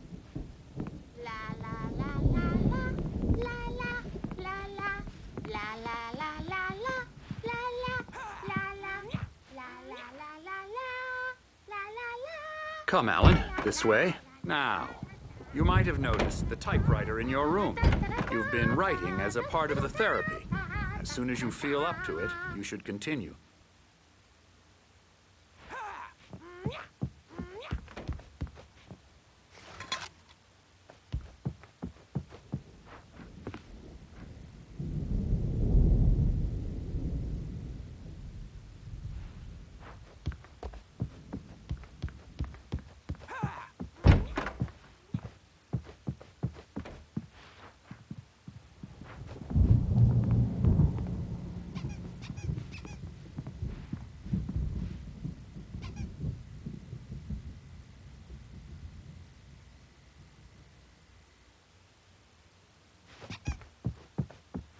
My rheumatism's killing me. There's a storm coming. Oh, what a storm. I hope it wipes this place off the face of the earth. And these two are the Anderson brothers, Odin and Thor. They had how should I put this? A heavy metal band in the 70s and 80s called Old Gods of Asgard. They even adopted new first names to complete the image of Viking gods. After the band broke up, they lived on a farm nearby. They are, well, in advanced stages of dementia.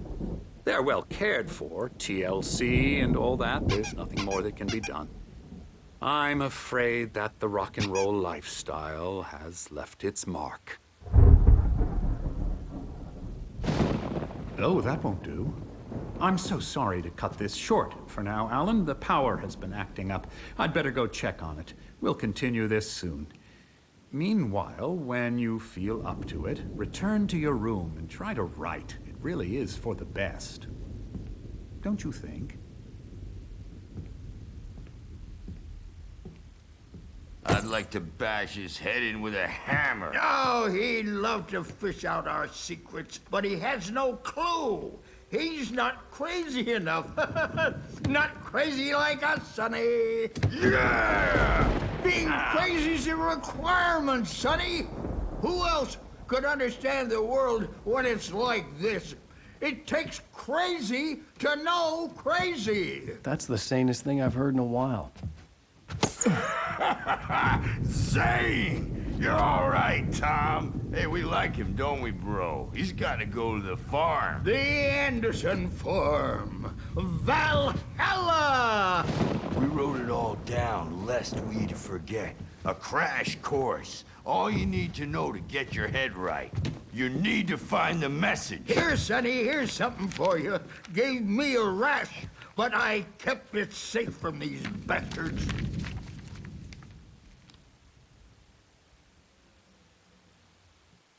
Zane could feel the poems, taking form, shaping things. As he experimented, he imagined he could almost feel the power surging through the keys of the typewriter. It exhilarated him. But there was fear, too. If not for his young assistant, Emil, he would have given it up. But Emil convinced him otherwise. He, too, had a way with words. My head was clearing up, or according to Hartman, I was sinking back into the fantasy. I was convinced he was lying to me. About everything. Crazy or not, the Andersons made more sense. Tom, you got any booze on you? Yeah, no.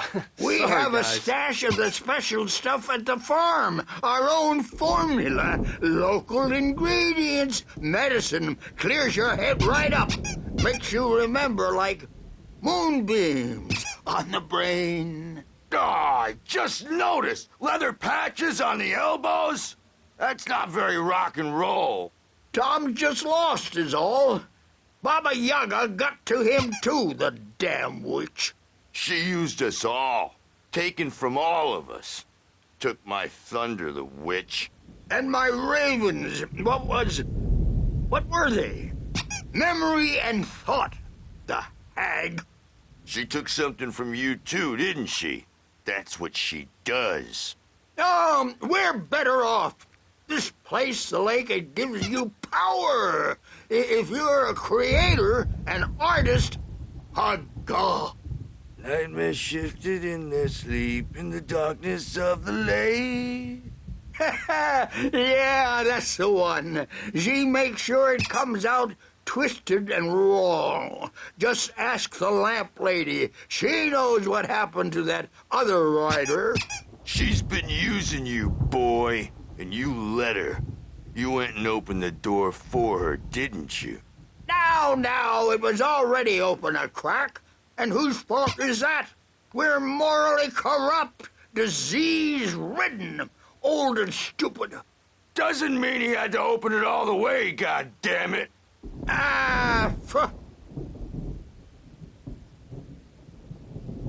So tired. Built the farm close to the lake. A place of power. We had parties there, man. You should go there and have a party. That Bob Balder threw the F through the window. Hit that hippie chick in the back of the head. 15 stitches and a concussion. Bob's dead now. Leukemia. Stitches, snitches, and narcs, man. Bad scene. I am tired, man. So tired.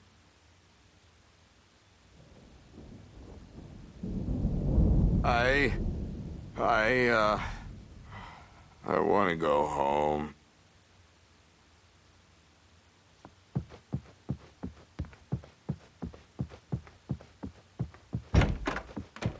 I'm a bad dream, and you can't wake up. You can't hurt a nightmare because all dreams are only imagination. They're only in your head, and they're not there when you wake up. So you can't wake up because I'm in charge now, and I don't want to disappear. My nightmare is the publisher people who want to make a contribution so they can say they made a contribution. And then we end up with mullets in there because they think mullets are funny, but it wasn't supposed to be about mullets, and now it's about mullets. And when it's in slow motion, they call it mullet time because the numbers came back from marketing that mullet time is the hook we needed to go big in the target demographic. And they're not even kidding. They say it all like serial killers with straight faces and smiles. My nightmare is the writers who want to make everything from the characters to the toasters talk all the time and express their feelings so they won't shut up. And the writers won't shut up either because they have feelings too. And I have to listen to them because they're not scared of me. And everyone should just shut up. Shut up. Shut up. But I don't see nightmares anymore because I'm too scary for them. I take 2 pills every morning and 1 with every meal and 4 when I go to bed. And that makes me the scariest nightmare of all.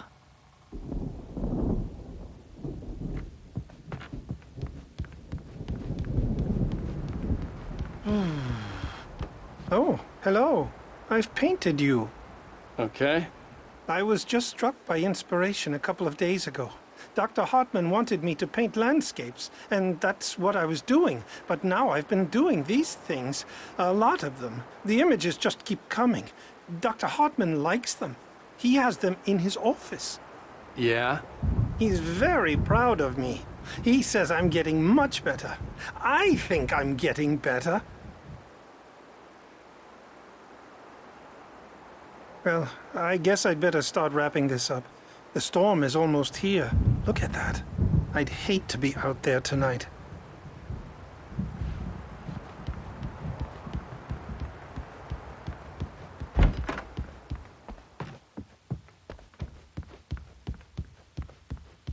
Hey, Wake, why don't you humor Dr. Hartman and give the writing a shot, huh? The typewriter's in your room.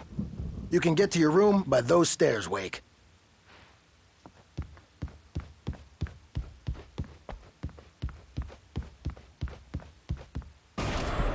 Something's wrong. I'm not myself. It's hard to think that there's a shadow inside my head. I can only focus on writing. Everything else is a blur. I'm trapped in this cabin. Have been for days, but it's always dark outside. My editor is real.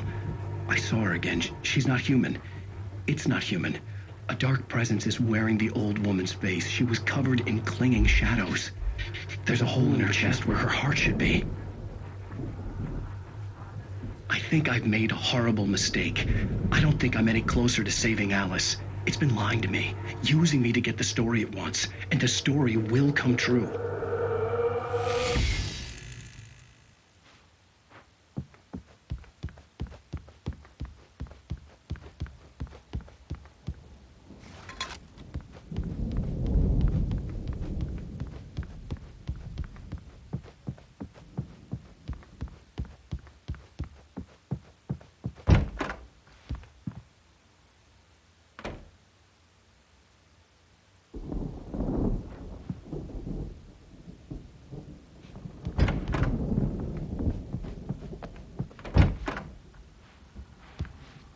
Hartman wanted me to write.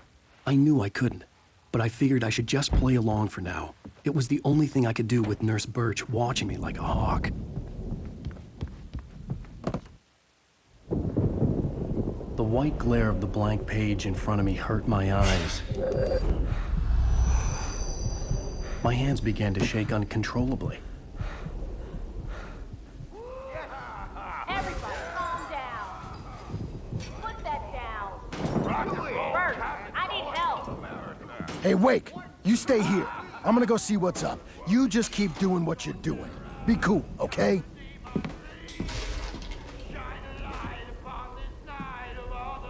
I didn't know what the chaos was all about, but it could be my only chance of getting out of here. Here's a friendly poke from Mjolnir, wench! Oh, afraid of the crazy brothers, are you?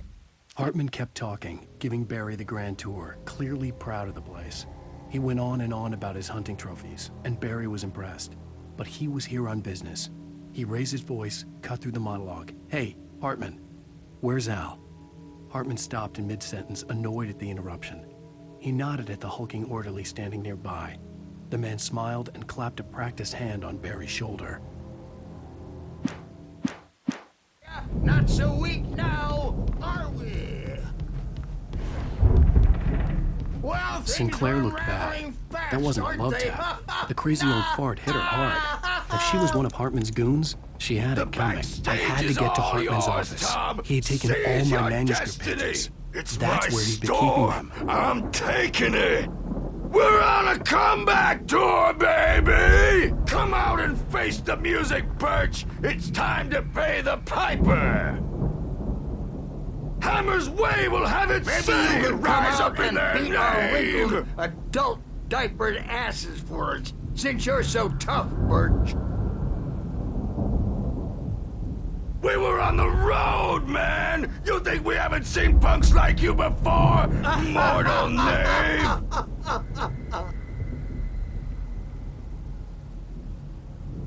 Yeah, you better hide, Birch. My wrath will break you. He's probably kidding, Birch. He's got a great sense of humor. Just ask Sinclair. Oh. Children of the Elder God, scourge your light upon the dark.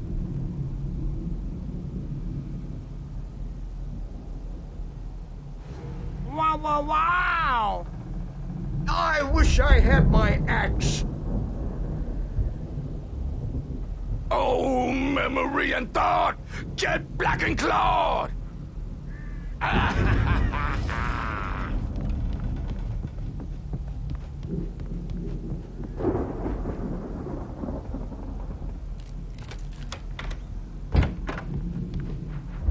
The photo on the wall caught my attention. In it, the clinic staff was standing outside the lodge. I knew the man next to Hartman. He was the kidnapper. Hartman had been playing me all along.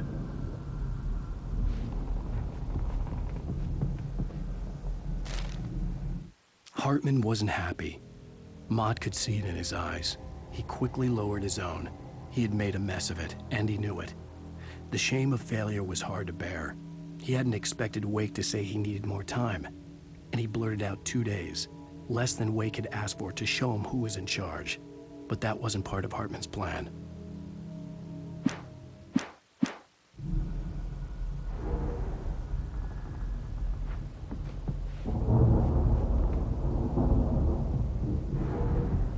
The markings on the tape said they were recordings Hartman had made of the sessions with his patients. Now, Mrs. Wake, I saw can Alice's you tell me name about on one of Alan's them. problems? For a moment, I couldn't breathe right. More out of control all the time. The parties, he's so angry all the time. He's getting violent. Do you mean with you? No, not with me. No, never. Sometimes I almost wish Alan would take a swing at me, because at least that'd lead to a conversation he couldn't just march out of. But no. Alan doesn't really sleep. And the work, well, he's not writing at all. He sits there for hours and just Yes. Tell me, Mrs. Wake. What would you say to him if he'd listen? I don't know. I want to say, I look at you, and it's not you. Just some stranger who resembles you. Looking out from behind your eyes, and I don't like that guy much. And now it's all gonna go to hell. But you don't ever say this. No. I've tried, but he's not listening. He's too deep in his own problems, always going on about something else. I'm so afraid I'm gonna lose him, and we're not even talking anymore. He doesn't let me in anymore. He just keeps me in the dark. I'm so alone here, even when he's home. Please help me, Doctor, because I'm at my wit's end. Well, if you can just get him here, I'll absolutely do my very best. Yeah, but Doctor, you need to be careful with him. He's not just going to listen to you and cooperate. He's the most stubborn man I've ever met. Well, I'll be sure to bear that in mind. Hearing her voice, what she was saying made me happy and sick and guilty all at once. Worst of all, I recognized the words. The phone call from her. It had been a cut-up of this. Just a recording. Rudolph Lane's case is interesting. He was completely blocked, and frankly, I was about to discard him as useless. However, once Wake arrived and started writing, something changed in Rudolph. He's producing extraordinary work, increasingly dark pieces. Unfortunately, he doesn't respond to direction at all, and it's my belief that he's not so much a creator as an illustrator, perhaps, a recorder of sorts.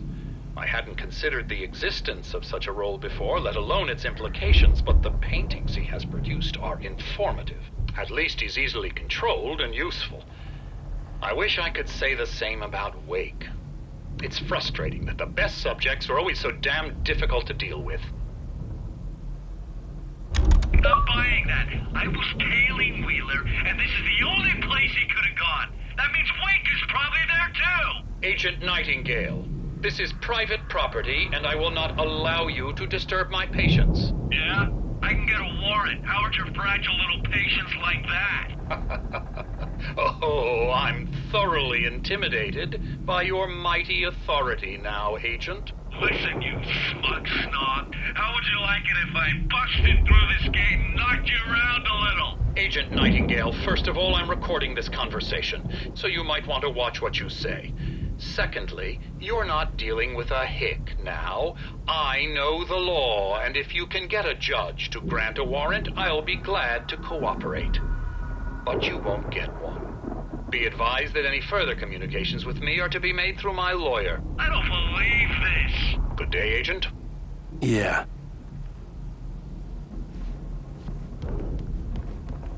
Let me out of here! Hartman, do you hear me? I'm gonna sue your crazy quack ass to shreds! Barry? Ow! About time! Barry, man, am I glad to see you. We need to get to Hartman's office. It's right next door. You okay? Yeah. I mean, no! The cops found me at Rose's trailer, but they didn't hassle me too much. I'm obviously a victim in this, and I demanded to be treated as such. Or else I'd sue their asses.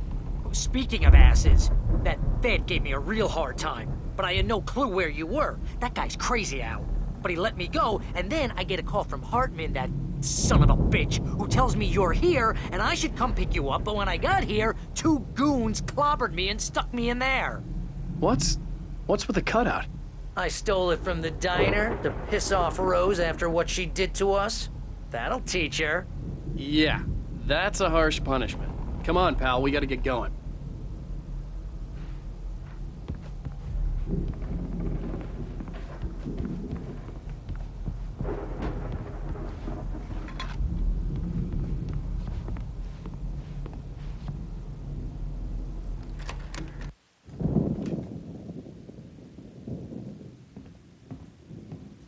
These were all the pages I had on me.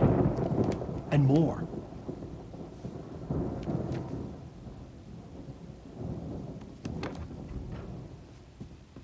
Alan, please.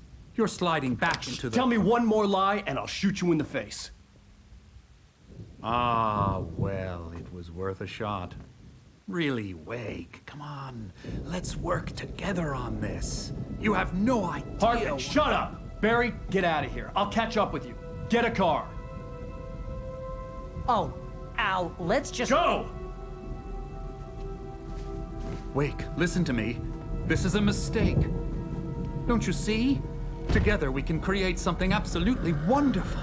With your ability and mine.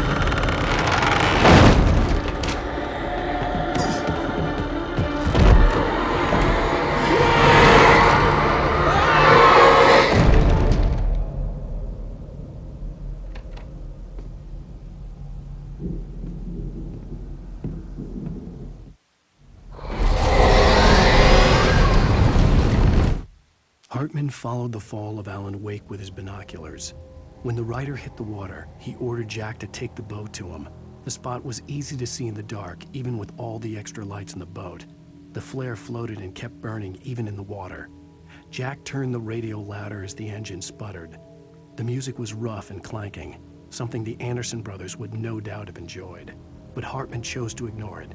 Wake was finally within his reach. Presence would be on me in a moment. I had to find a way out.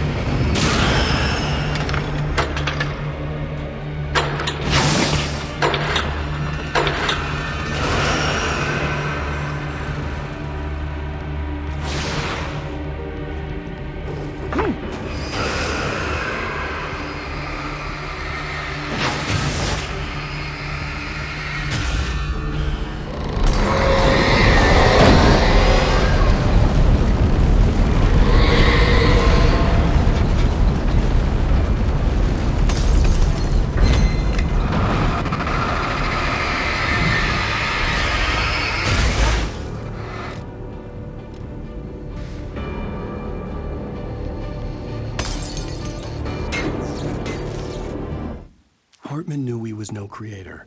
He had no ambitions on that front.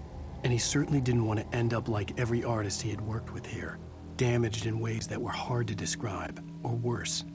It was enough for Hartman to maintain creative control and provide direction, to be a producer. That was what most of these people were in need of anyway. Of course, suitable subjects were few and far in between.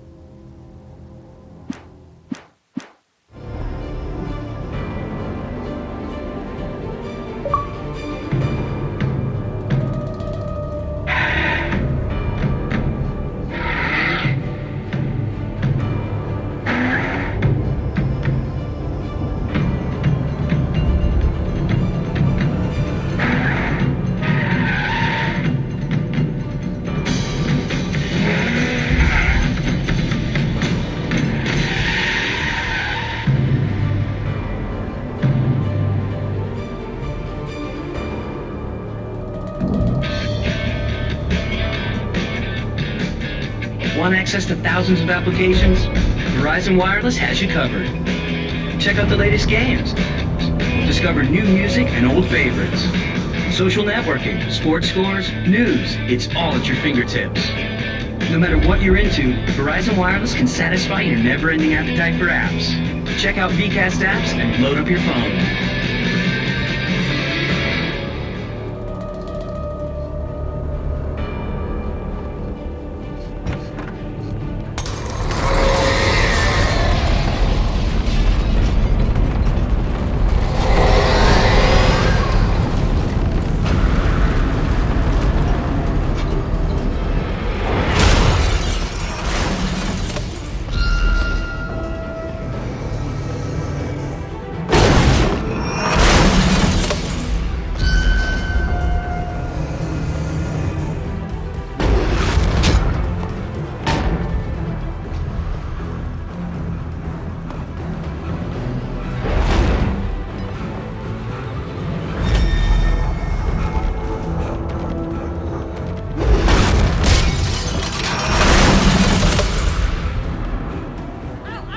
I'm here!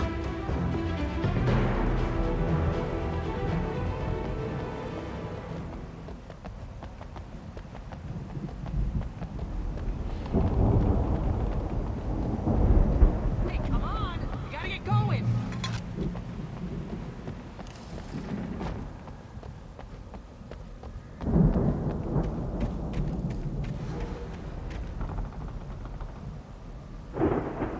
Al, I'm over here! I found the car, but the gate's locked. You're gonna have to go through the hedge maze over there! Barry, I don't have a light. Take this, Al! Oh, God! Look at that!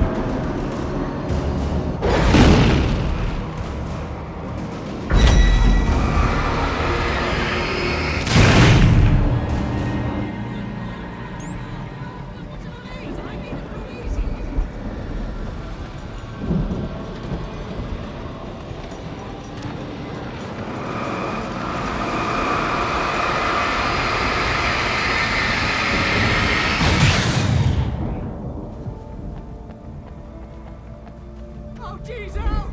The house looks bad! Let's get out of here!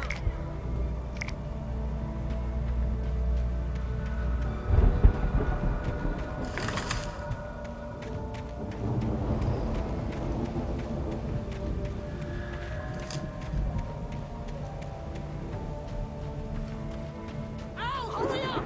I can hear those evil guys moving around!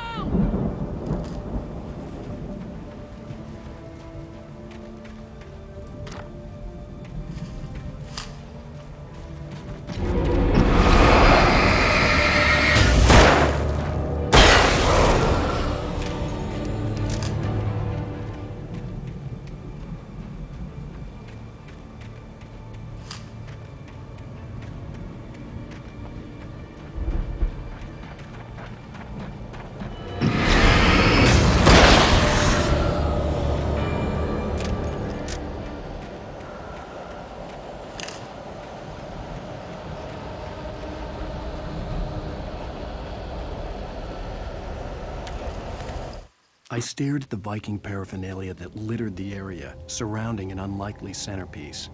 A full-size stage complete with an impressive sound system with all the trimmings, including a dragon. It took a special kind of crazy to build something like this in a remote field. When the sky split open with a deafening boom and the music started blasting, it felt strangely appropriate.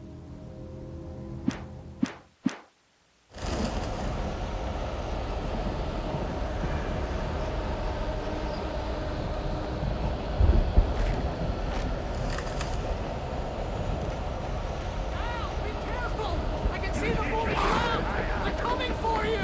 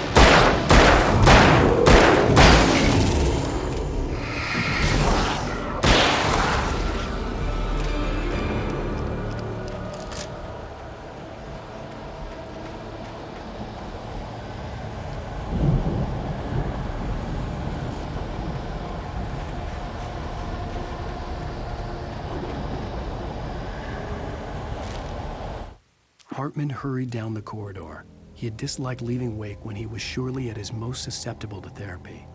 But this was not an ordinary storm.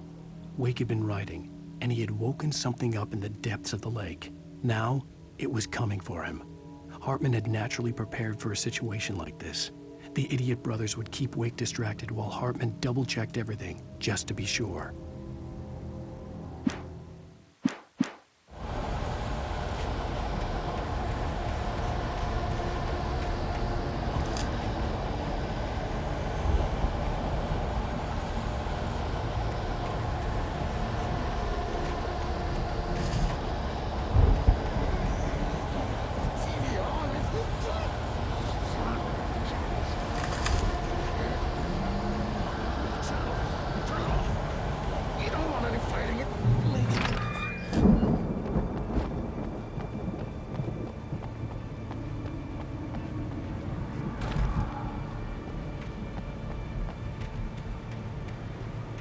You get 2 pills in the morning, and then you'll be nice and calm all day long.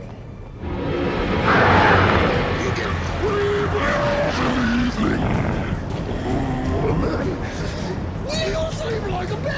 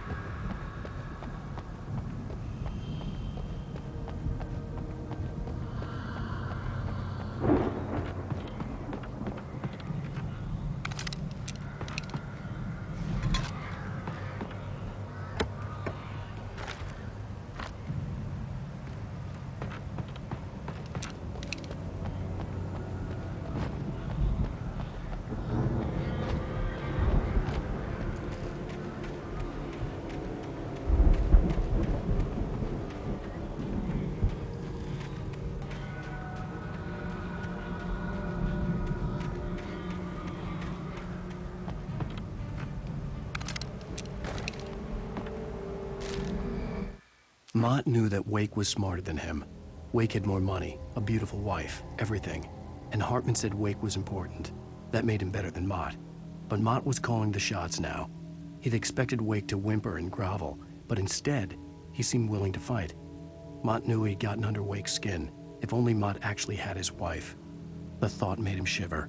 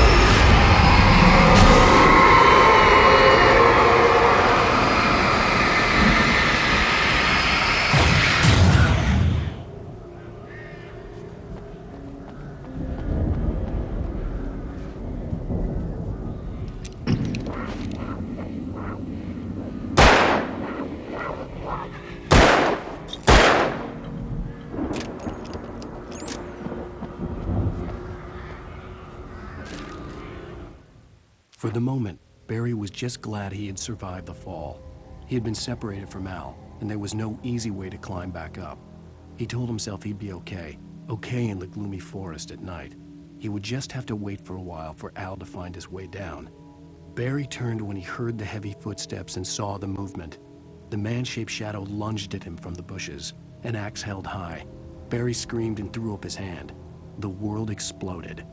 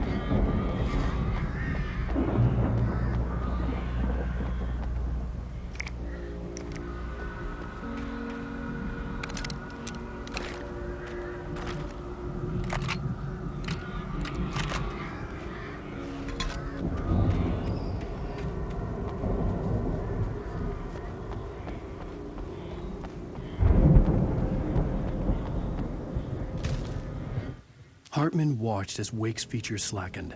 The man was bullheaded, no doubt. Even lying on the bed, he'd almost broken Hartman's nose the second time. But with a little time, he could break Wake down, give him proper direction. Wake was easily the most promising subject he had had. Well, since Tom, really. "Sleep well, Alan," Hartman whispered with a smile. "Let me take care of you." He sniffed hard to clear his throbbing nose, swallowed blood, and barely tasted it.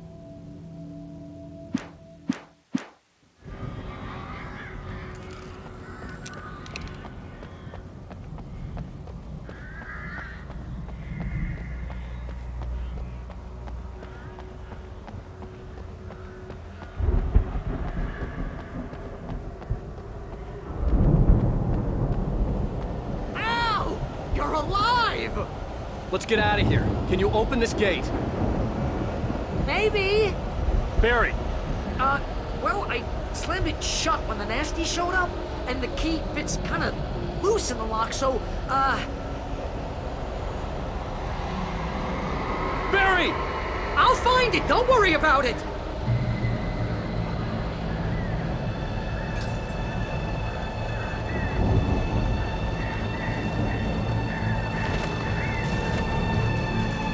Hurry up, Barry! I'm on it!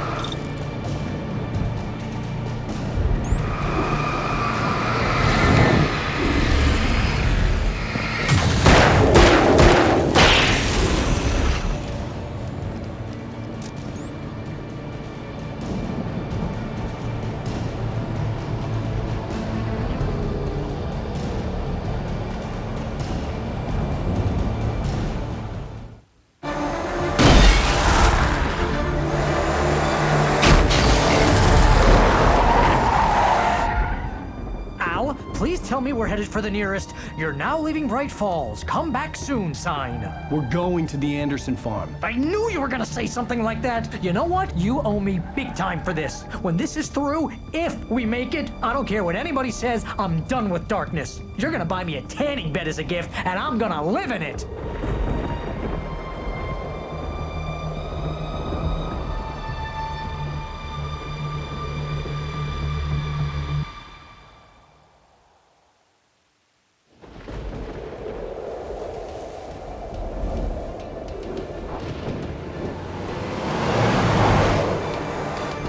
I'm crazy, but that's fine, Barry. Oh, you got that right, Al. You're barking mad. You are by far the craziest... But maybe that's inevitable when you deal with crazy stuff like this. It helps. This is happening, Barry. Alice, they never had Alice. She's trapped in the darkness at the bottom of the lake, but she's not dead. Al, how can you know that? I know, Barry. I can... Al, No, listen. I can bring her back. I can find her. There's something special about this place. The lake, it does something to the works of art created here. It makes them come true. But there's a catch. The dark presence, whatever that thing is, twists it to its own ends. That's why all of this is happening. It's using my manuscript to take over everything. Al, I believe you. It happened to Thomas Zane before, it happened to the Andersons. I believe you. Crazy or not, you're not delusional. Weird shit's going down. That's a fact. I'm on board, man. I'm with you. The Andersons knew about it, but they were too far gone to tell me with all the drugs they were on. But they wrote it down. There's a message somewhere at their farm, Barry. We just need to find it. Look out!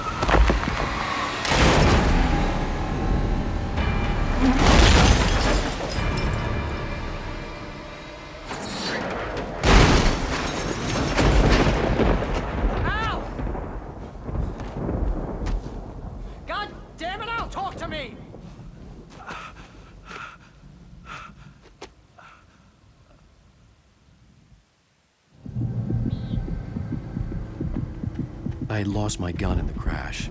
Barry was nowhere to be seen. Barry! Barry! Oh, man, you're okay! Jeez, it's good to hear your voice! I was trying to get out of the car, but the ground gave way. Man, what a drop! Don't worry, your cutout is fine. Forget that! Are you okay? I hit some bushes, didn't get a scratch. There's no way you can climb down, though. It's like a sheer wall. Al! There's something moving down here! Barry, it's a taken! Use a flare, Barry!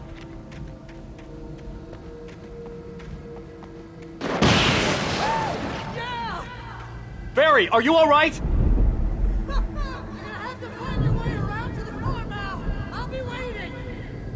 City before, huh? Barry, just wait for me, okay? Al! I'm not staying here! It's suicide! I'm going to the farm! I'm gonna go ahead and secure the area. You can catch up. Don't worry about it. Now he's Rambo. This would turn into a disaster if I didn't catch up with Barry.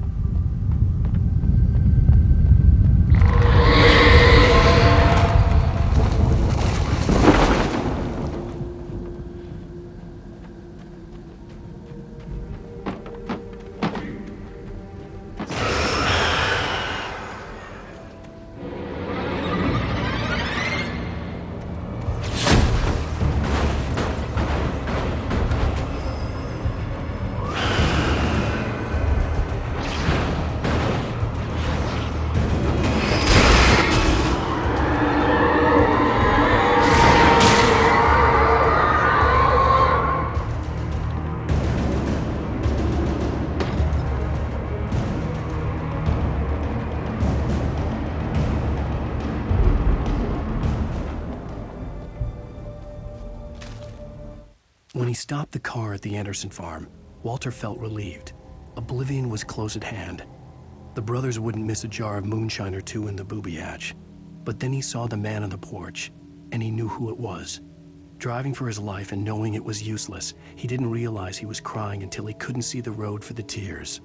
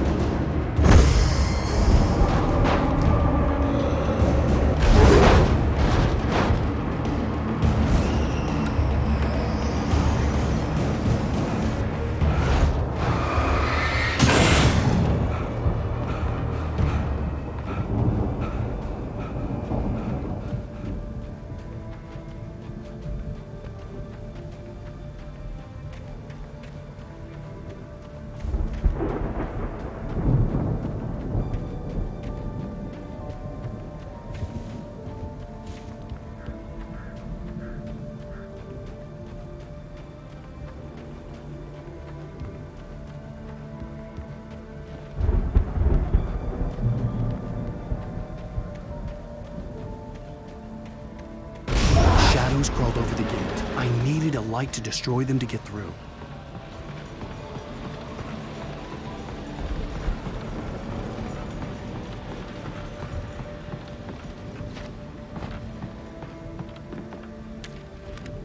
Agent Nightingale stared at the passed-out rider.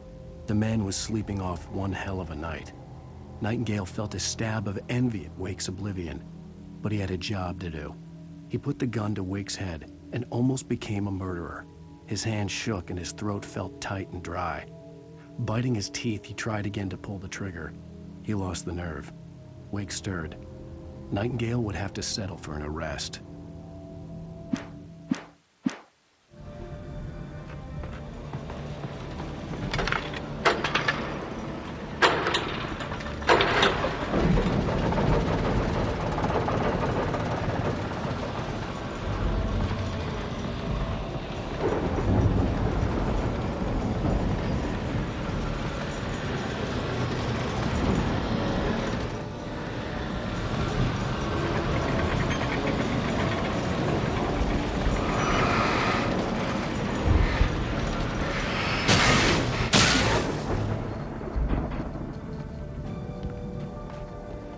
I could sense the movement in the woods ahead. Facing the enemy without a weapon was dangerous, but I had no choice.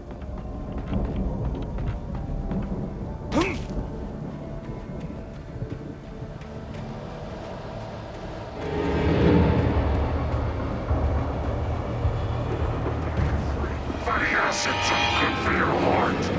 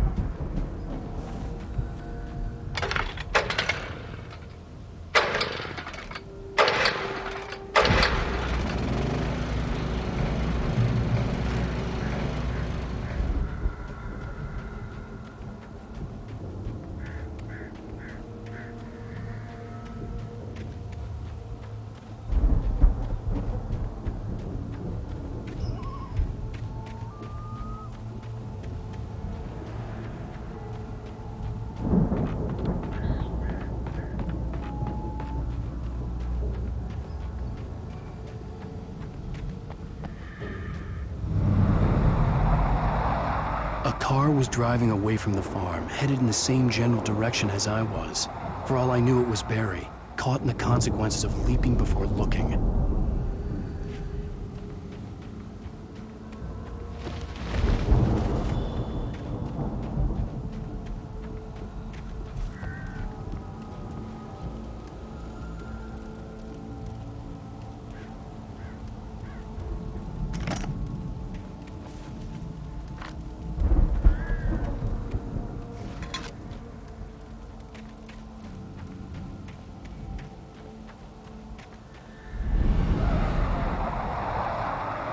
The car was heading for the cabin up ahead. It wasn't far. If it was Barry, I would see the damage soon.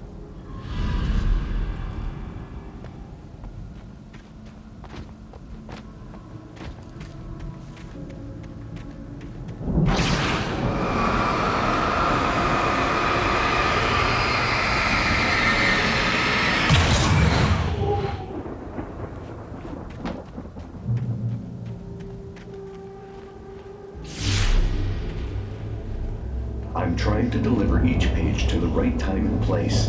I'm trying to show you how the story goes. I had seen glimpses of the light before. I had seen it in my dream. It was a strange spaceman or a diver in a bulky suit. He was the one who'd been placing the pages on my path. The dark presence followed the choreography laid out to it in the manuscript, growing stronger and stronger, moving like a storm from one scene of destruction to the next. But it was still bound to follow the story and chained to the dark place it came from. When the story reached the end it longed for, it would finally be free.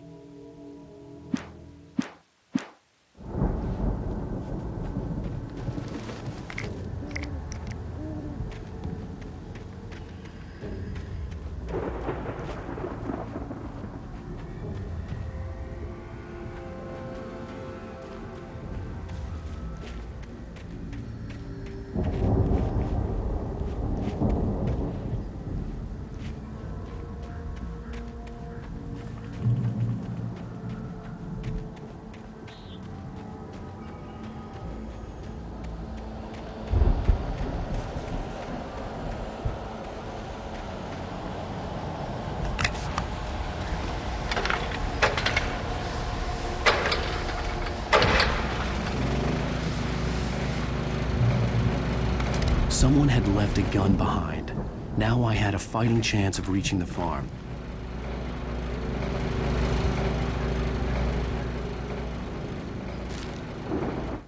The storm raged on as the Anderson brothers walked unsteadily away from the clinic with the other patients in tow, knowing that this time they wouldn't return.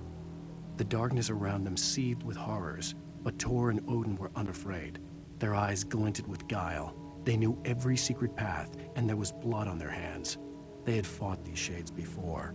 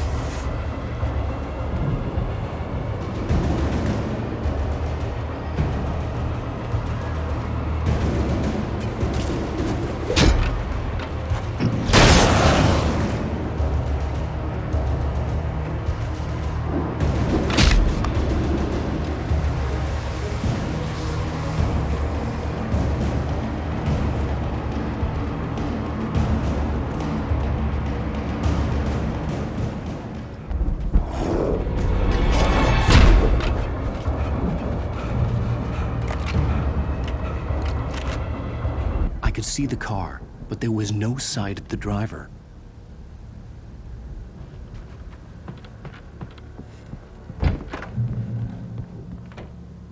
Hello? Anybody here? Barry!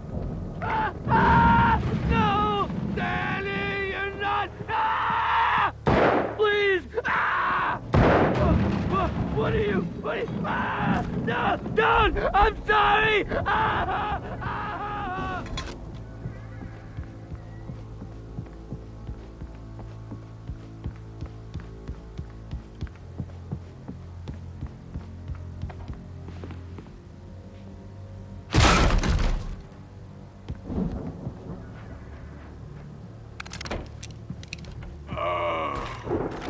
I know you. You were in jail the other day. I went to the farm again for the moonshine, you know? It makes you see. They're not gonna miss it. They're in the loony bin. But my buddy, Danny, I lost him. Something's gone wrong with him. It's not him. Like a real bad follow-up to a real good movie where the best friend's suddenly the bad guy who wrote this crap anyway.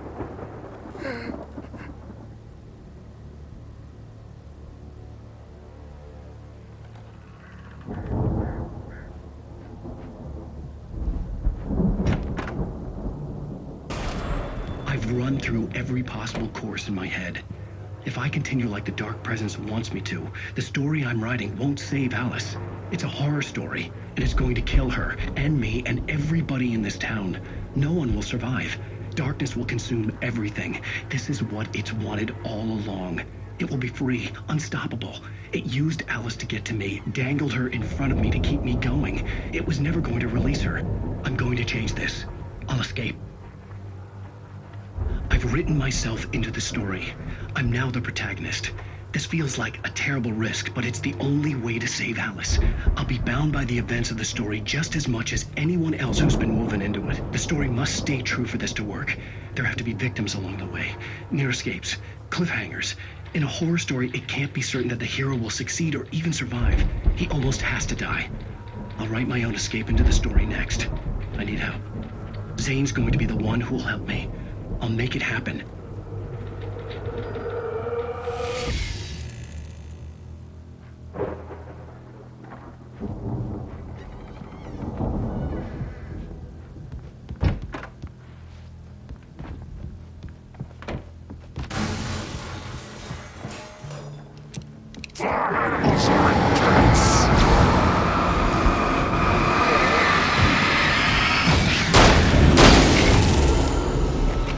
Let me guess.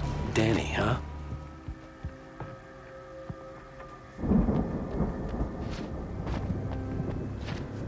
The farm was still a good distance away. I'd need a car to get there fast. For a moment, Hartman considered strangling the idiot. Mott was mean-spirited, but easily manipulated. An emotional infant who lived for his approval. Wake, by contrast, was a far more difficult subject. Mott had given him too much leash. In 2 days, who knew what could happen? Hartman would have to find a way to rein him in, and quickly.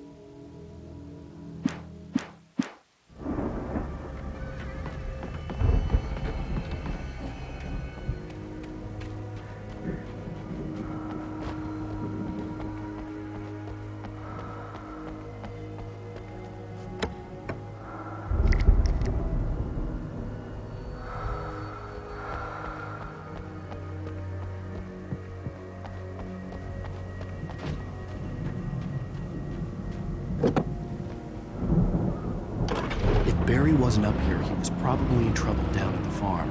For a moment, I felt bad for doubting him. After all, I made it this far myself. But Barry was Barry.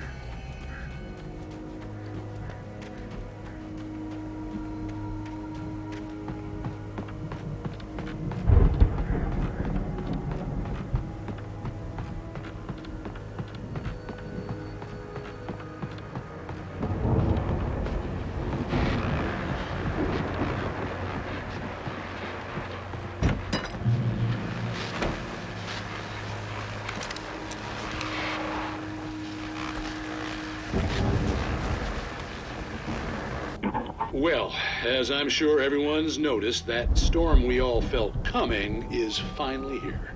The boys at the Weather Service reckon it'll last until morning at the very least. Pertaining to that, let me read that missing persons alert again. The Sheriff's Department's still looking for a Caucasian woman, 30 years old, slim and blonde with blue eyes. She may be lost in the woods, and it's possible she's been injured in a car accident. If you see her, please make sure you get her indoors and call the sheriff. It's bad weather to be caught out in, so if you see someone in the area who maybe looks a little confused, give them a hand, all right? This is Pat Maine on KBF-FM, hoping you're all safe and warm tonight.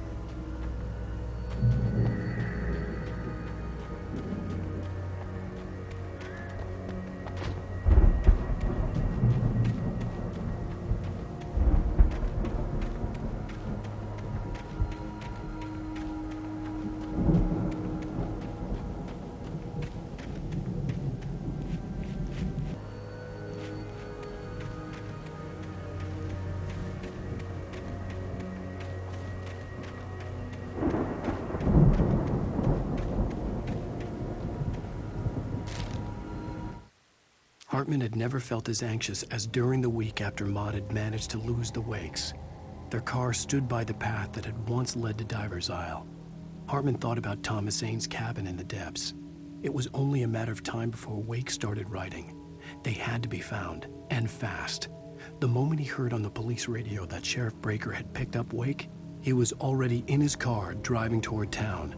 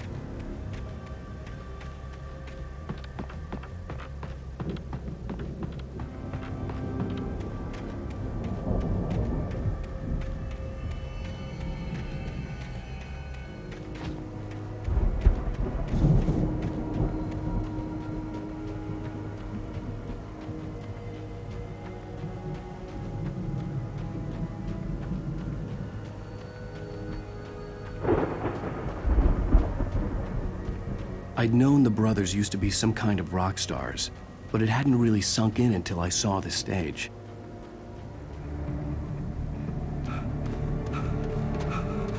Al! Run! Incoming! There's too many of them!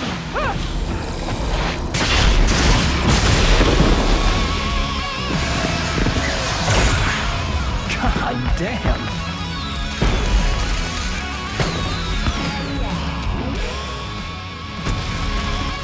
I'm so glad you decided to go it alone, Mr. Bronson.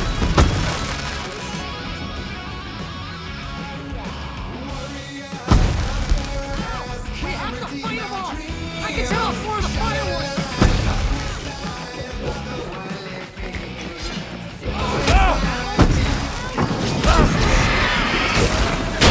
Hold on! I'll try to get the stage lights on!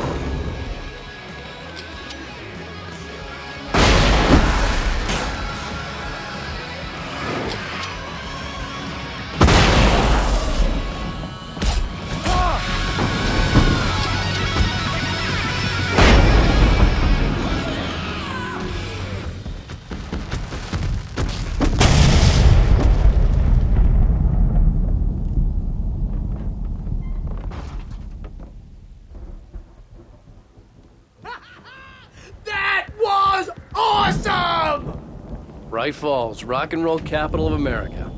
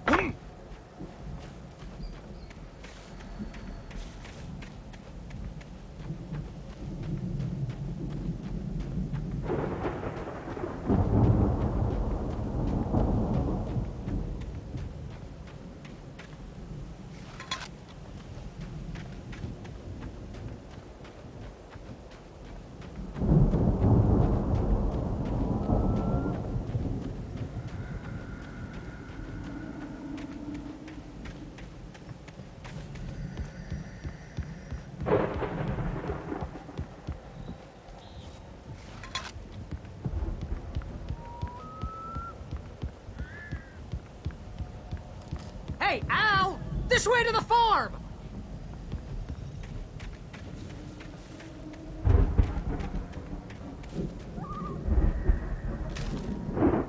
Deputy Mulligan tuned Thornton's chatter out. He didn't think riders were particularly useful people, and a huge manhunt for one struck him as idiotic. Certainly not worth the missed opportunity for coffee and pie. It wasn't even clear what the man had done, except run from them at the trailer park. Mulligan knew he wasn't alone. The sheriff's patience with the Fed was running out.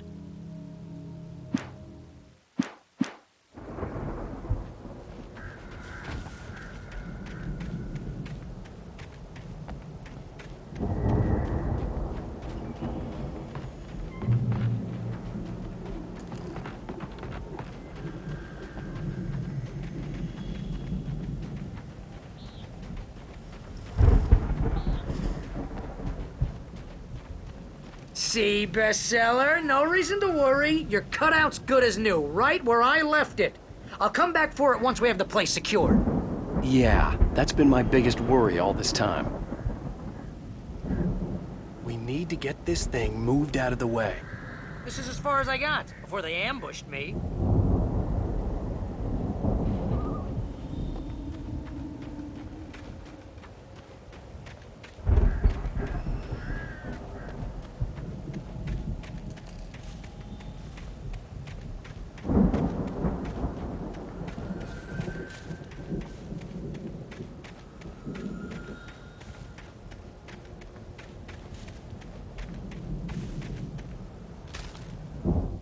As the deputies hauled Wake and Wheeler away, Agent Nightingale eagerly examined the stack of papers Wake had been carrying. It was incomplete, a collection of random pages, but there was enough. He saw his own name in there, among others. His hand shook with emotion. Finally, it was proof. He had been right all along.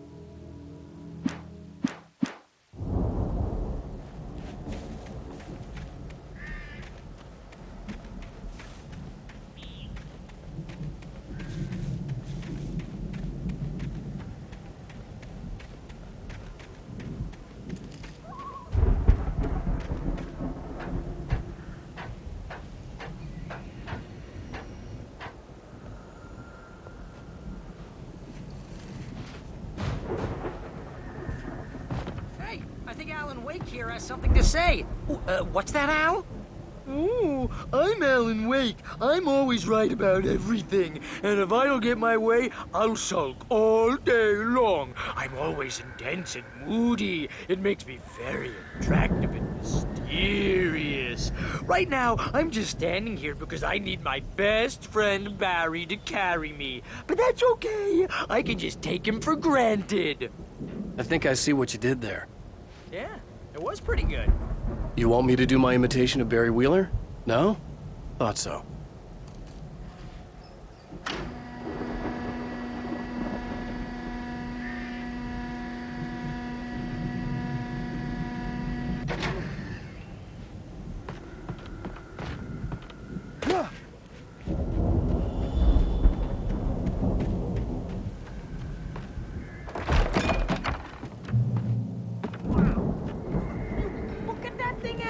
They really went all out with this Viking crap, didn't they?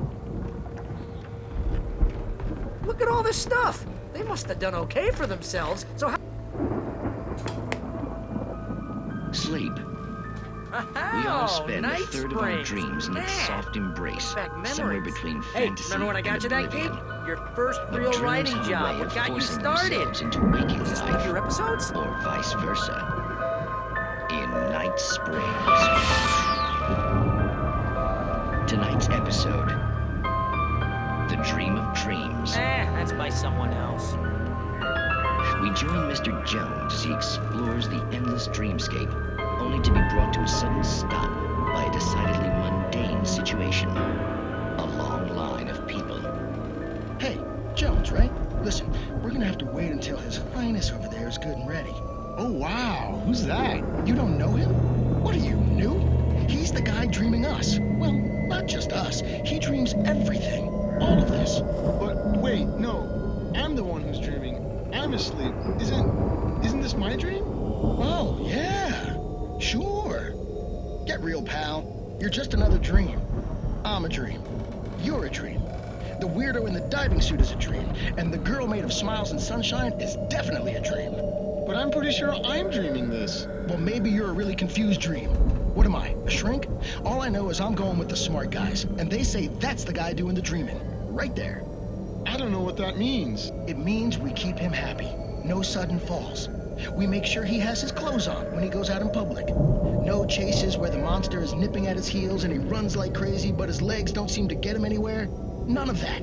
Because if he wakes up in a cold sweat... Oh. Yeah, precisely. So we wait till he wants to move on. Keep things nice and calm. Hey, something's happening here. Yeah? What's that? What? Can't you hear that? Oh, God help us, it's an alarm clock. Oh, it's you, isn't it? Please, man, I got a wife and kids. Please don't wait.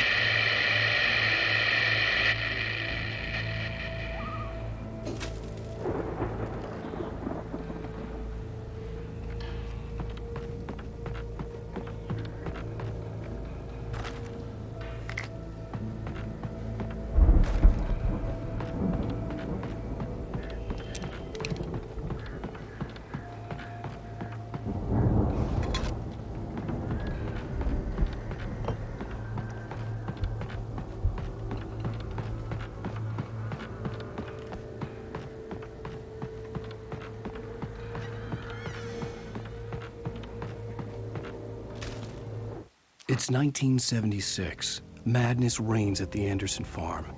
Contrary to all logic, the headiest ingredient of their moonshine is unfiltered water from Cauldron Lake. The Andersons feel like gods. Odin can't stop laughing. He contemplates cutting his eye out. Tor runs across the field, naked, shrieking, hammer in his hand, trying to catch lightning. Their songs have power. Something ancient is stirring in the depths, coming back.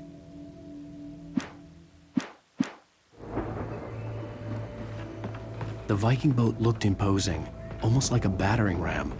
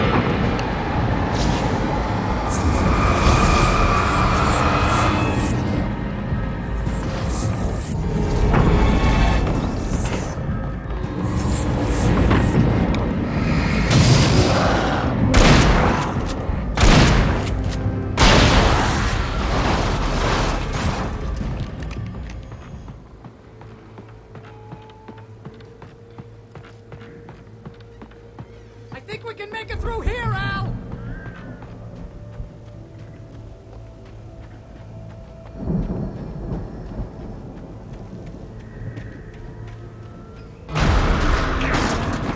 I'm at the farm.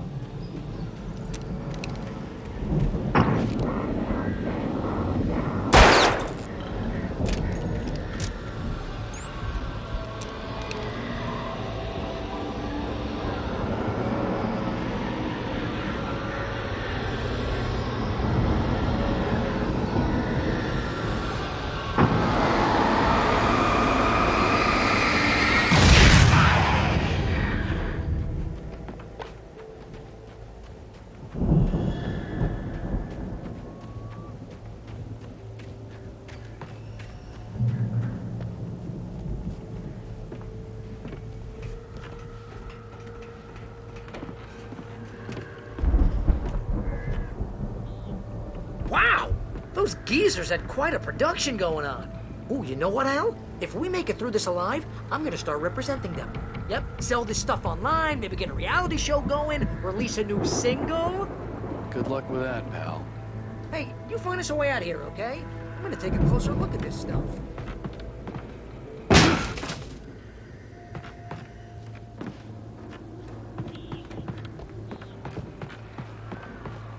Be careful, Al!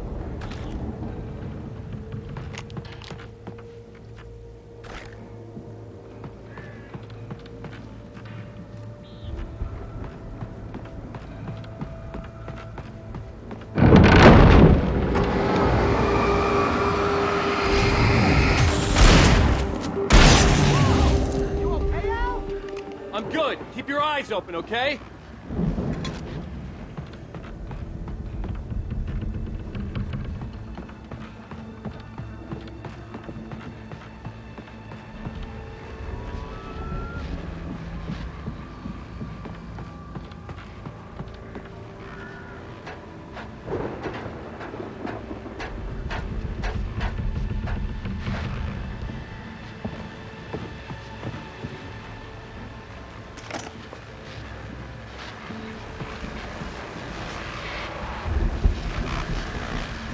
As you regular listeners know, I tend to work through the night, but I'm not the only one.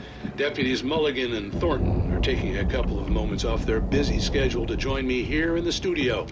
Boys, how busy are you now? Deerfest is almost here, isn't it? I bet that keeps you in business. Pretty busy, yeah. Actually, Pat, we've been real busy with other stuff, which concerns an ongoing investigation. We can't talk about that, Thornton. I wasn't gonna say anything. I was just saying we got, other irons to fry. And how would you compare your workload to last year's? Things have seemed relatively peaceful to me, but people do tend to get a little wild this time of year. Oh, it's wild, Pat. It's pretty wild. There's been all sorts of trouble this year. Vandalism, fighting, public disturbances. A lot of people gone missing, too. Yeah, it's pretty much the usual stuff, Pat. Just, a lot more of it. Now, is it just me, or does Deerfest get wilder every year? People seem to be more drunk, at least, or they start earlier and younger. Oh, it's definitely not just you, Pat, but... Definitely, Pat. Hey, I'm talking here, Thornton. Oh, shoot, I lost my train of thought. Not just me. Oh, yeah, it's wilder, Pat, but actually most of the trouble seems to be coming from grown men. People who ought to know better, Kids are doing fine this year. Well, that's nice to hear at least. Boys, I want to thank you for stopping by. I'll let you get back to your patrol. Sure thing, Pat. Yeah, sure thing, Pat.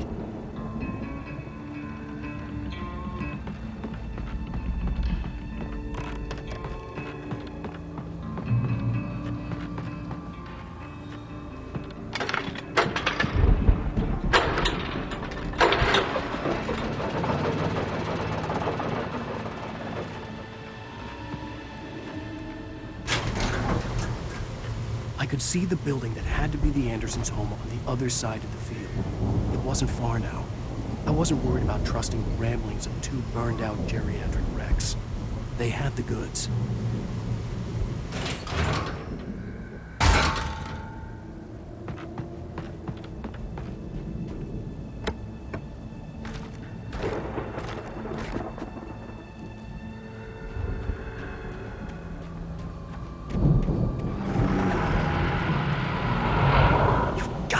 Kidding me.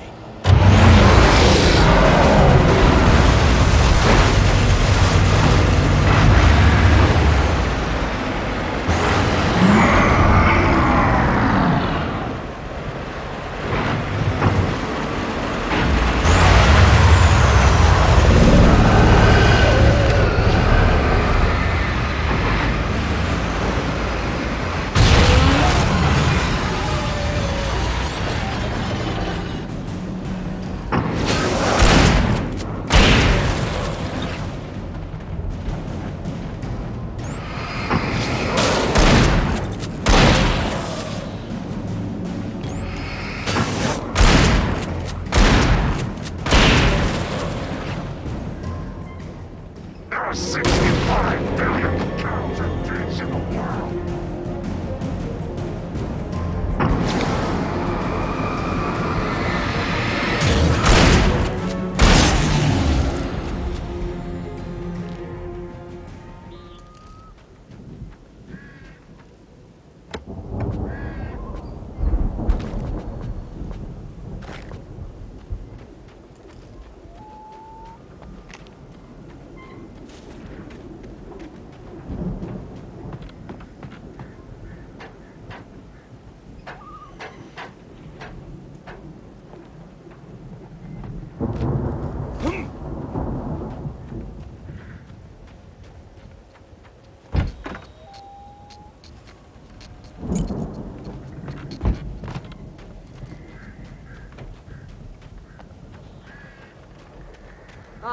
Al? Is that you out there, buddy? Yeah, it's me. Hey, let's go, man.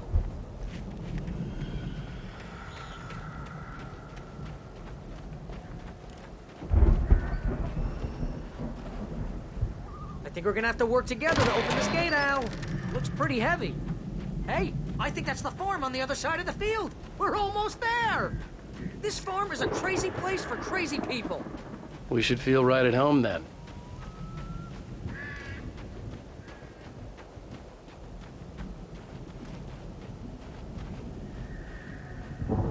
Come on, one more gate. Let's do this thing.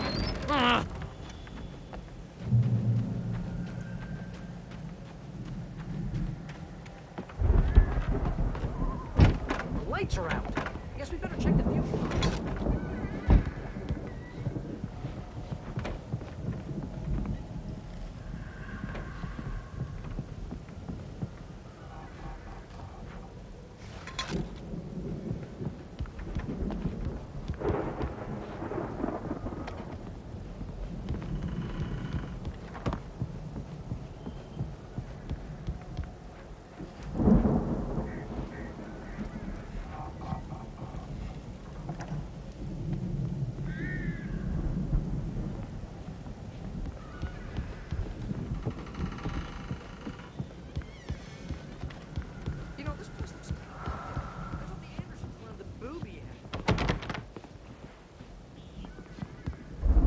Yeah, I don't think they keep too close an eye on them at the clinic. They seem to slip away a lot so they can get wasted.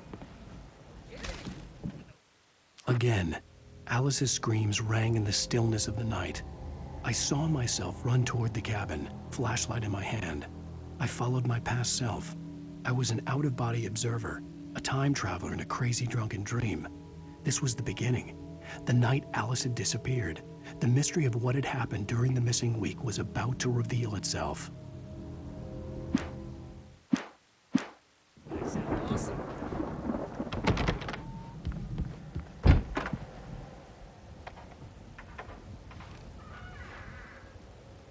Come on, Al, let's get the lights on, huh?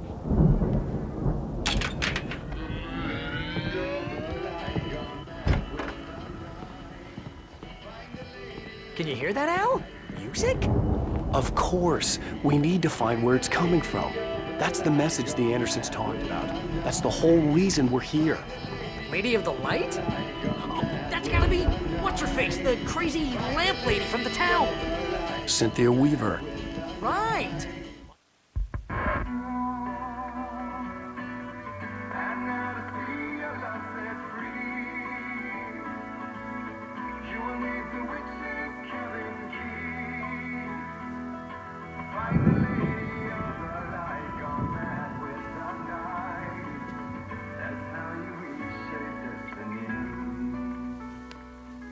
Okay. We need to find Cynthia Weaver. We'll stay here for the night and head back to town as soon as it gets light.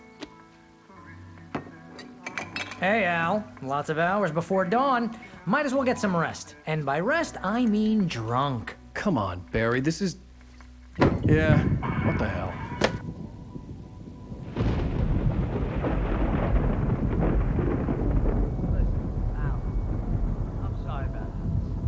Seriously, because I know we don't get along, but we're gonna find her, right? Even though you're a crazy bastard, I'm gonna stick by you, no matter what, ever, Al. Sure, like a brother. I'm a writer, goddammit. Correct. If I just wanted to, I could write 10 books a year. And they'd be the best books that year. No, you couldn't. That's right, I couldn't. But I could, because I'm a writer. What? What do they put in this stuff? I feel like my brain is coming out of my nose. I'm gonna get the recipe off those coots and be a booze millionaire. I just miss her, Barry. I just want her here with me. I know, Al. I know. It's gonna be okay. We're gonna make it okay.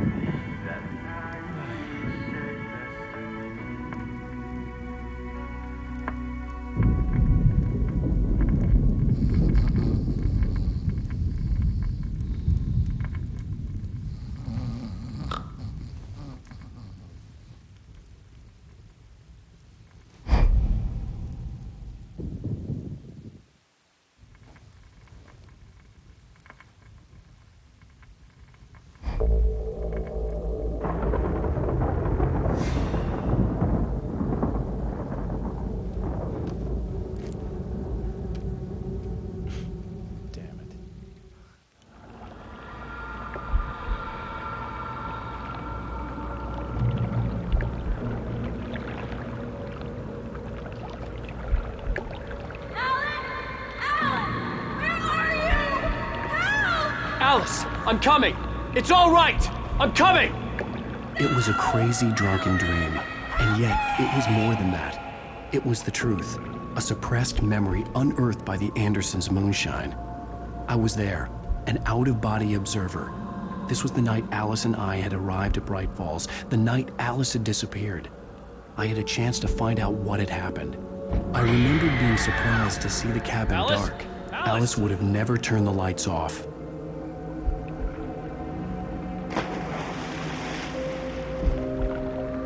I remembered thinking I caught a glimpse of her form underwater, sinking into the darkness.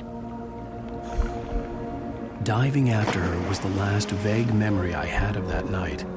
After that, the next thing I could remember was waking up behind the wheel of the crashed car and finding the first pages of the manuscript.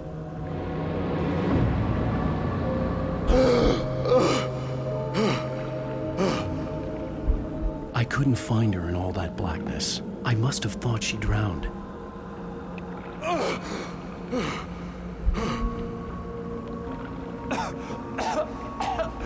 Alice! Jagger had Alice, and so she had me. Alice!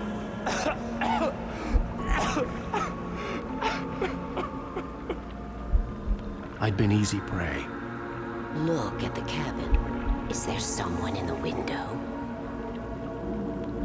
Alice?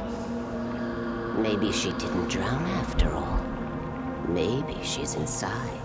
Alice! Yes.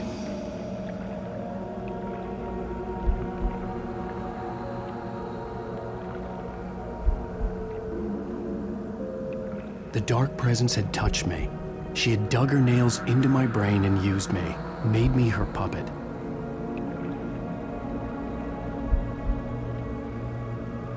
She must be here somewhere. Maybe upstairs in the study. Alice! Yes, that's where she is. You can apologize. Behind you. Alice? She's not here. You were foolish to think so. No, she's dead. She drowned. No, no, no! It's your fault your wife is dead. You are guilty. All she wanted was to help you right. You killed her. Ah! Oh, hush. There's still hope. Cauldron Lake is a special place. Here, you have the power to change things. She wanted you to write. I will tell you what to do.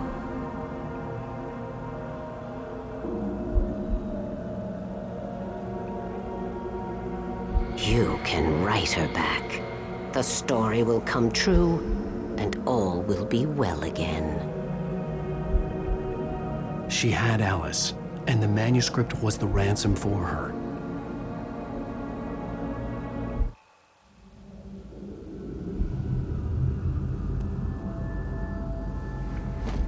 Yes. All right. I'll fix it. I'll bring her back.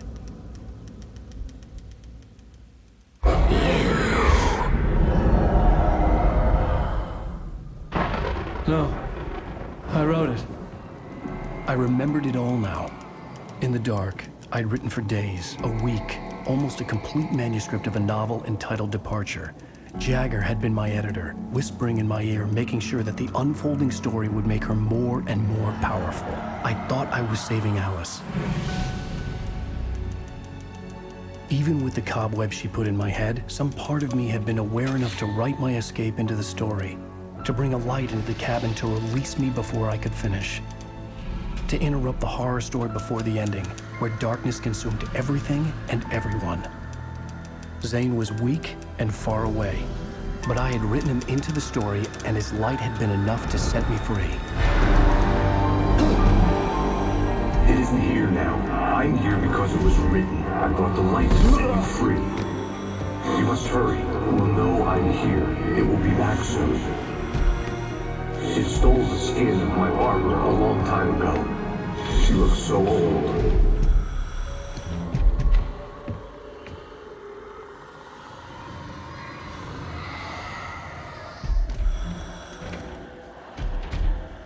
I'd woken up, confused and groggy, my mind consumed by darkness and fear. All I could do was to escape.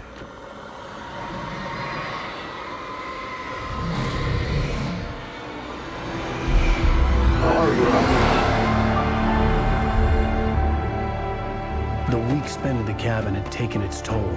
I was barely conscious, and fading fast. It had to have cost Zane terribly, thrown him even deeper into whatever dark place he now haunted. But he had managed to weaken the dark presence, kept me safe that night.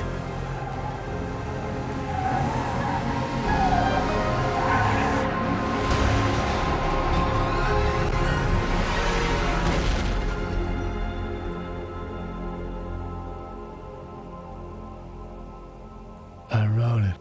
It's my fault. That's right, James Joyce. It's your fault, and you're gonna pay for it.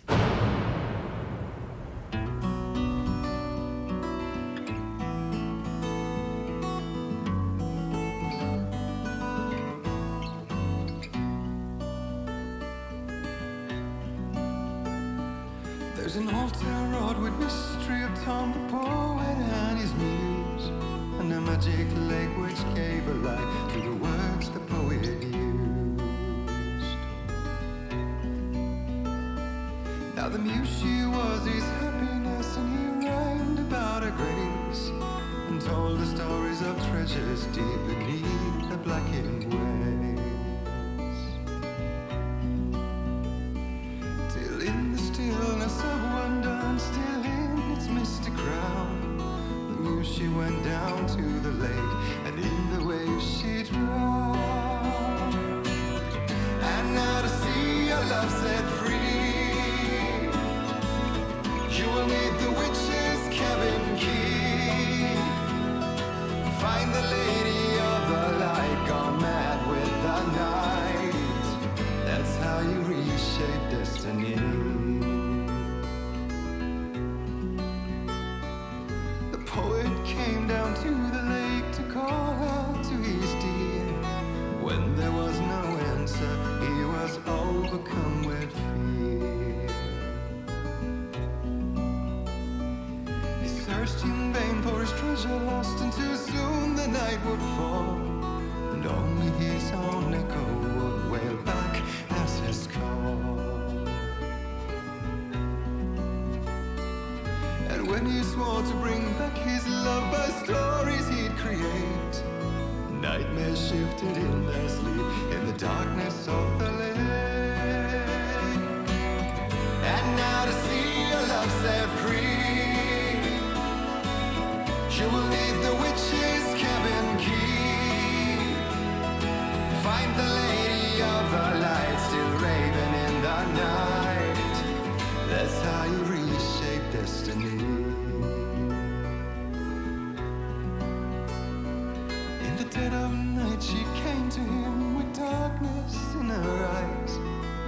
We're in a morning gown, sweet words as her disguise. He took her in without a word, for he saw his grave mistake, and vowed them both to silence deep beneath the lake. Now if it's real or just a dream, one mystery remains, for it is said on moonless nights they may still haunt this place.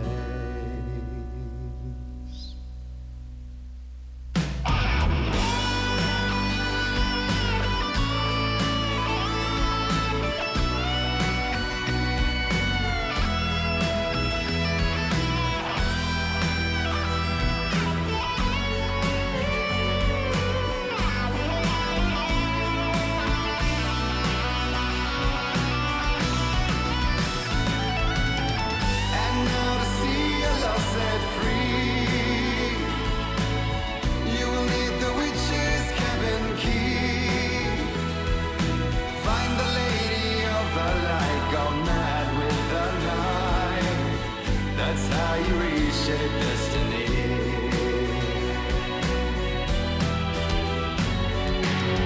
And now to see your love set free, you will need the witch's cabin key. Find the lady of the light still raving in the night. That's how you reshape destiny.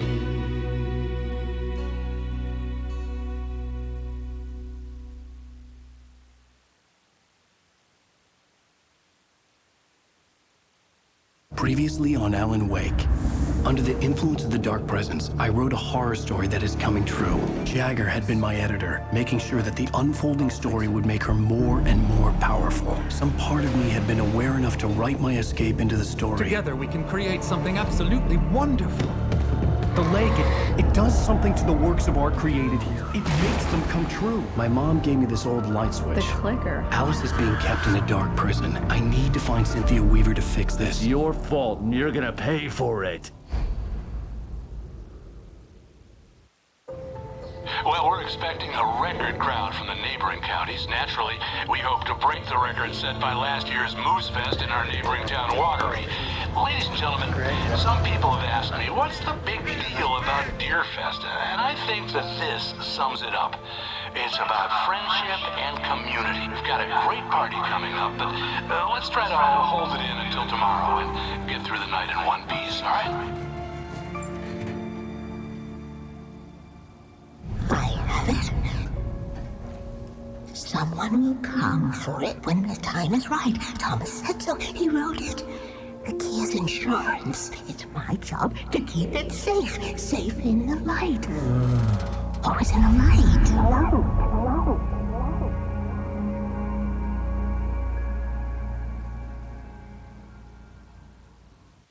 All the manuscript pages were gone.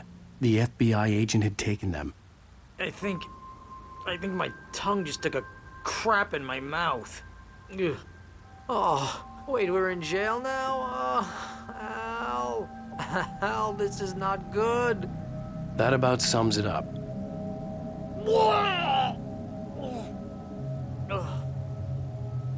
Oh, I am never drinking again.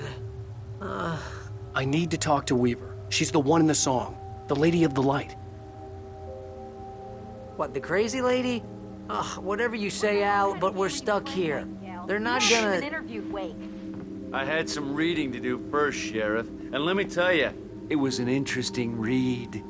Well, I've got you now, Raymond Chandler. It's all here. All the evidence, including conspiracy to murder a federal agent. There's no way you're walking out of here. You hear me in there, Bret Easton Ellis? Huh? Agent Nightingale, I want to talk to your superior. Well, we all want things, Sheriff. I wanted my... Look, that's not possible right now. Agent Nightingale, I insist.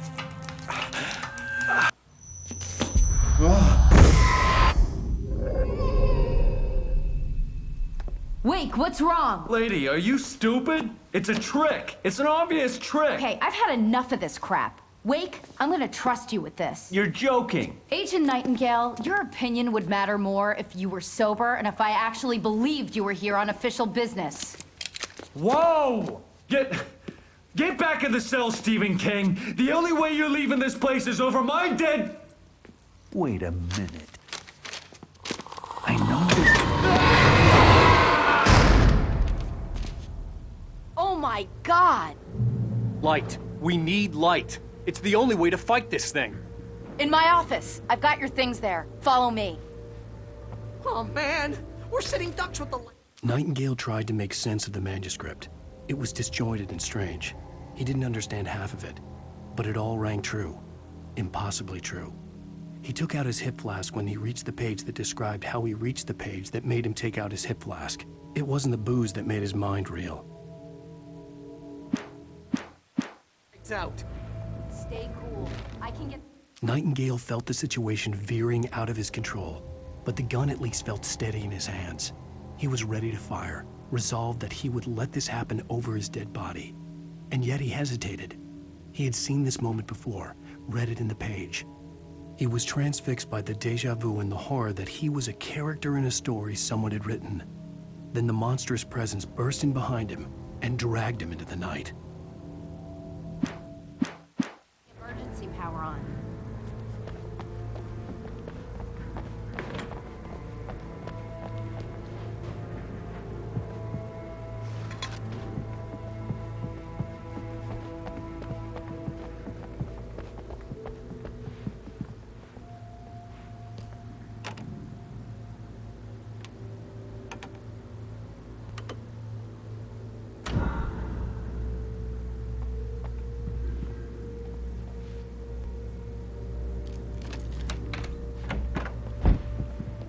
Here are your things. Wake, what do I need to know? What do you need from me? They can be hurt in the light, only in the light. And I need to find Cynthia Weaver. She can help me stop this. Light. Check. Cynthia. She lives in the old decommissioned power plant. I can get you there pretty quickly in the rescue chopper. Come on, let's get back to your friend. Wheeler, I need you to stay here. What? No! We're going to fetch our ride, but I have friends who need to be warned about this, and I can't be in two places at once. I need your help. Well, okay. Here's a list of people and phone numbers. I need you to call them and tell them you have a message from me. Night Springs, okay? They'll know what to do. Night Springs? Like the TV show? Gotcha. Oh, hey, that radio guy is on the list, Maine. Who's Frank Breaker? He related to you? My dad. Hey, is this like a secret society? Can you do this? You'll be safe here. The backup power's on. These guys need to be alerted, just in case we don't come back. You'll come back for me though, right? As soon as we get the chopper ready. Thanks, Wheeler. I owe you one. Okay, let's go, Wake. Through the back. My hangover wants a pizza. Is that way I can order now?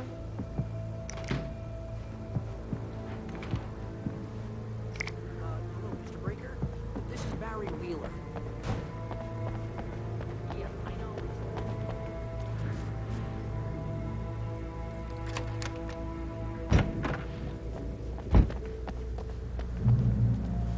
Oh, hell. Whatever took Nightingale must have broken the gate controls. We can't reach the gate's control box from here. We need to get to the other side over the rooftop. I'll go. I'll open the gate for you once I'm across. You stay here in the light and cover me, Sheriff, okay? Are you sure? Okay then, but hurry.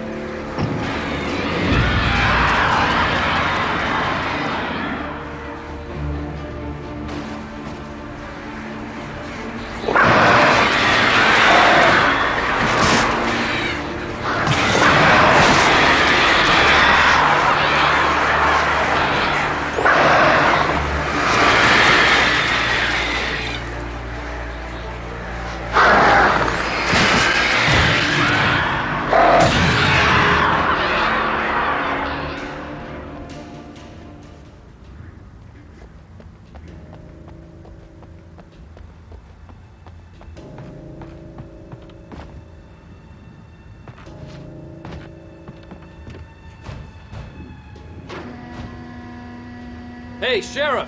Your password. Night Springs? What's that all about? It's a stupid joke we have. That Bright Falls is the original inspiration for the TV show. This town can get weird at times. Never this weird, though.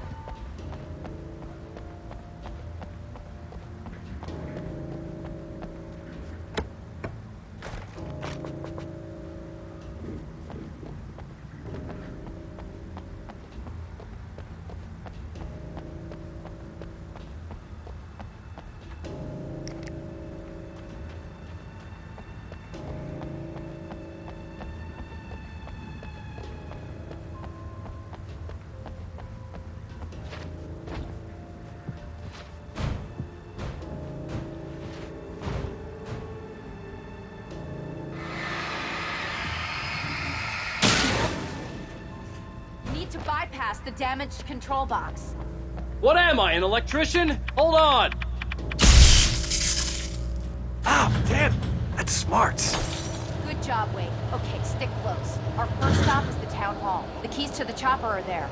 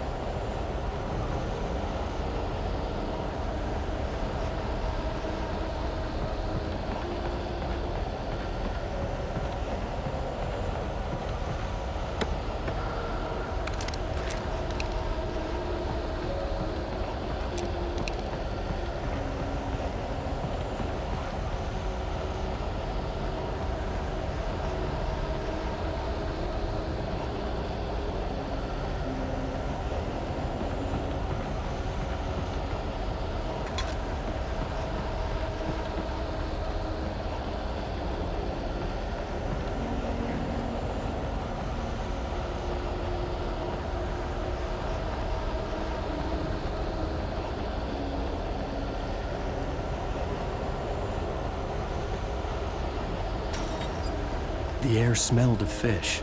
This was Bright Falls industrial area. There was probably a cannery nearby.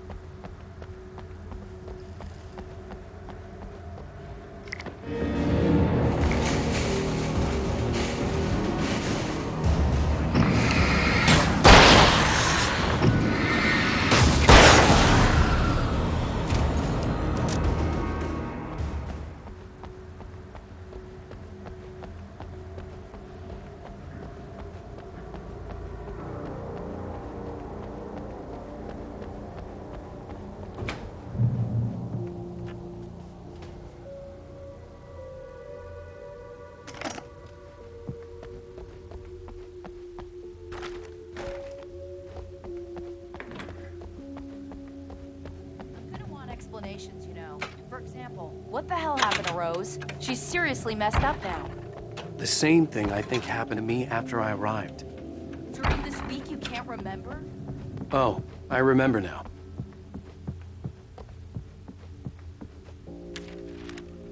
Barry was in his element, making calls, making things happen, even if he didn't entirely know what those things were. He wouldn't let the hot sheriff chick down. Even if every noise he heard from outside, and he heard plenty, made him jump. He had only paused to text Al a message, told him to hurry up. Suddenly, Barry froze in mid-dial. A window broke somewhere in the building, and then the lights went out.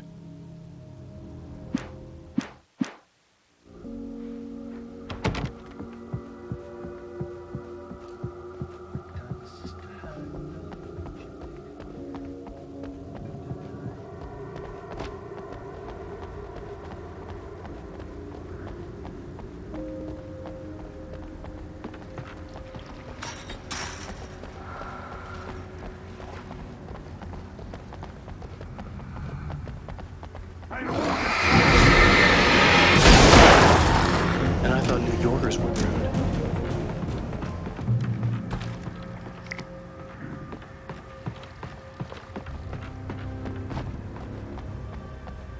You have the right to remain silent. I understand these rights.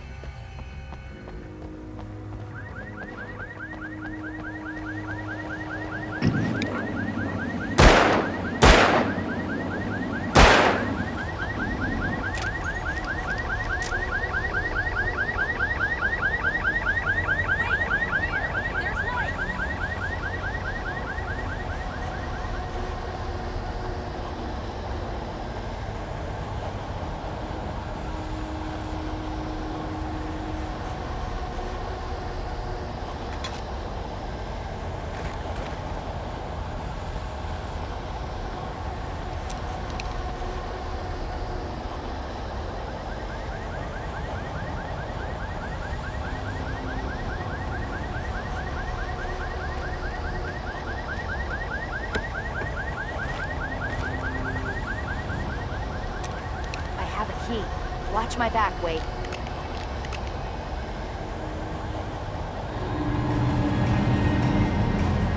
It's an ambush.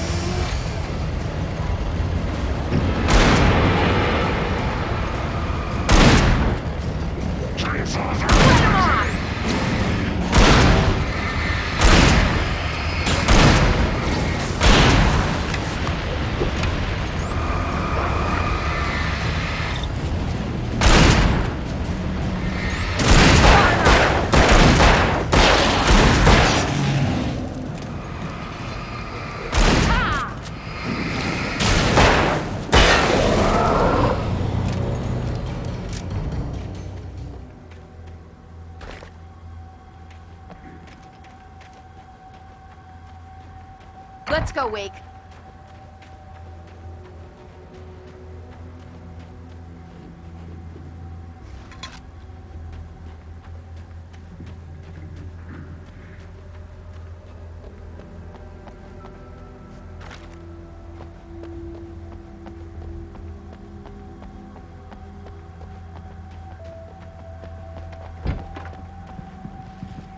Okay, someone's messed with the fuse box here, but you should be able to jury-rig it while I find the keys.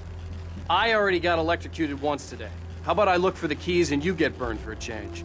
Fine. They should be in the clerk's office on the other side of the building, near the main entrance. Gotcha.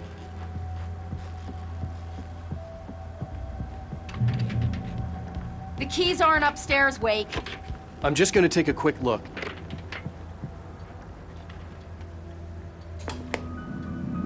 Freedom. A fusion of vigilance, conscience, and uncompromising clarity of vision. A need so fundamental, it permeates our very being. And yet, a man may be brought to his knees in a single heartbeat. In Night Springs. Tonight's episode, taken in his prime. For young Manny, the night hasn't been kind. He's a marked man, selected for a lifetime of servitude after answering an ad in the newspaper.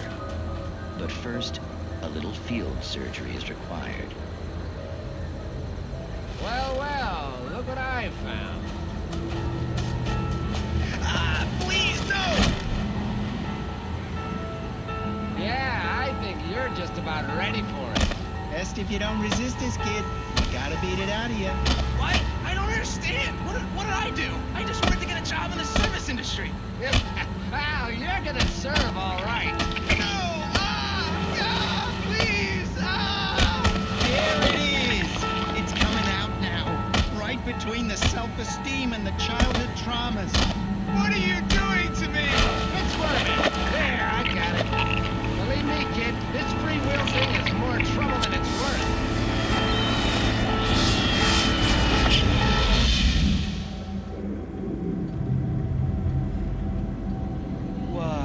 What was that?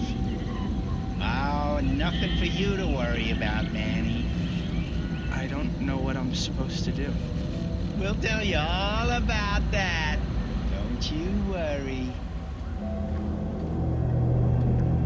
Another vacant worker ant, birthed in fury and violence for the pleasure and convenience of ruthless and malicious men. Stranger things can happen in Night Springs.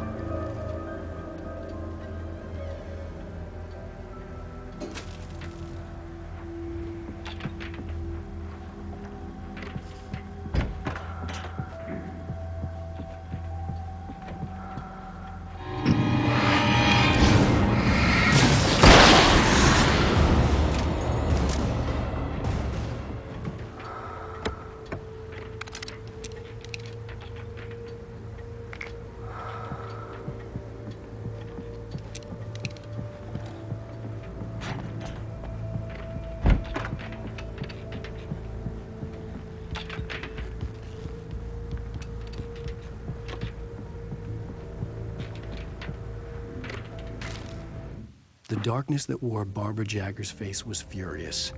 The story in the manuscript had been making it stronger all the time, but now the light had set the writer free and hurt it, weakened it.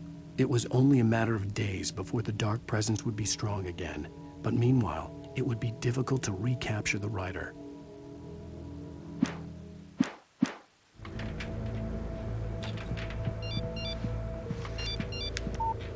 The message was from Barry.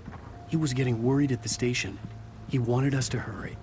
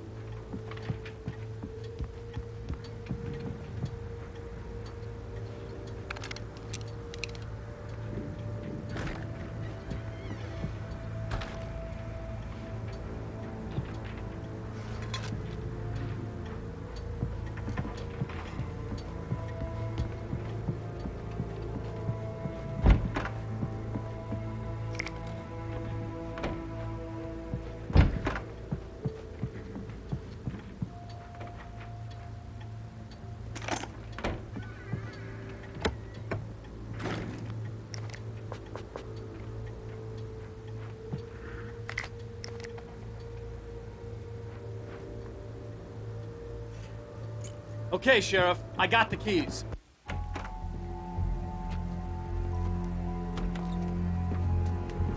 Barry? Why isn't he inside?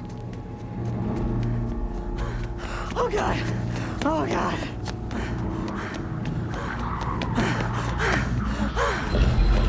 Barry! Look out! Barry, move!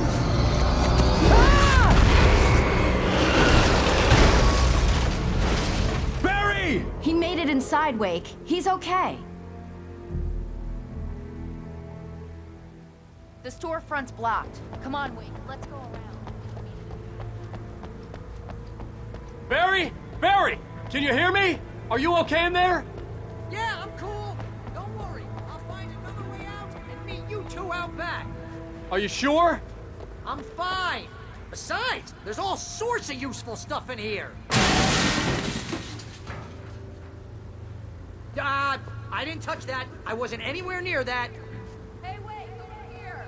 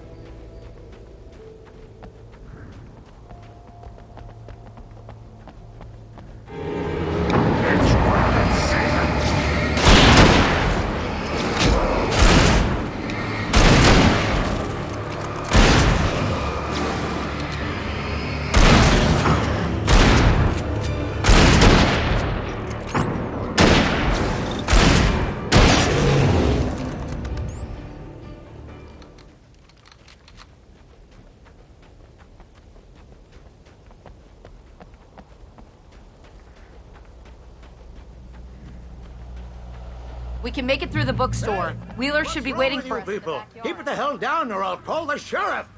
Oh, hi, Doc. I've got it. Don't worry about it. Sarah, about time somebody showed up. All this shooting in the air is idiotic. One of these days they'll kill somebody. And over Deerfest. I know. Go back to bed. He's got a point, Wake. Look, this town can't take this. It's me they want. The sooner I get out of here, the sooner you can all get back to life as usual. I hope you're right. Come on, let me get this door open. Wait, you got the keys to the bookstore? Perks of being the sheriff. A girl needs to get around.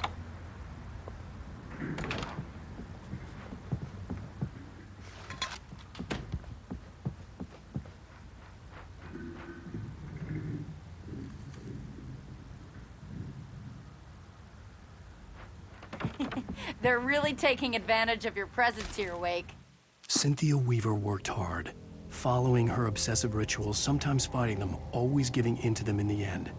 She haunted the halls of Bright Falls abandoned power plant. She marked her caches with light-sensitive paint that could only be seen by eyes that had been touched by darkness and saved by light like she'd been. She was preparing defenses and supply lines for the war she knew would come. The war between the forces of light and darkness. I heard they're selling a lot of your Alex Casey books. Right now, I'm not a big fan of my own writing.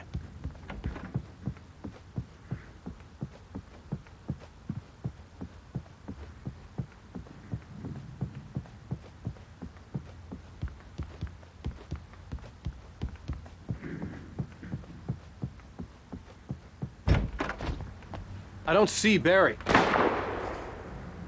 Look, Wake, maybe that's him. That's the way to the chopper.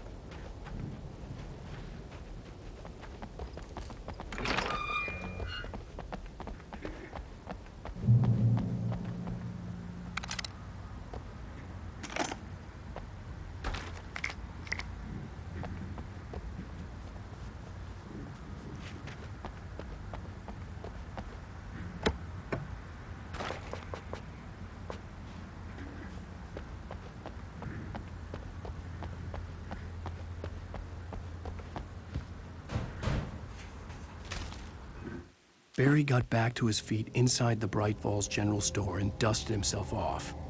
Right next to the cans of baked beans was a locked case filled with flare guns, and yet here was a conveniently placed barrel of crowbars. Barry's smile widened as he realized that this was the classic movie scene where the hero had to gear up and arm himself to the teeth. Barry threw himself into the role.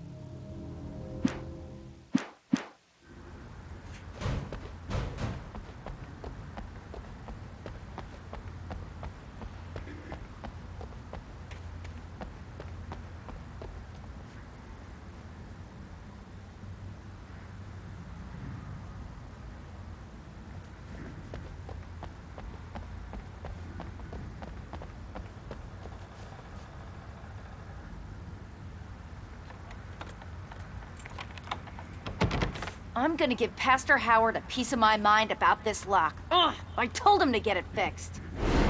Physical labor. Let's take a break.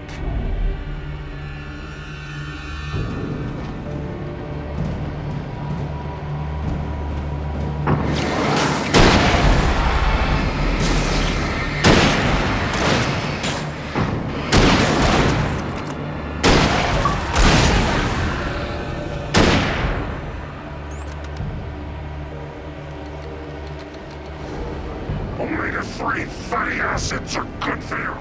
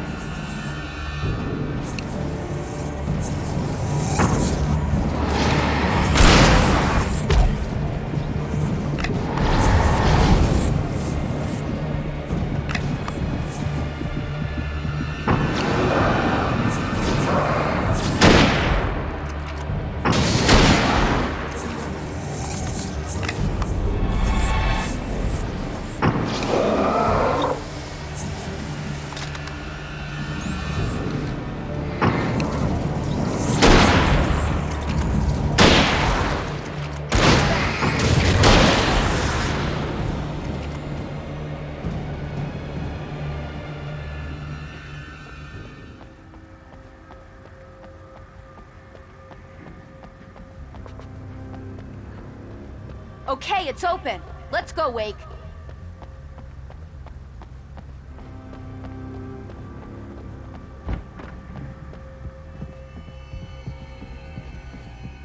Wow. We keep them lit all night long on the night before Yearfest. Why? Well, it's tradition.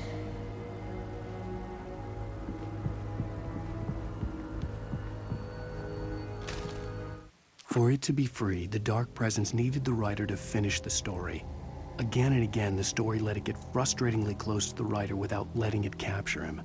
It was bound by the events depicted in the manuscript, but it could pursue the writer indirectly, put others on the task, and stop those who would help him.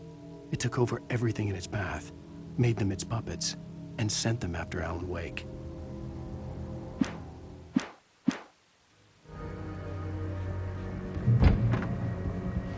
We're almost there. We'll have to go through the basement to get to the parking lot. Yeah, there's no way going through the crypt will turn out to be a bad idea.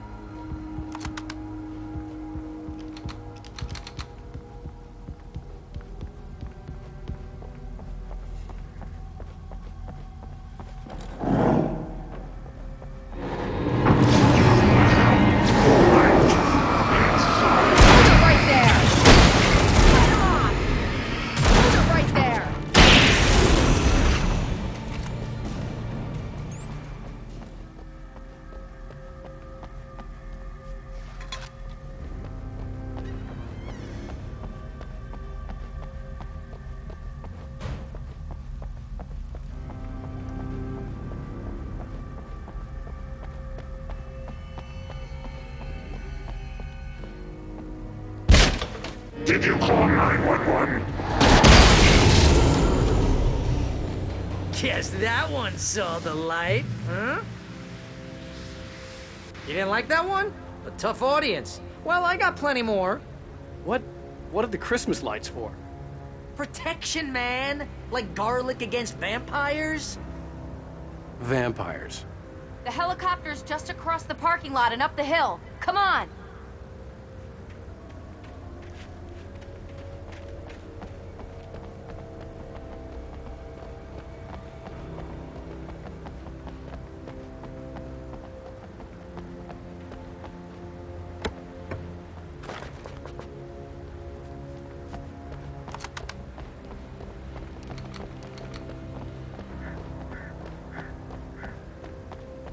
The Bright Falls General Store is now my favorite place in the entire world.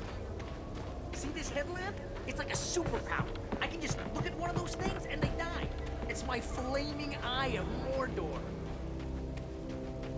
I wish I didn't say that. Hey. Alice had screamed until she had no voice left to scream. Around her, the darkness was alive. It was cold and wet and malevolent and without end. She was a prisoner, trapped in the dark place. The terror would have burned her mind out, but one thing made her hang on. She could sense Alan in the dark. She could hear him. She could see the words he was writing as flickering shadows. He sensed her too. He was trying to work his way to her. I want a headlamp. Last one. Bastard.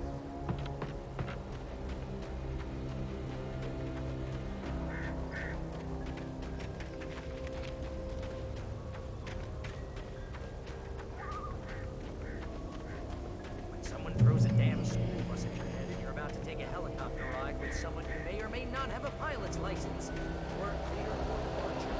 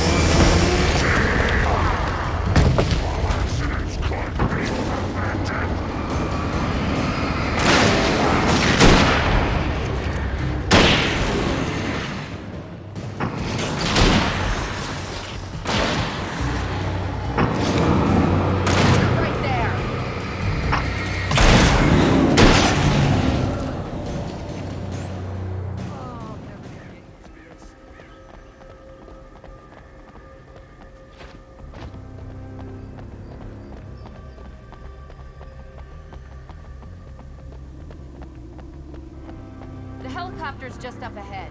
I'll need a while to prep for takeoff. Don't take too long. I want to get out of here.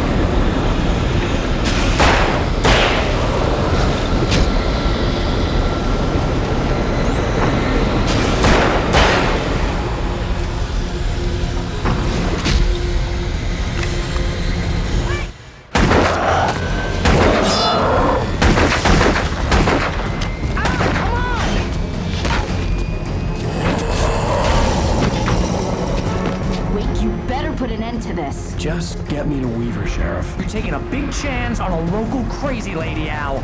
I hope you're right about her, or we can kiss this town goodbye.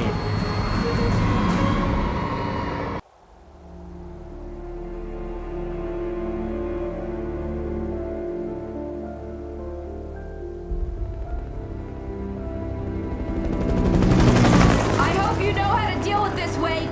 I guess you New Yorkers are used to rough situations like this. Right. The city's a war zone. King Kong, mutant alligators, and Alex Casey shoots the place up every weekend. Look, I never even carried a gun until a couple of days ago. Well, my dad used to be a cop there. Tells some pretty wild stories. Stuff like this? No, just normal bad stuff. Kinda like your books, Wake. I used to tease Dad that he was just like Alex Casey. You've read me. Oh, sure. You're a pretty good writer. A little heavy on the metaphors, maybe. Nobody's ever said that before. We're coming up on the power plant. See the lit building over there? And that's the dam further up the river. I can't land here. I'll take her down the road across the river. Just get me there, Sheriff.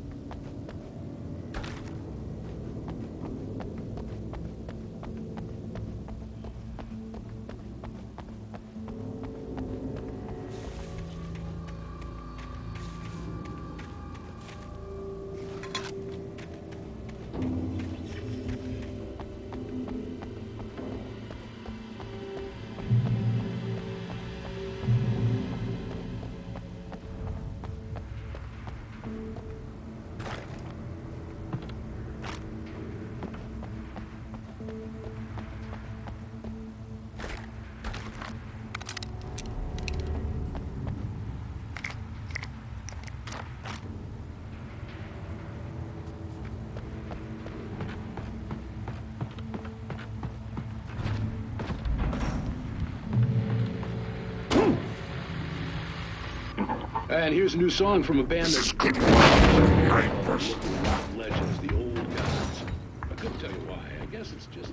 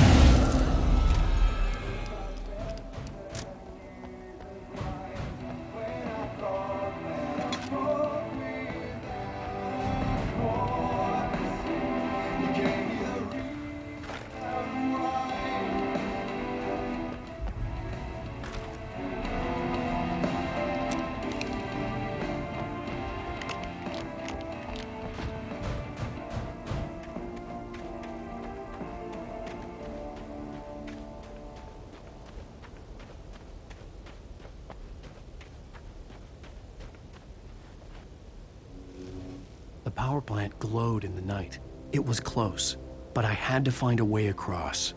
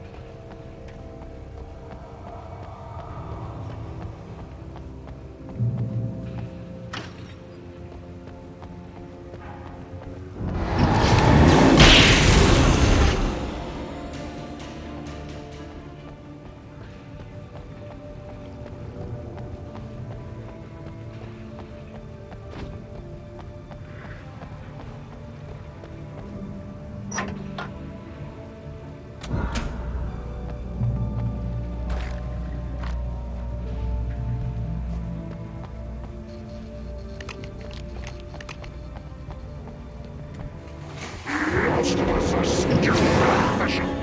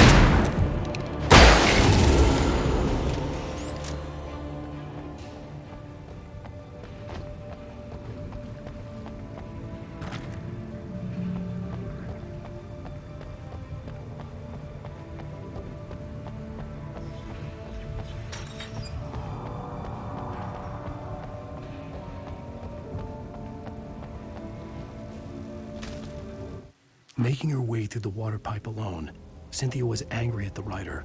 Foolish young man, taking unnecessary risks. And the way he broke the rules.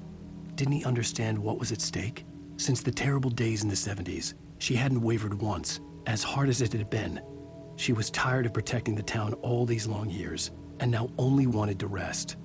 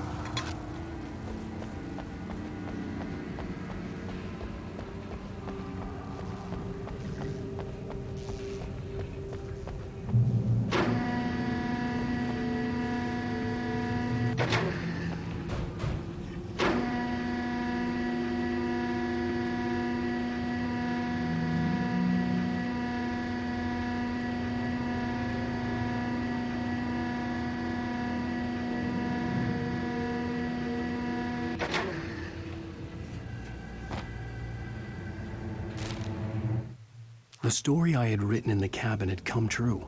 Touched by the dark presence, I had written a horror story, but the end was still missing. The story was incomplete, and the last unfinished page of the manuscript still sat in the typewriter in the cabin study.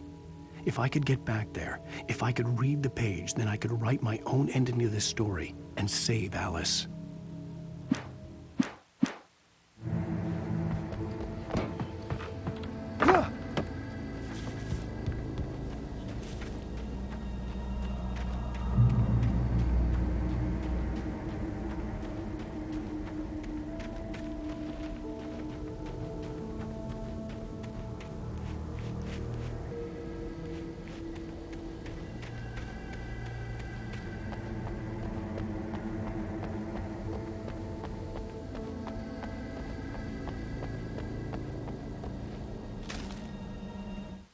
Children of the Elder God lyrics by Old Gods of Asgard.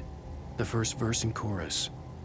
Warriors, torchbearers, come redeem our dreams. Shine a light upon this night of otherworldly fiends. Odin's might be your guide, divorce you from the sane. Hammer's way will have its say, rise up in their name.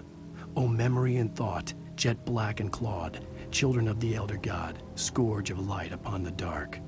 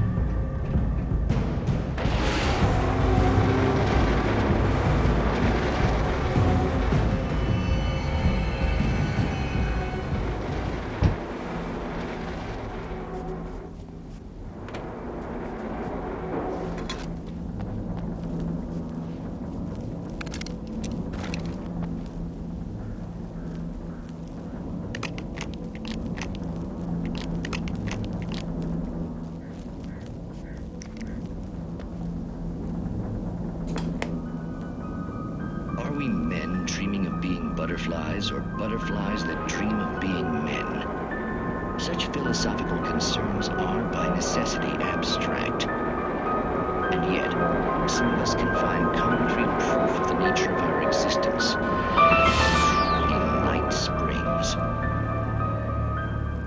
Tonight's episode, an of creativity. Hello, Martha. What did you want to show me? Oh, Lydia, thank God you're here. Please, it's in the basement.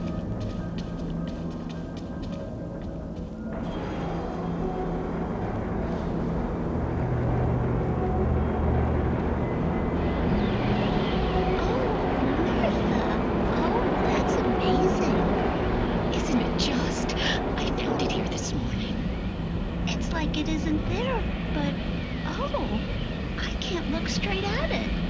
Yes, I'm sorry about that. Oh, how did you get here? Well, I'm trying to work. Did you put this thing here? In a way. To be more precise, I put everything here but that. Really? But what is it?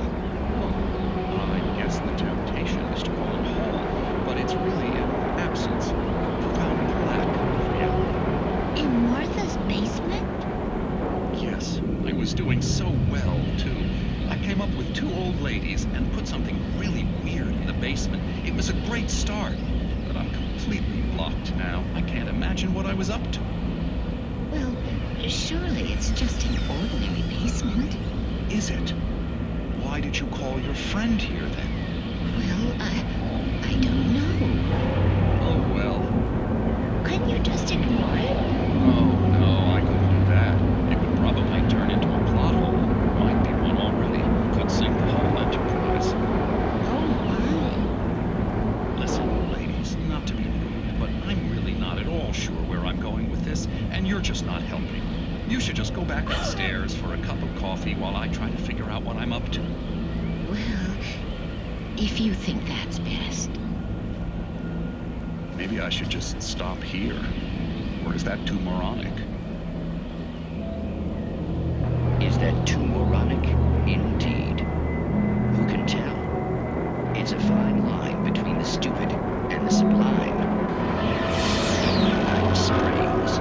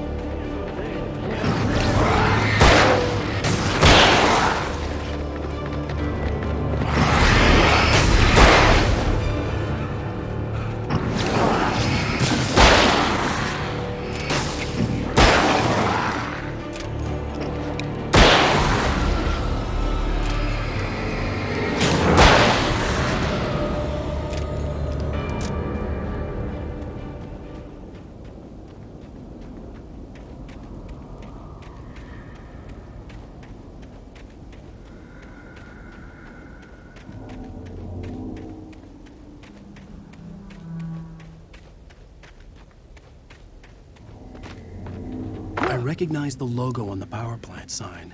I'd seen a version of it painted all over the area, signifying hidden caches of supplies.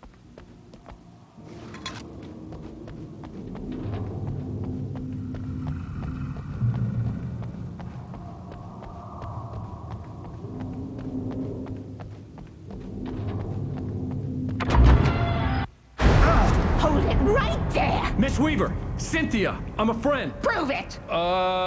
You knew Zane, Thomas Zane. You're the Lady of the Light in the song. You can help me. About time. Young man, I've been waiting a very long time for you.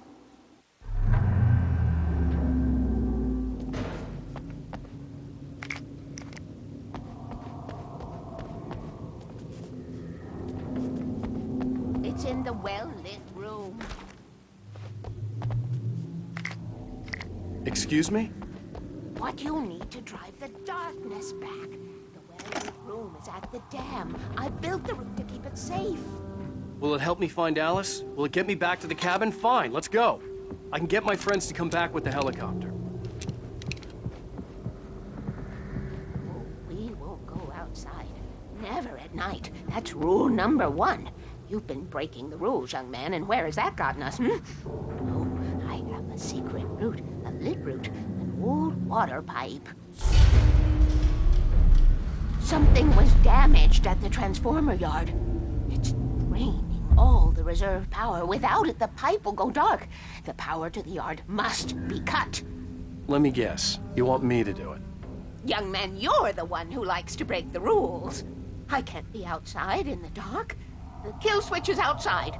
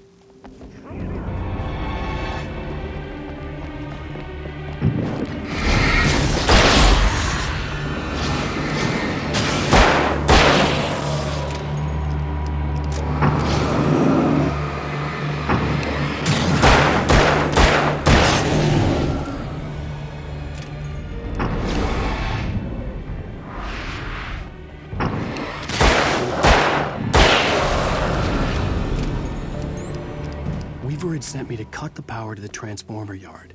I was willing to do grunt work for her to get her to help me. I hoped Weaver was dependable.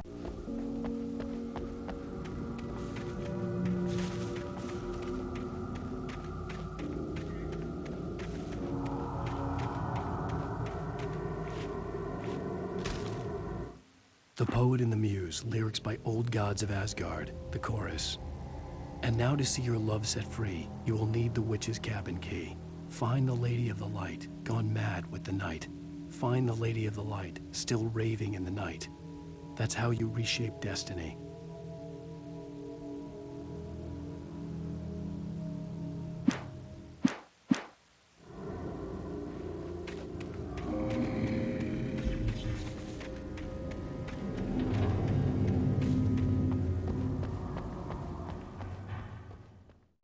I'd stumbled into this crazy world a little over a week ago.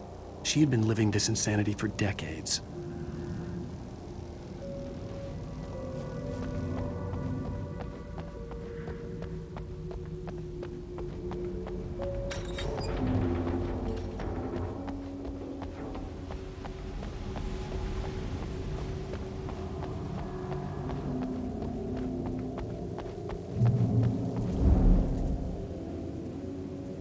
I could see the kill switch that would cut the power to the transformer yard. Now I had to find a way to reach it.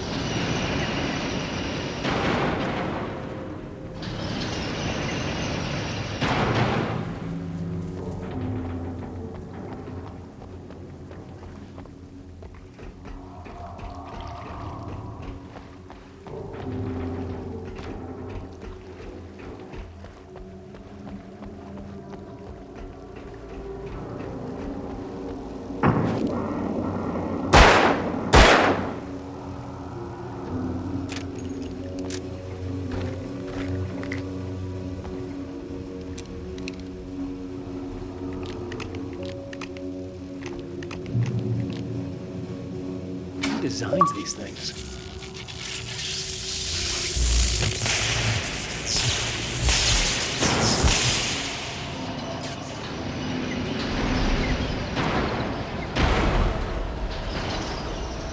The transformer yard went dark and dead. Weaver's water pipe passage should now be good to go.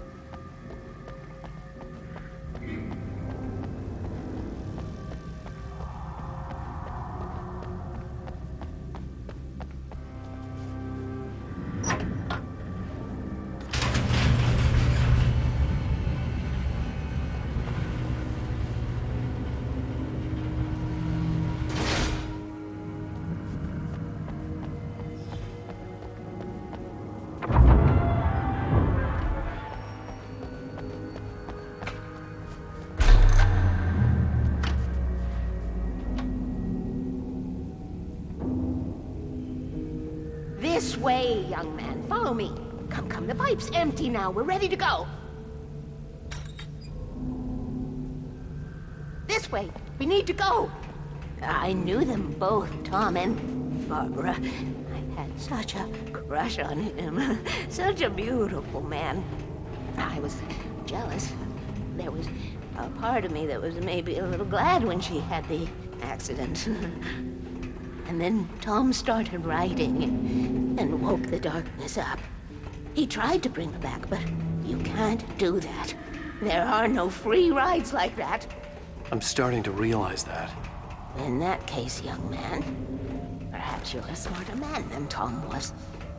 The witch looked like her, but it wasn't. Barbara was sweet. He didn't understand until it was too late. He tried to undo it, wrote himself, her, everything he'd ever written out of the world. Oh, he was so famous. And afterward, no one knew. Oh, Tom. He left only one thing behind in my care, in case it happened again. Insurance. He trusted me, or perhaps used me a little. Tom knew how I felt, knew I wouldn't refuse him. I built the well-lit room and put it there. It's been waiting for you.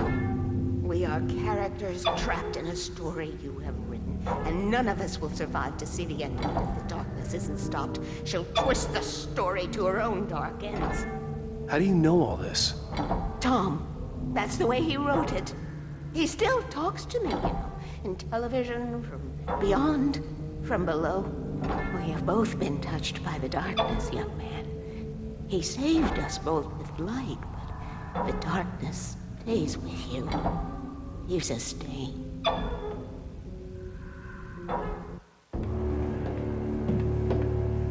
This pipe will take us directly to the well-lit room. Okay, I need to call my friends, tell them where we're going. Hello? Al! Barry, we're headed to the dam in one of the pipes. Meet us there. Okay, I'll tell Sarah. It's Sarah now? Whoa!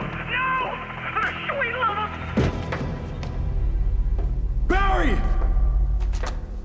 Barry!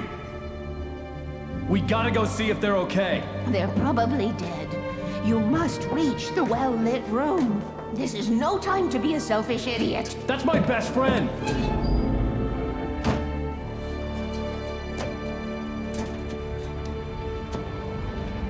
Well, be a fool. I'll use the pipe. I'll meet you at the dam if you make it.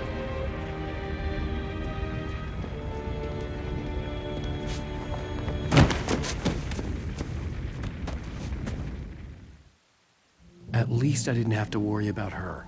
She knew how to stay safe.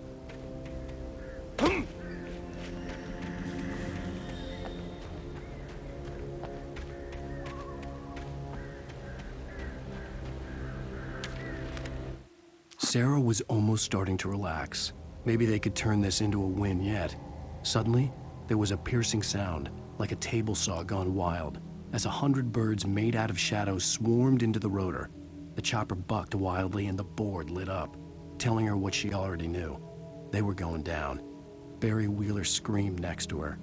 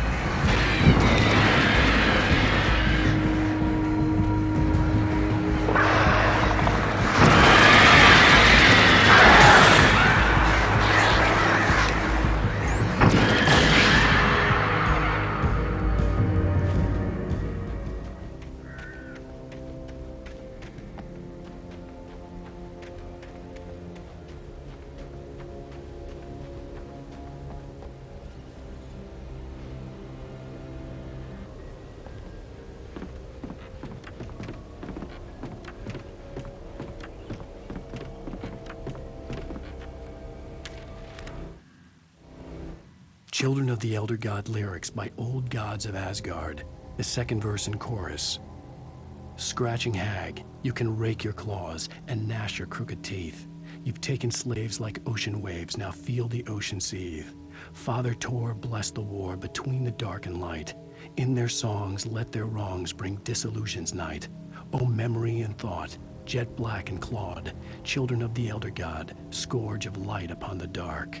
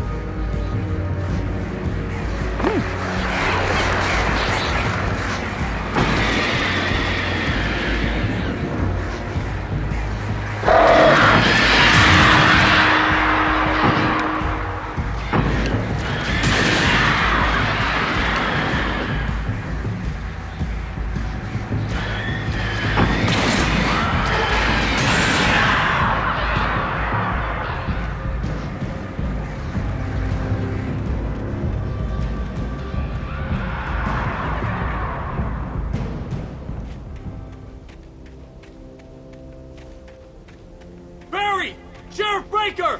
Sarah! The crash site looked bad, but as far as I could tell, the wreck was empty.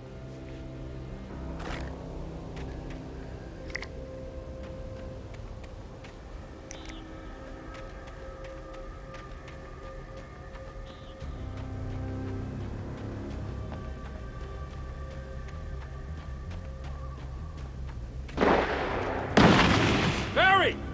Barry! Far enough.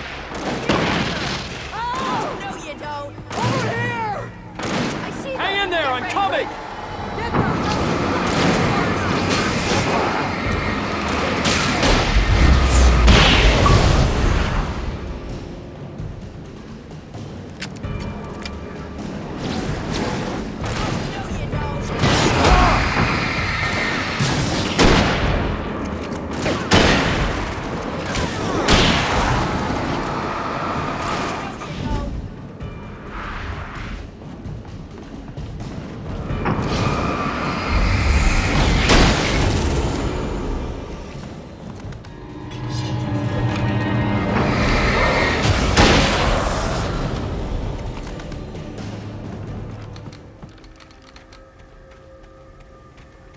You know when to make an entrance, Wake. We were ready to make like Butch Cassidy and the Sundance Kid. I have a different ending in mind. Yeah. Thanks for asking. I knew you'd be all right. What's that? The flaming eye of Mordor? Laugh it up, funny man. Didn't we have somewhere to go? Weaver will meet us at the dam.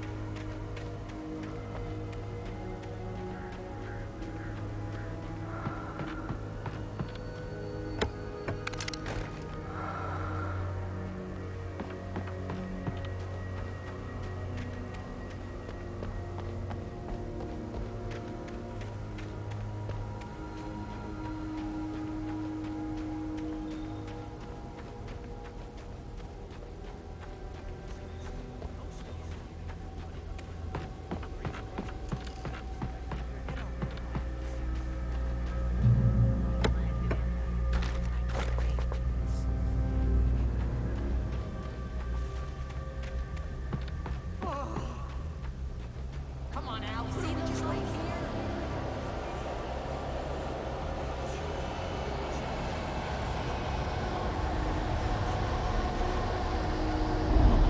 You can't beat a good fight.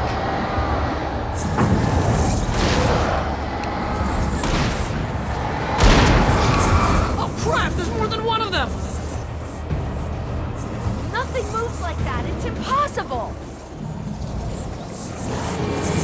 Ah! Al! Do something! I can't get a shot. There!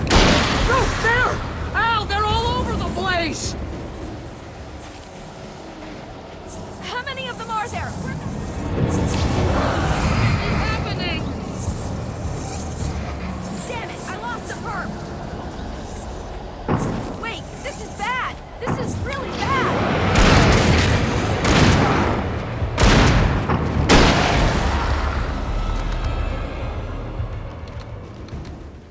Was that it? Are we safe? That was... wow. I think we're okay. Hey, Al, I got a bad feeling. Let's keep our eyes open. Oh, I should have kept that gym membership. Wake, call the elevator. I'm keeping watch. I think I hear something moving around.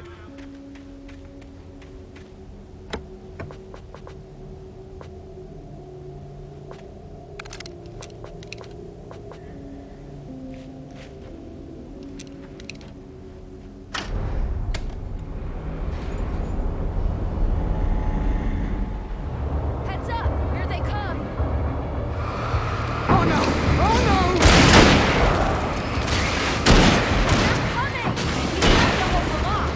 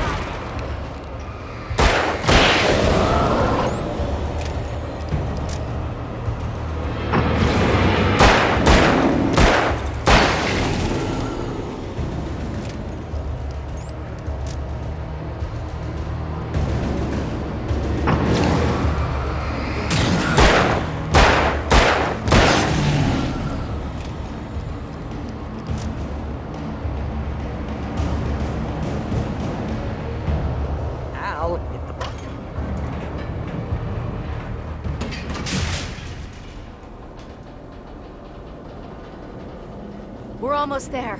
There's an entrance into the dam at the top. What's the plan, Wake? Well, Weaver's crazy, but she's got something Zane left behind. Something to fix this. Gee, could you be a little more vague? Thomas Zane? Seriously? Might as well be Paul Bunyan or Bigfoot. Yeah, well, he was real.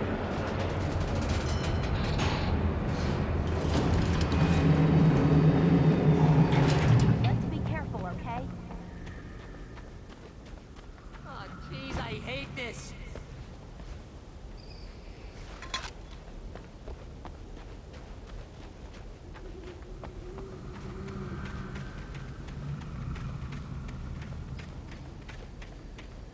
Okay, Wake. There's a button over there.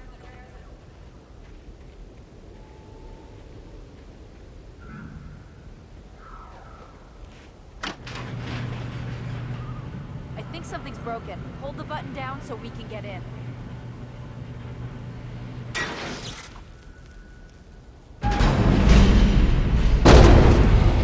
Ow! Wait! What's going on? We can get to the dam through here. What's happening out there? You guys go ahead and find Weaver. She should be in the dam now. I'll have to make it alone through the top. Okay, Wake. Good luck. Don't get yourself killed. Ow! Please, be careful. I'll take good care of Barry, Wake. You just look after yourself.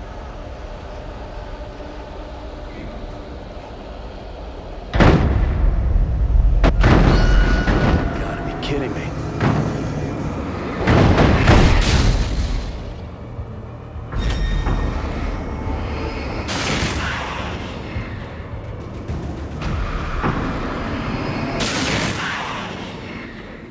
Down, boy.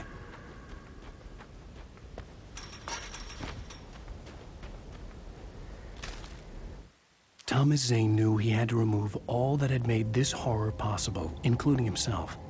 That was the only way to banish the dark presence he had unleashed and now looked at him through the eyes of his dead love. But he also knew that despite his best efforts, it might someday return. So even as he wrote himself and his work out of existence, he added a loophole as insurance, an exception to the rule. Anything of his stored in a shoebox would remain.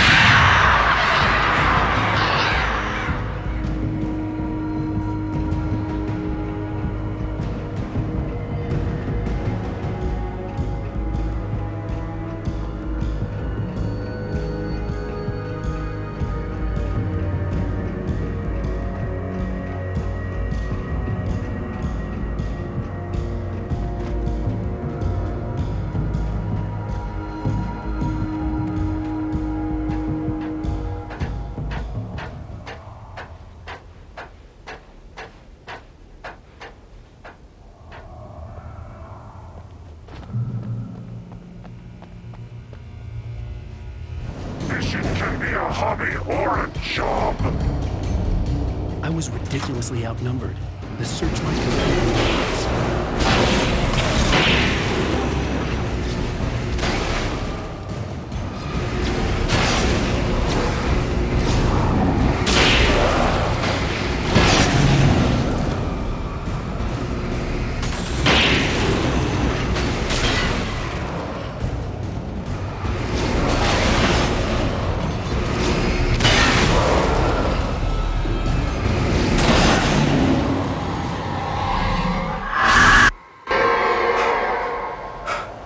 Enough. You will go no further.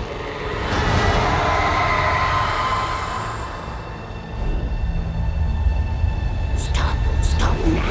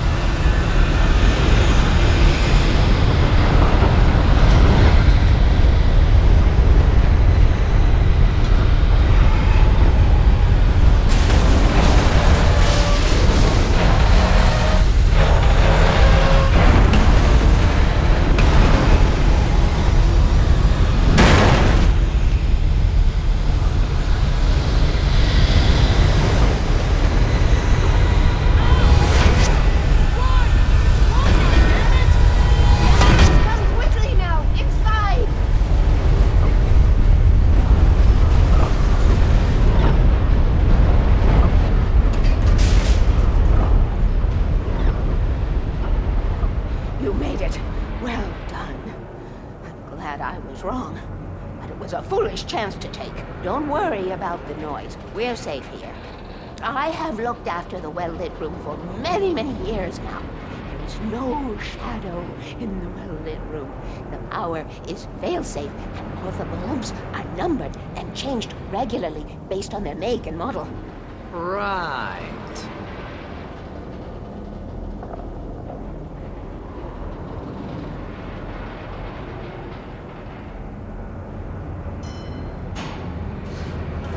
There's an old army base at Raincoat Point, north of here. It was active during the Second World War. They operated here back then. They must have built this. Yes, they did. It's my place now.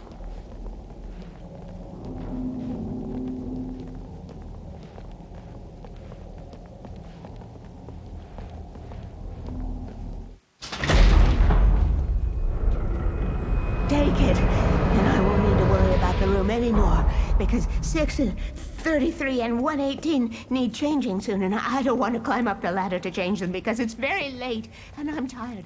And if you take it, I won't have to do that anymore.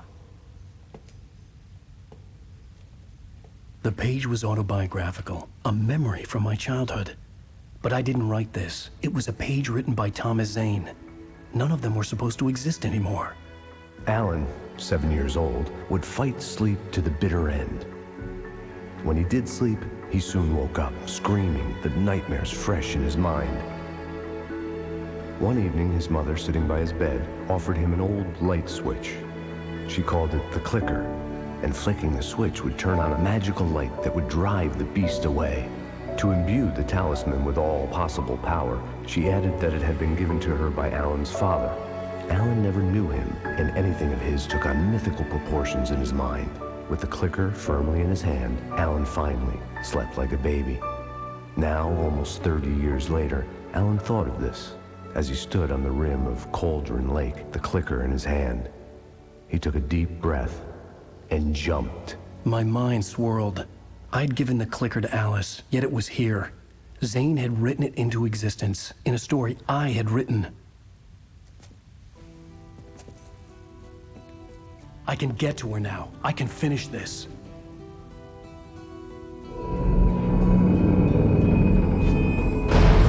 Remember standing on a broken field, white crippled wings beating the sky, the harbingers of war with their nature revealed, and our chances flowing by.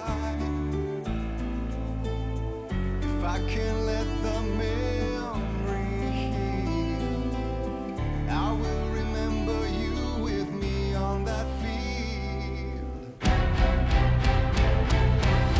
When I thought that I fought this war alone, you were there by my side on the front line. When I thought that I fought without a cause, you gave me a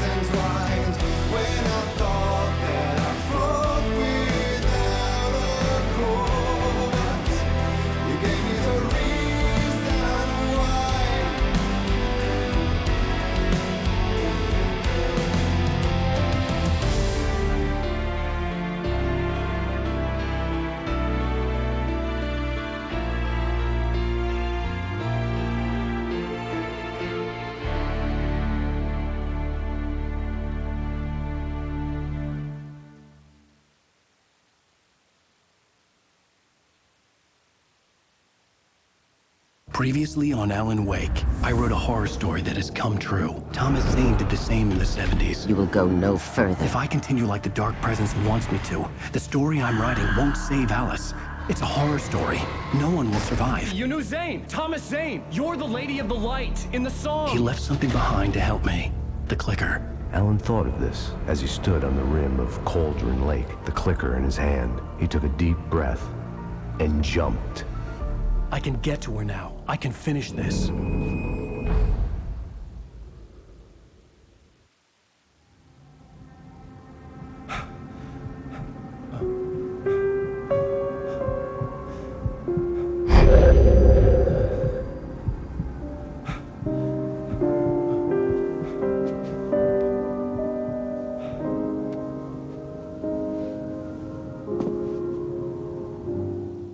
I had a hangover. My head was about to explode and the light hurt my eyes. I needed my sunglasses and painkillers to dull the pain. In one of my finer moments of self-deception, I swore to quit drinking.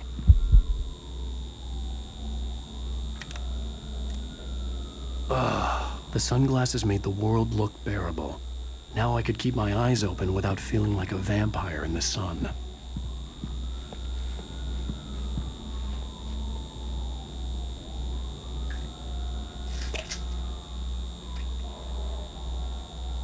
The pills worked fast.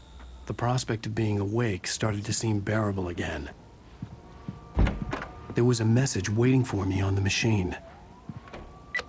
You have one new message. Al! Are you still asleep? Wakey, wakey! You should have your show on your TiVo. If Alice wasn't too mad to record it. She called me earlier and really chewed me out. Yeah, we went a little overboard last night. But parties are a part of this business. Al, look, I'm saying this as your friend. She's not doing your career any favors by trying to run your life like that, okay? I'll talk to you later, Al. Watch the show.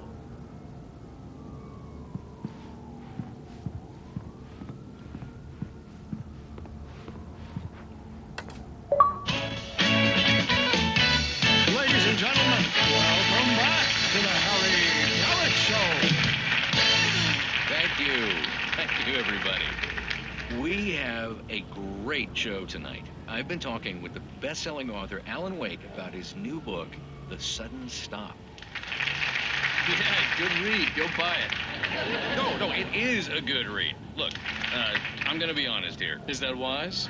No, but I'm gonna do it anyway. I got people who give me the lowdown on books. I'm a busy guy. But this one, I actually read from cover to cover. I mean, I'm a big fan. Wow, thanks. Now, this might be a spoiler for those who haven't read the book yet. Based on the sales figures, the 2 people out there who haven't read the book yet. But this last book is all about the death of the main character, the hard-boiled New York detective, Alex Casey. Now, there's been a lot of outrage about this. Why the hell did you kill Casey? What the hell were you thinking, man? Good riddance. No, seriously, though. 7 years and 6 books is a long time. He was a gloomy guy to spend all your working hours with, and it was a good run. But it's time to explore new things. My next book will be a departure from the old for me. You selfish bastard, always thinking of yourself. Well, you've certainly given us a lot of entertainment over the years. And now that you mention it, Casey was a gloomy guy. Never had much luck with his love life with the ladies. Was that autobiographical in any way?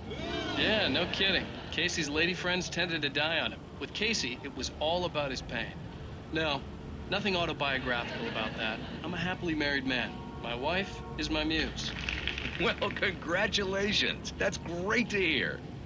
So, how's the publicity tour been treating you? Good, great. But I gotta say, I'm glad to be back home in New York. Well, you've certainly been on the news a lot lately. Lots of parties and, you got into a fight with some paparazzi. Oh, man. Well, that guy was really in my face. I lost my temper. I know that wasn't cool. You are famous for that temper. Well, I did also write several books. Well, your latest novel is called The Sudden Stop, and it's in bookstores now. Go get it. That means the 2 of you out there who haven't bought it yet. Ladies and gentlemen, that's all we have for you tonight. I want to thank all our guests for the evening. Alan Wake, Sam Lake. Once more, do the face for us, Sam. And our musical guests, Poets of the Fall. Thank you, and good night. At least I'd been funny. I told myself I could live with that. Hey, honey. Did you watch the show? I didn't say anything stupid, if that's what you want to know. Okay, Grumpy. You want an aspirin or something? Are you going to start with me about drinking now? You know what? Go back to sleep, Alan.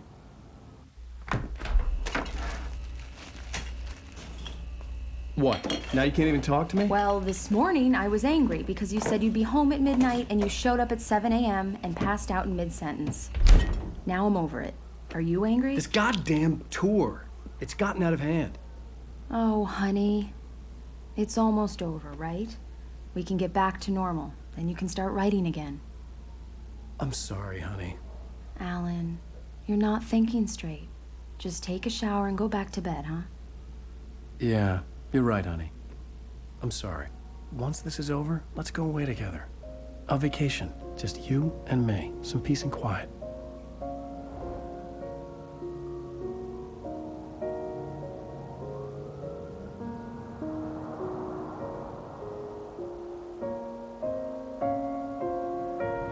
Somehow, the clicker was the key to the cabin.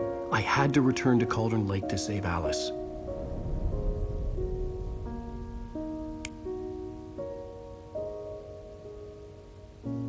I'm going back to the lake to finish this. I'm going to write an ending to the story in the manuscript on my own terms, to make it all right. Why can't you just write it here? The last page is still in the typewriter. I need to read it first. Everything needs to be just right. Zane tried to cut some corners, and it didn't end well. Okay, ready when you are. I'm sorry, Sarah, but I need to do this alone. Barry, take her gun. Miss Weaver, close the door when I leave.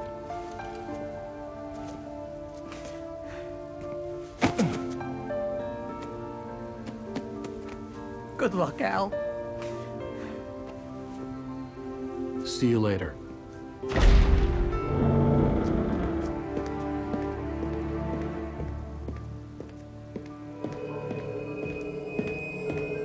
When I got out, it was warm and sunny. I'd flicked the switch of the clicker. Had it done this? I didn't stop to question it. I had to take advantage of the sunlight to get to the lake. On Zane's page, I'd stood on the rim of Cauldron Lake, about to use the clicker. That's where I was headed.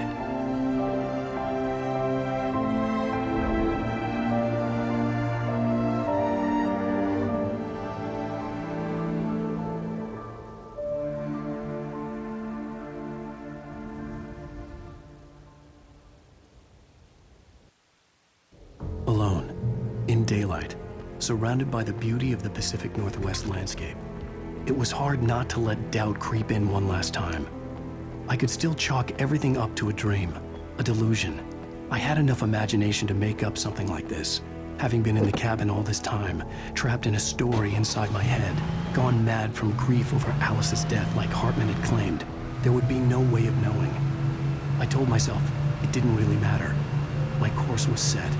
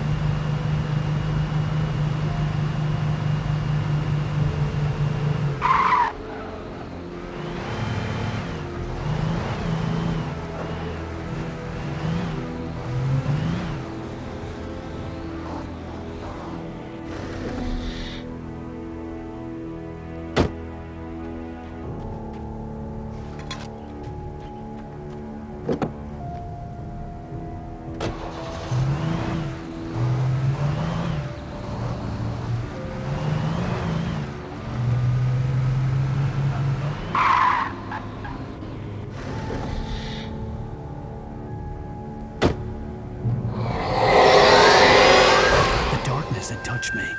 There was a link between us, always would be. I could feel its presence again, getting closer.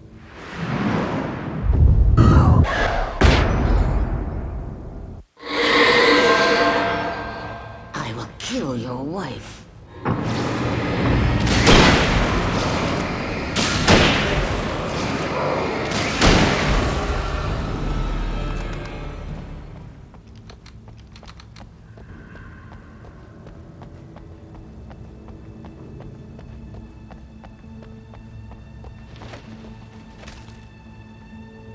The dark presence was no longer trying to capture the writer so he could create the ending it wanted. The writer knew too much. He was too strong. And he carried a weapon left behind by Thomas Zane, something that could hurt it. Now, the darkness was doing everything in its power to simply stop the writer from ever reaching Cauldron Lake and the dark place it came from.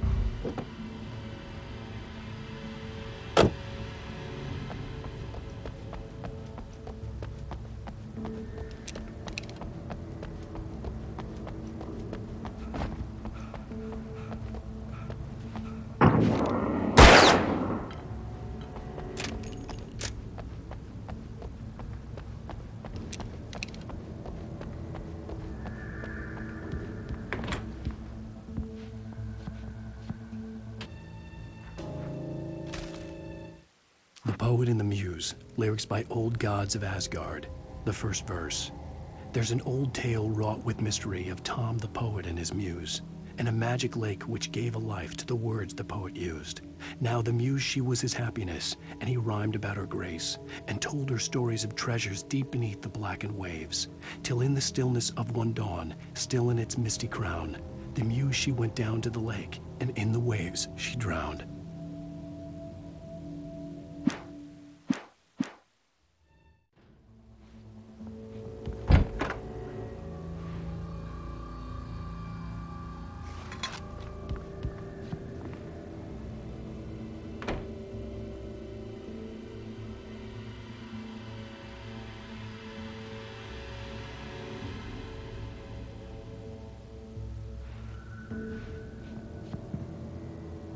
Based on the signature in the motel register, Agent Nightingale had stayed here, in room number 2.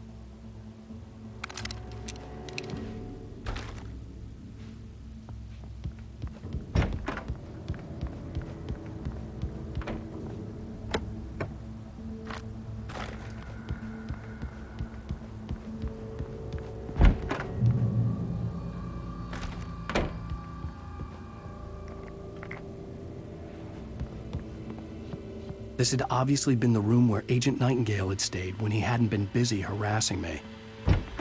Look after yourself and your co-workers! Could have fooled me.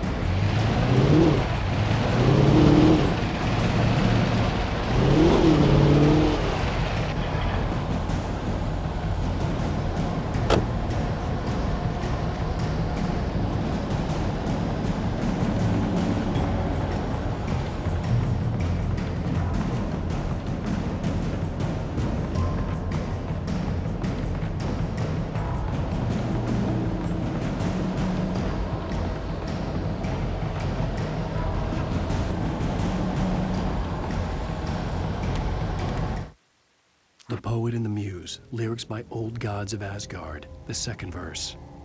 The poet came down to the lake to call out to his dear. When there was no answer, he was overcome with fear. He searched in vain for his treasure lost, and too soon the night would fall. Only his own echo would wail back at his call. And when he swore to bring back his love by stories he'd create, nightmares shifted in their sleep in the darkness of the lake.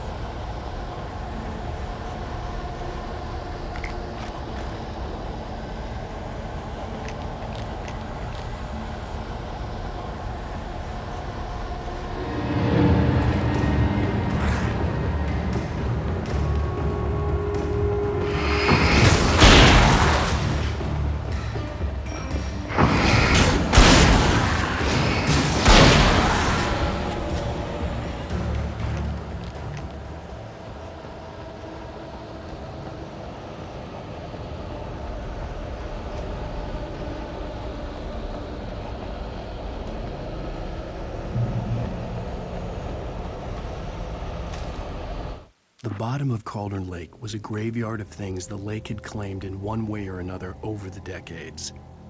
The dark presence brought them up in its wake, scattering the rotten waterlogged hull of an old boat here, the remains of a long-ago crashed airplane there, trees shattered under the impacts. The earth groaned. It didn't even notice.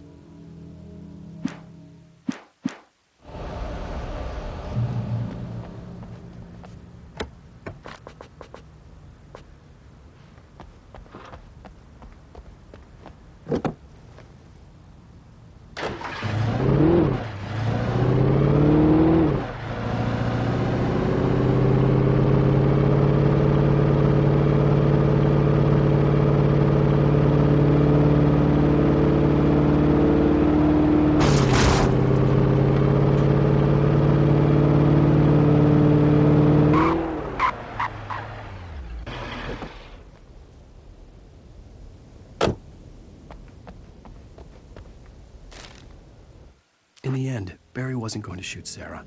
They both knew that. Once she had no chance of catching up to Wake, Barry gave up the gun and sat down on the floor, shielding his face from the merciless glare of the well-lit room. "I don't think I'm ever going to see him again," he said in a weak voice. Sarah didn't have it in her to be mad at him. Besides, he was probably right.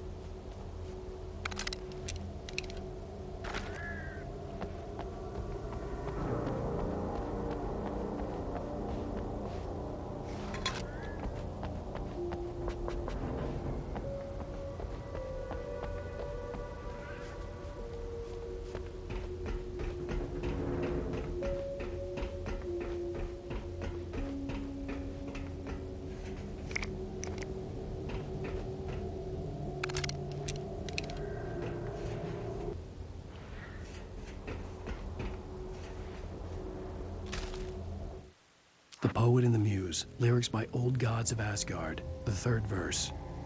In the dead of night she came to him with darkness in her eyes, wearing a morning gown, sweet words as her disguise. He took her in without a word, for he saw his grave mistake, and vowed them both to silence deep beneath the lake. Now, if it's real or just a dream, one mystery remains, for it is said on moonless nights they may still haunt this place.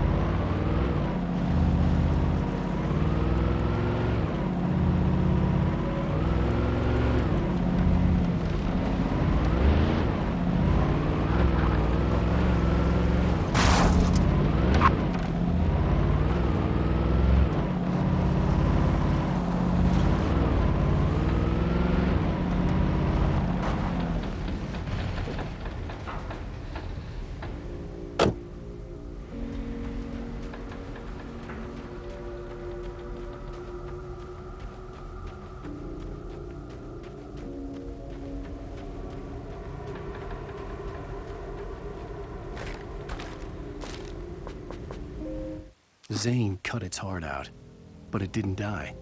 The thing that wore Barbara's face kept crooning sweet nothings sugar-laced with poison. He put on the suit, untied the monster from the chair. The thing in his arms thrashed weakly, but he held fast. He stepped outside, off the pier, and into the dark water, a sinking pinprick of light descending toward a bottom that never came.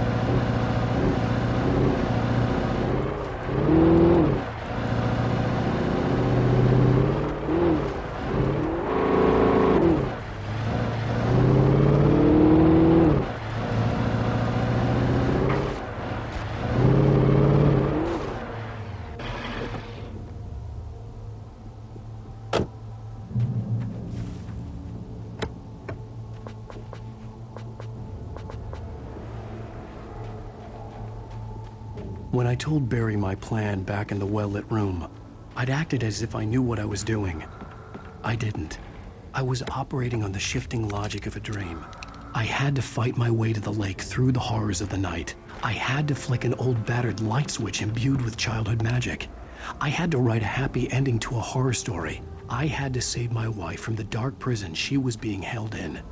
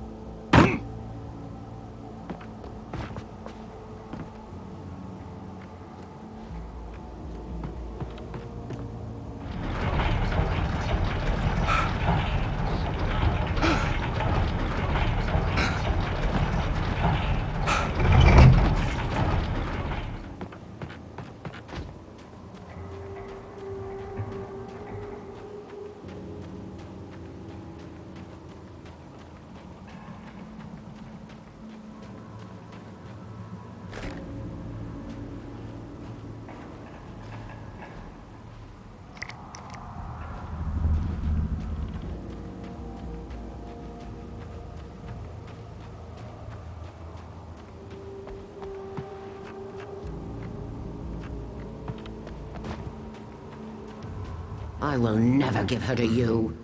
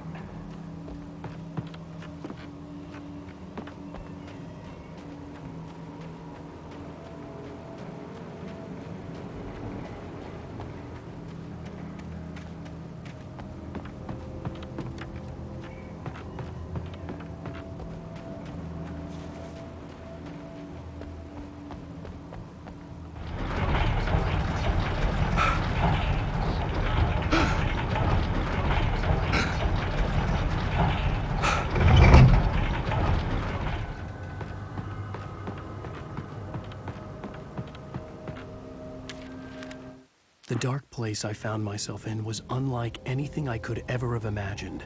It wasn't solid. It flowed. It was conceptual and subjective. For someone else, an artist in another field, it would have been very different. I could sense the story of the manuscript all around me, the words and ideas floating in the air, poised to become real.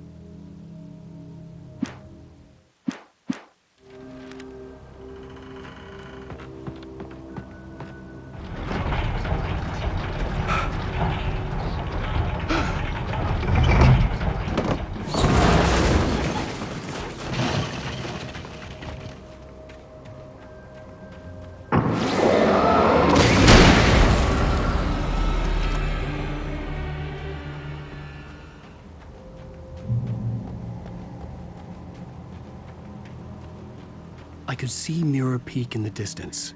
That's where Cauldron Lake was.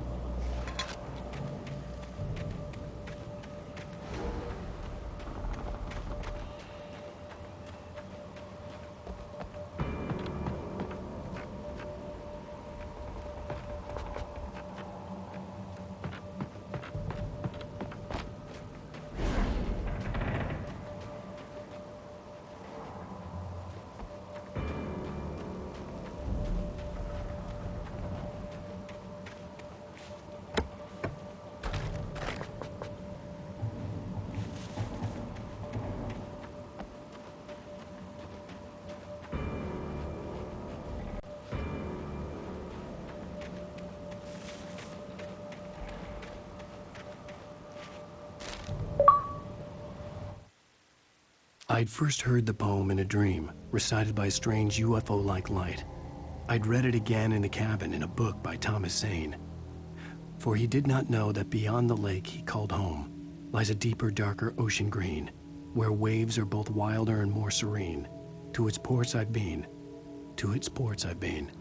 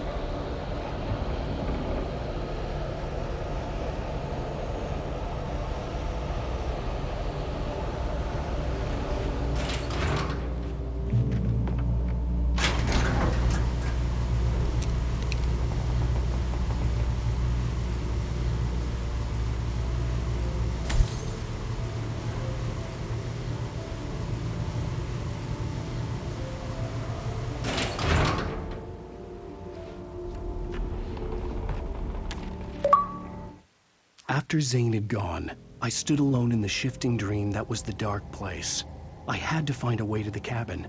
I'd written myself a way through this place in the manuscript. I followed the idea of a path. I'd written myself across the ocean that blocked my way, and with that, there was a bridge to the island beyond. The idea of the cabin flickered in the underwater darkness. I willed the cabin to be real, and it was.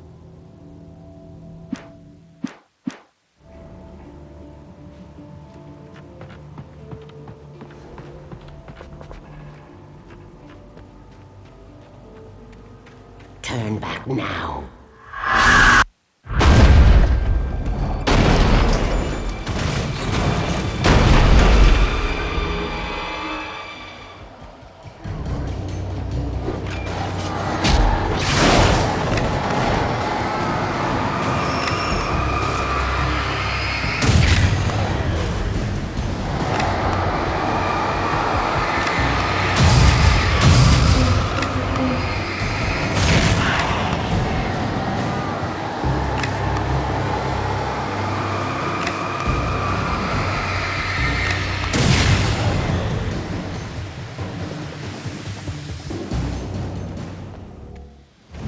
Do as you're told.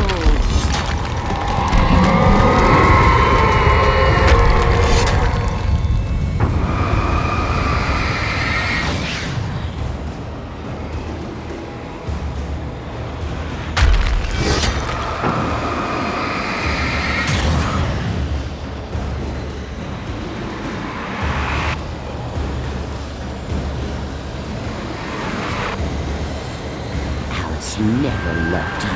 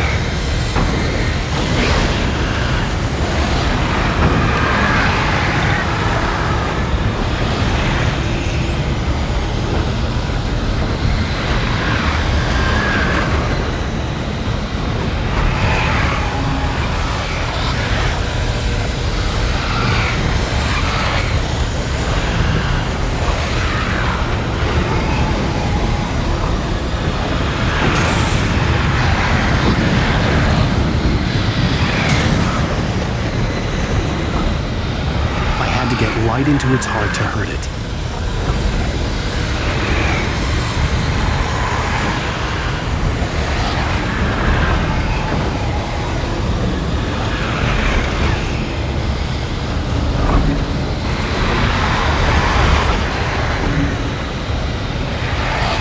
You will fail.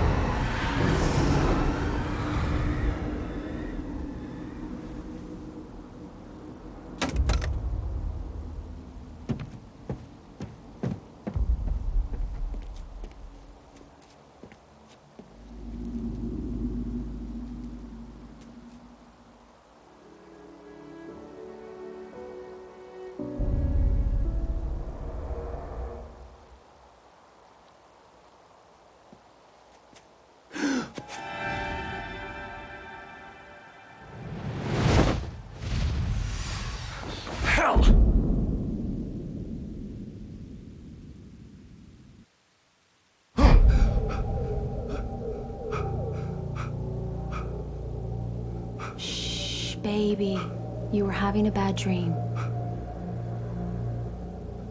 It was just another nightmare. No. Everything's fine. You're home. It wasn't a dream. Everything's fine. Turn the lights on. Turn the lights on! Shh, baby. The power's out. There's no light. Come back to bed and I'll make you forget all about your fear in the dark. My fear? It's your fear. Why aren't you afraid? You're not Alice. Turn the lights on now. Where's the clicker? What did you do with it? Alan, honey, you're still 1 foot in a dream. You're not making any sense. Come back to bed.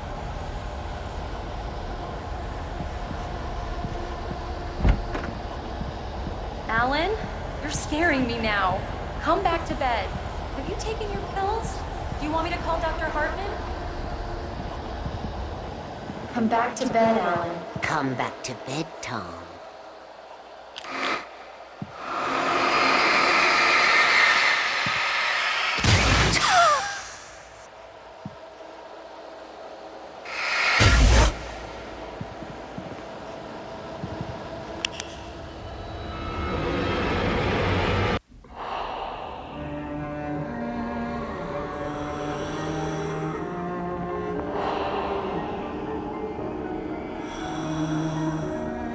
Find your way to the cabin.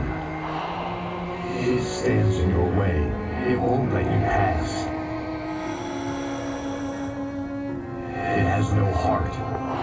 It's filled with darkness. You must fill its heart with light.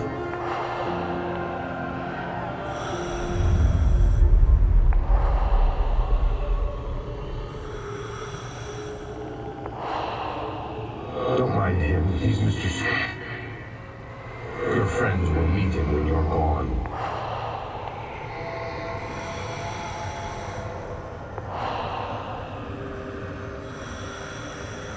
Use the clicker.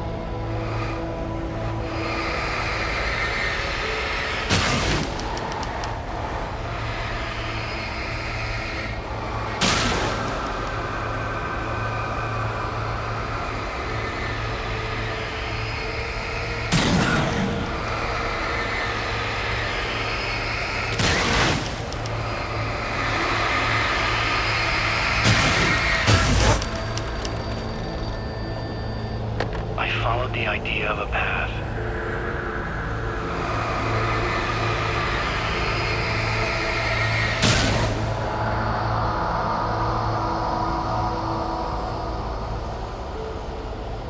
I'm leaving you. What? I'm leaving you. I met someone.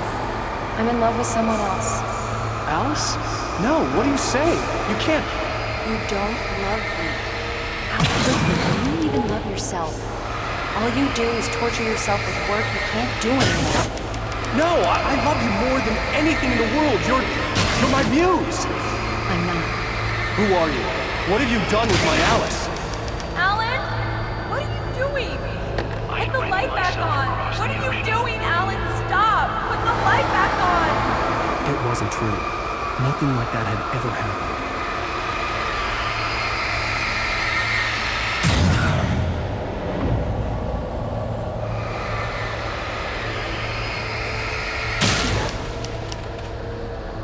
You're not my Barbara. Tom, let me go.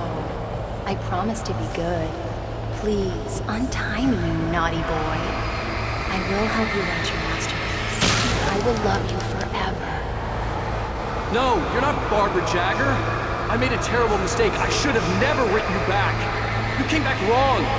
Your heart is filled with darkness. Put that knife away, Thomas. Put it down. My heart is filled with darkness. I cut it out. I take you back to the depths you came from.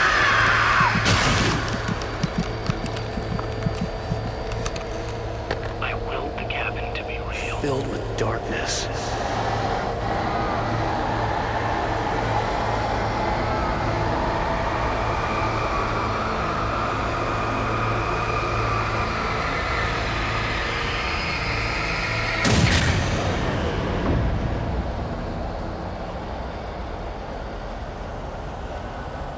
Get away from me, you hag! Where am I? Let me go! Alice! Alice! I'm coming! Your husband refused to do as he was told. All he had to do was write what I wanted him to write. Now it's too late. It's his fault. You'll stay here forever.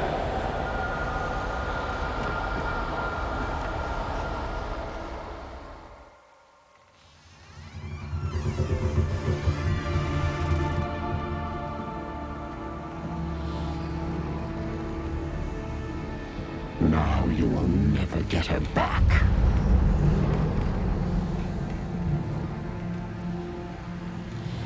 I am much older than you. Older than your first work of art. I will find a new face to wear. Someone else to dream me free.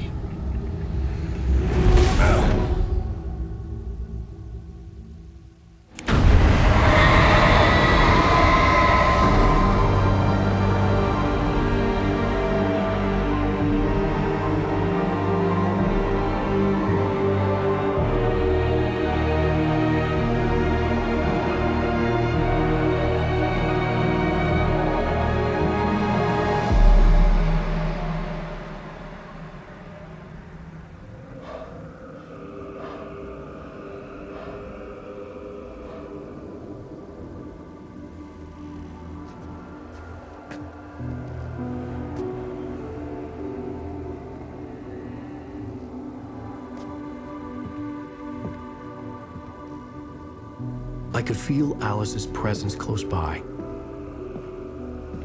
I understood what I had to do now. I knew how to write the ending to Departure. There's light and there's darkness. Cause and effect. There's guilt and there's atonement. But the scales always need to balance. Everything has a price. That's where Zane had gone wrong. There's a long journey through the night back into the light. Alice? Alice?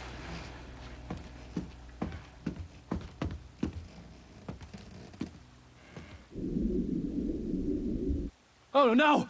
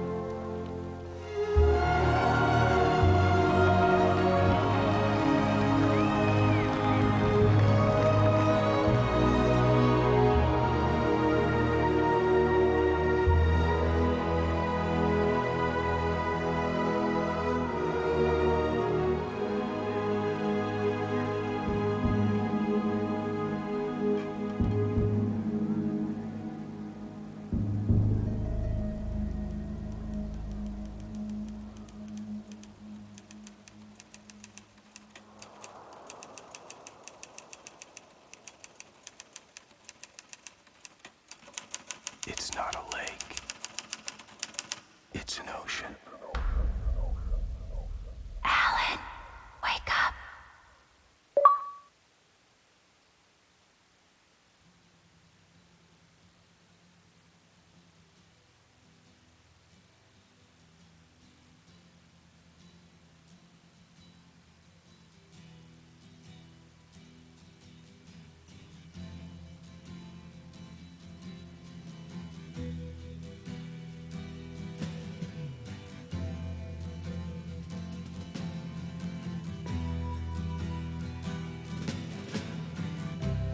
Ground control to Major Tom. Ground control to Major Tom. Take your protein pills and put your helmet on. 10. Ground control to Major Tom. 8, 7, 6. Commencing countdown, engines on. 3, 2. Check ignition and may God's love be with you.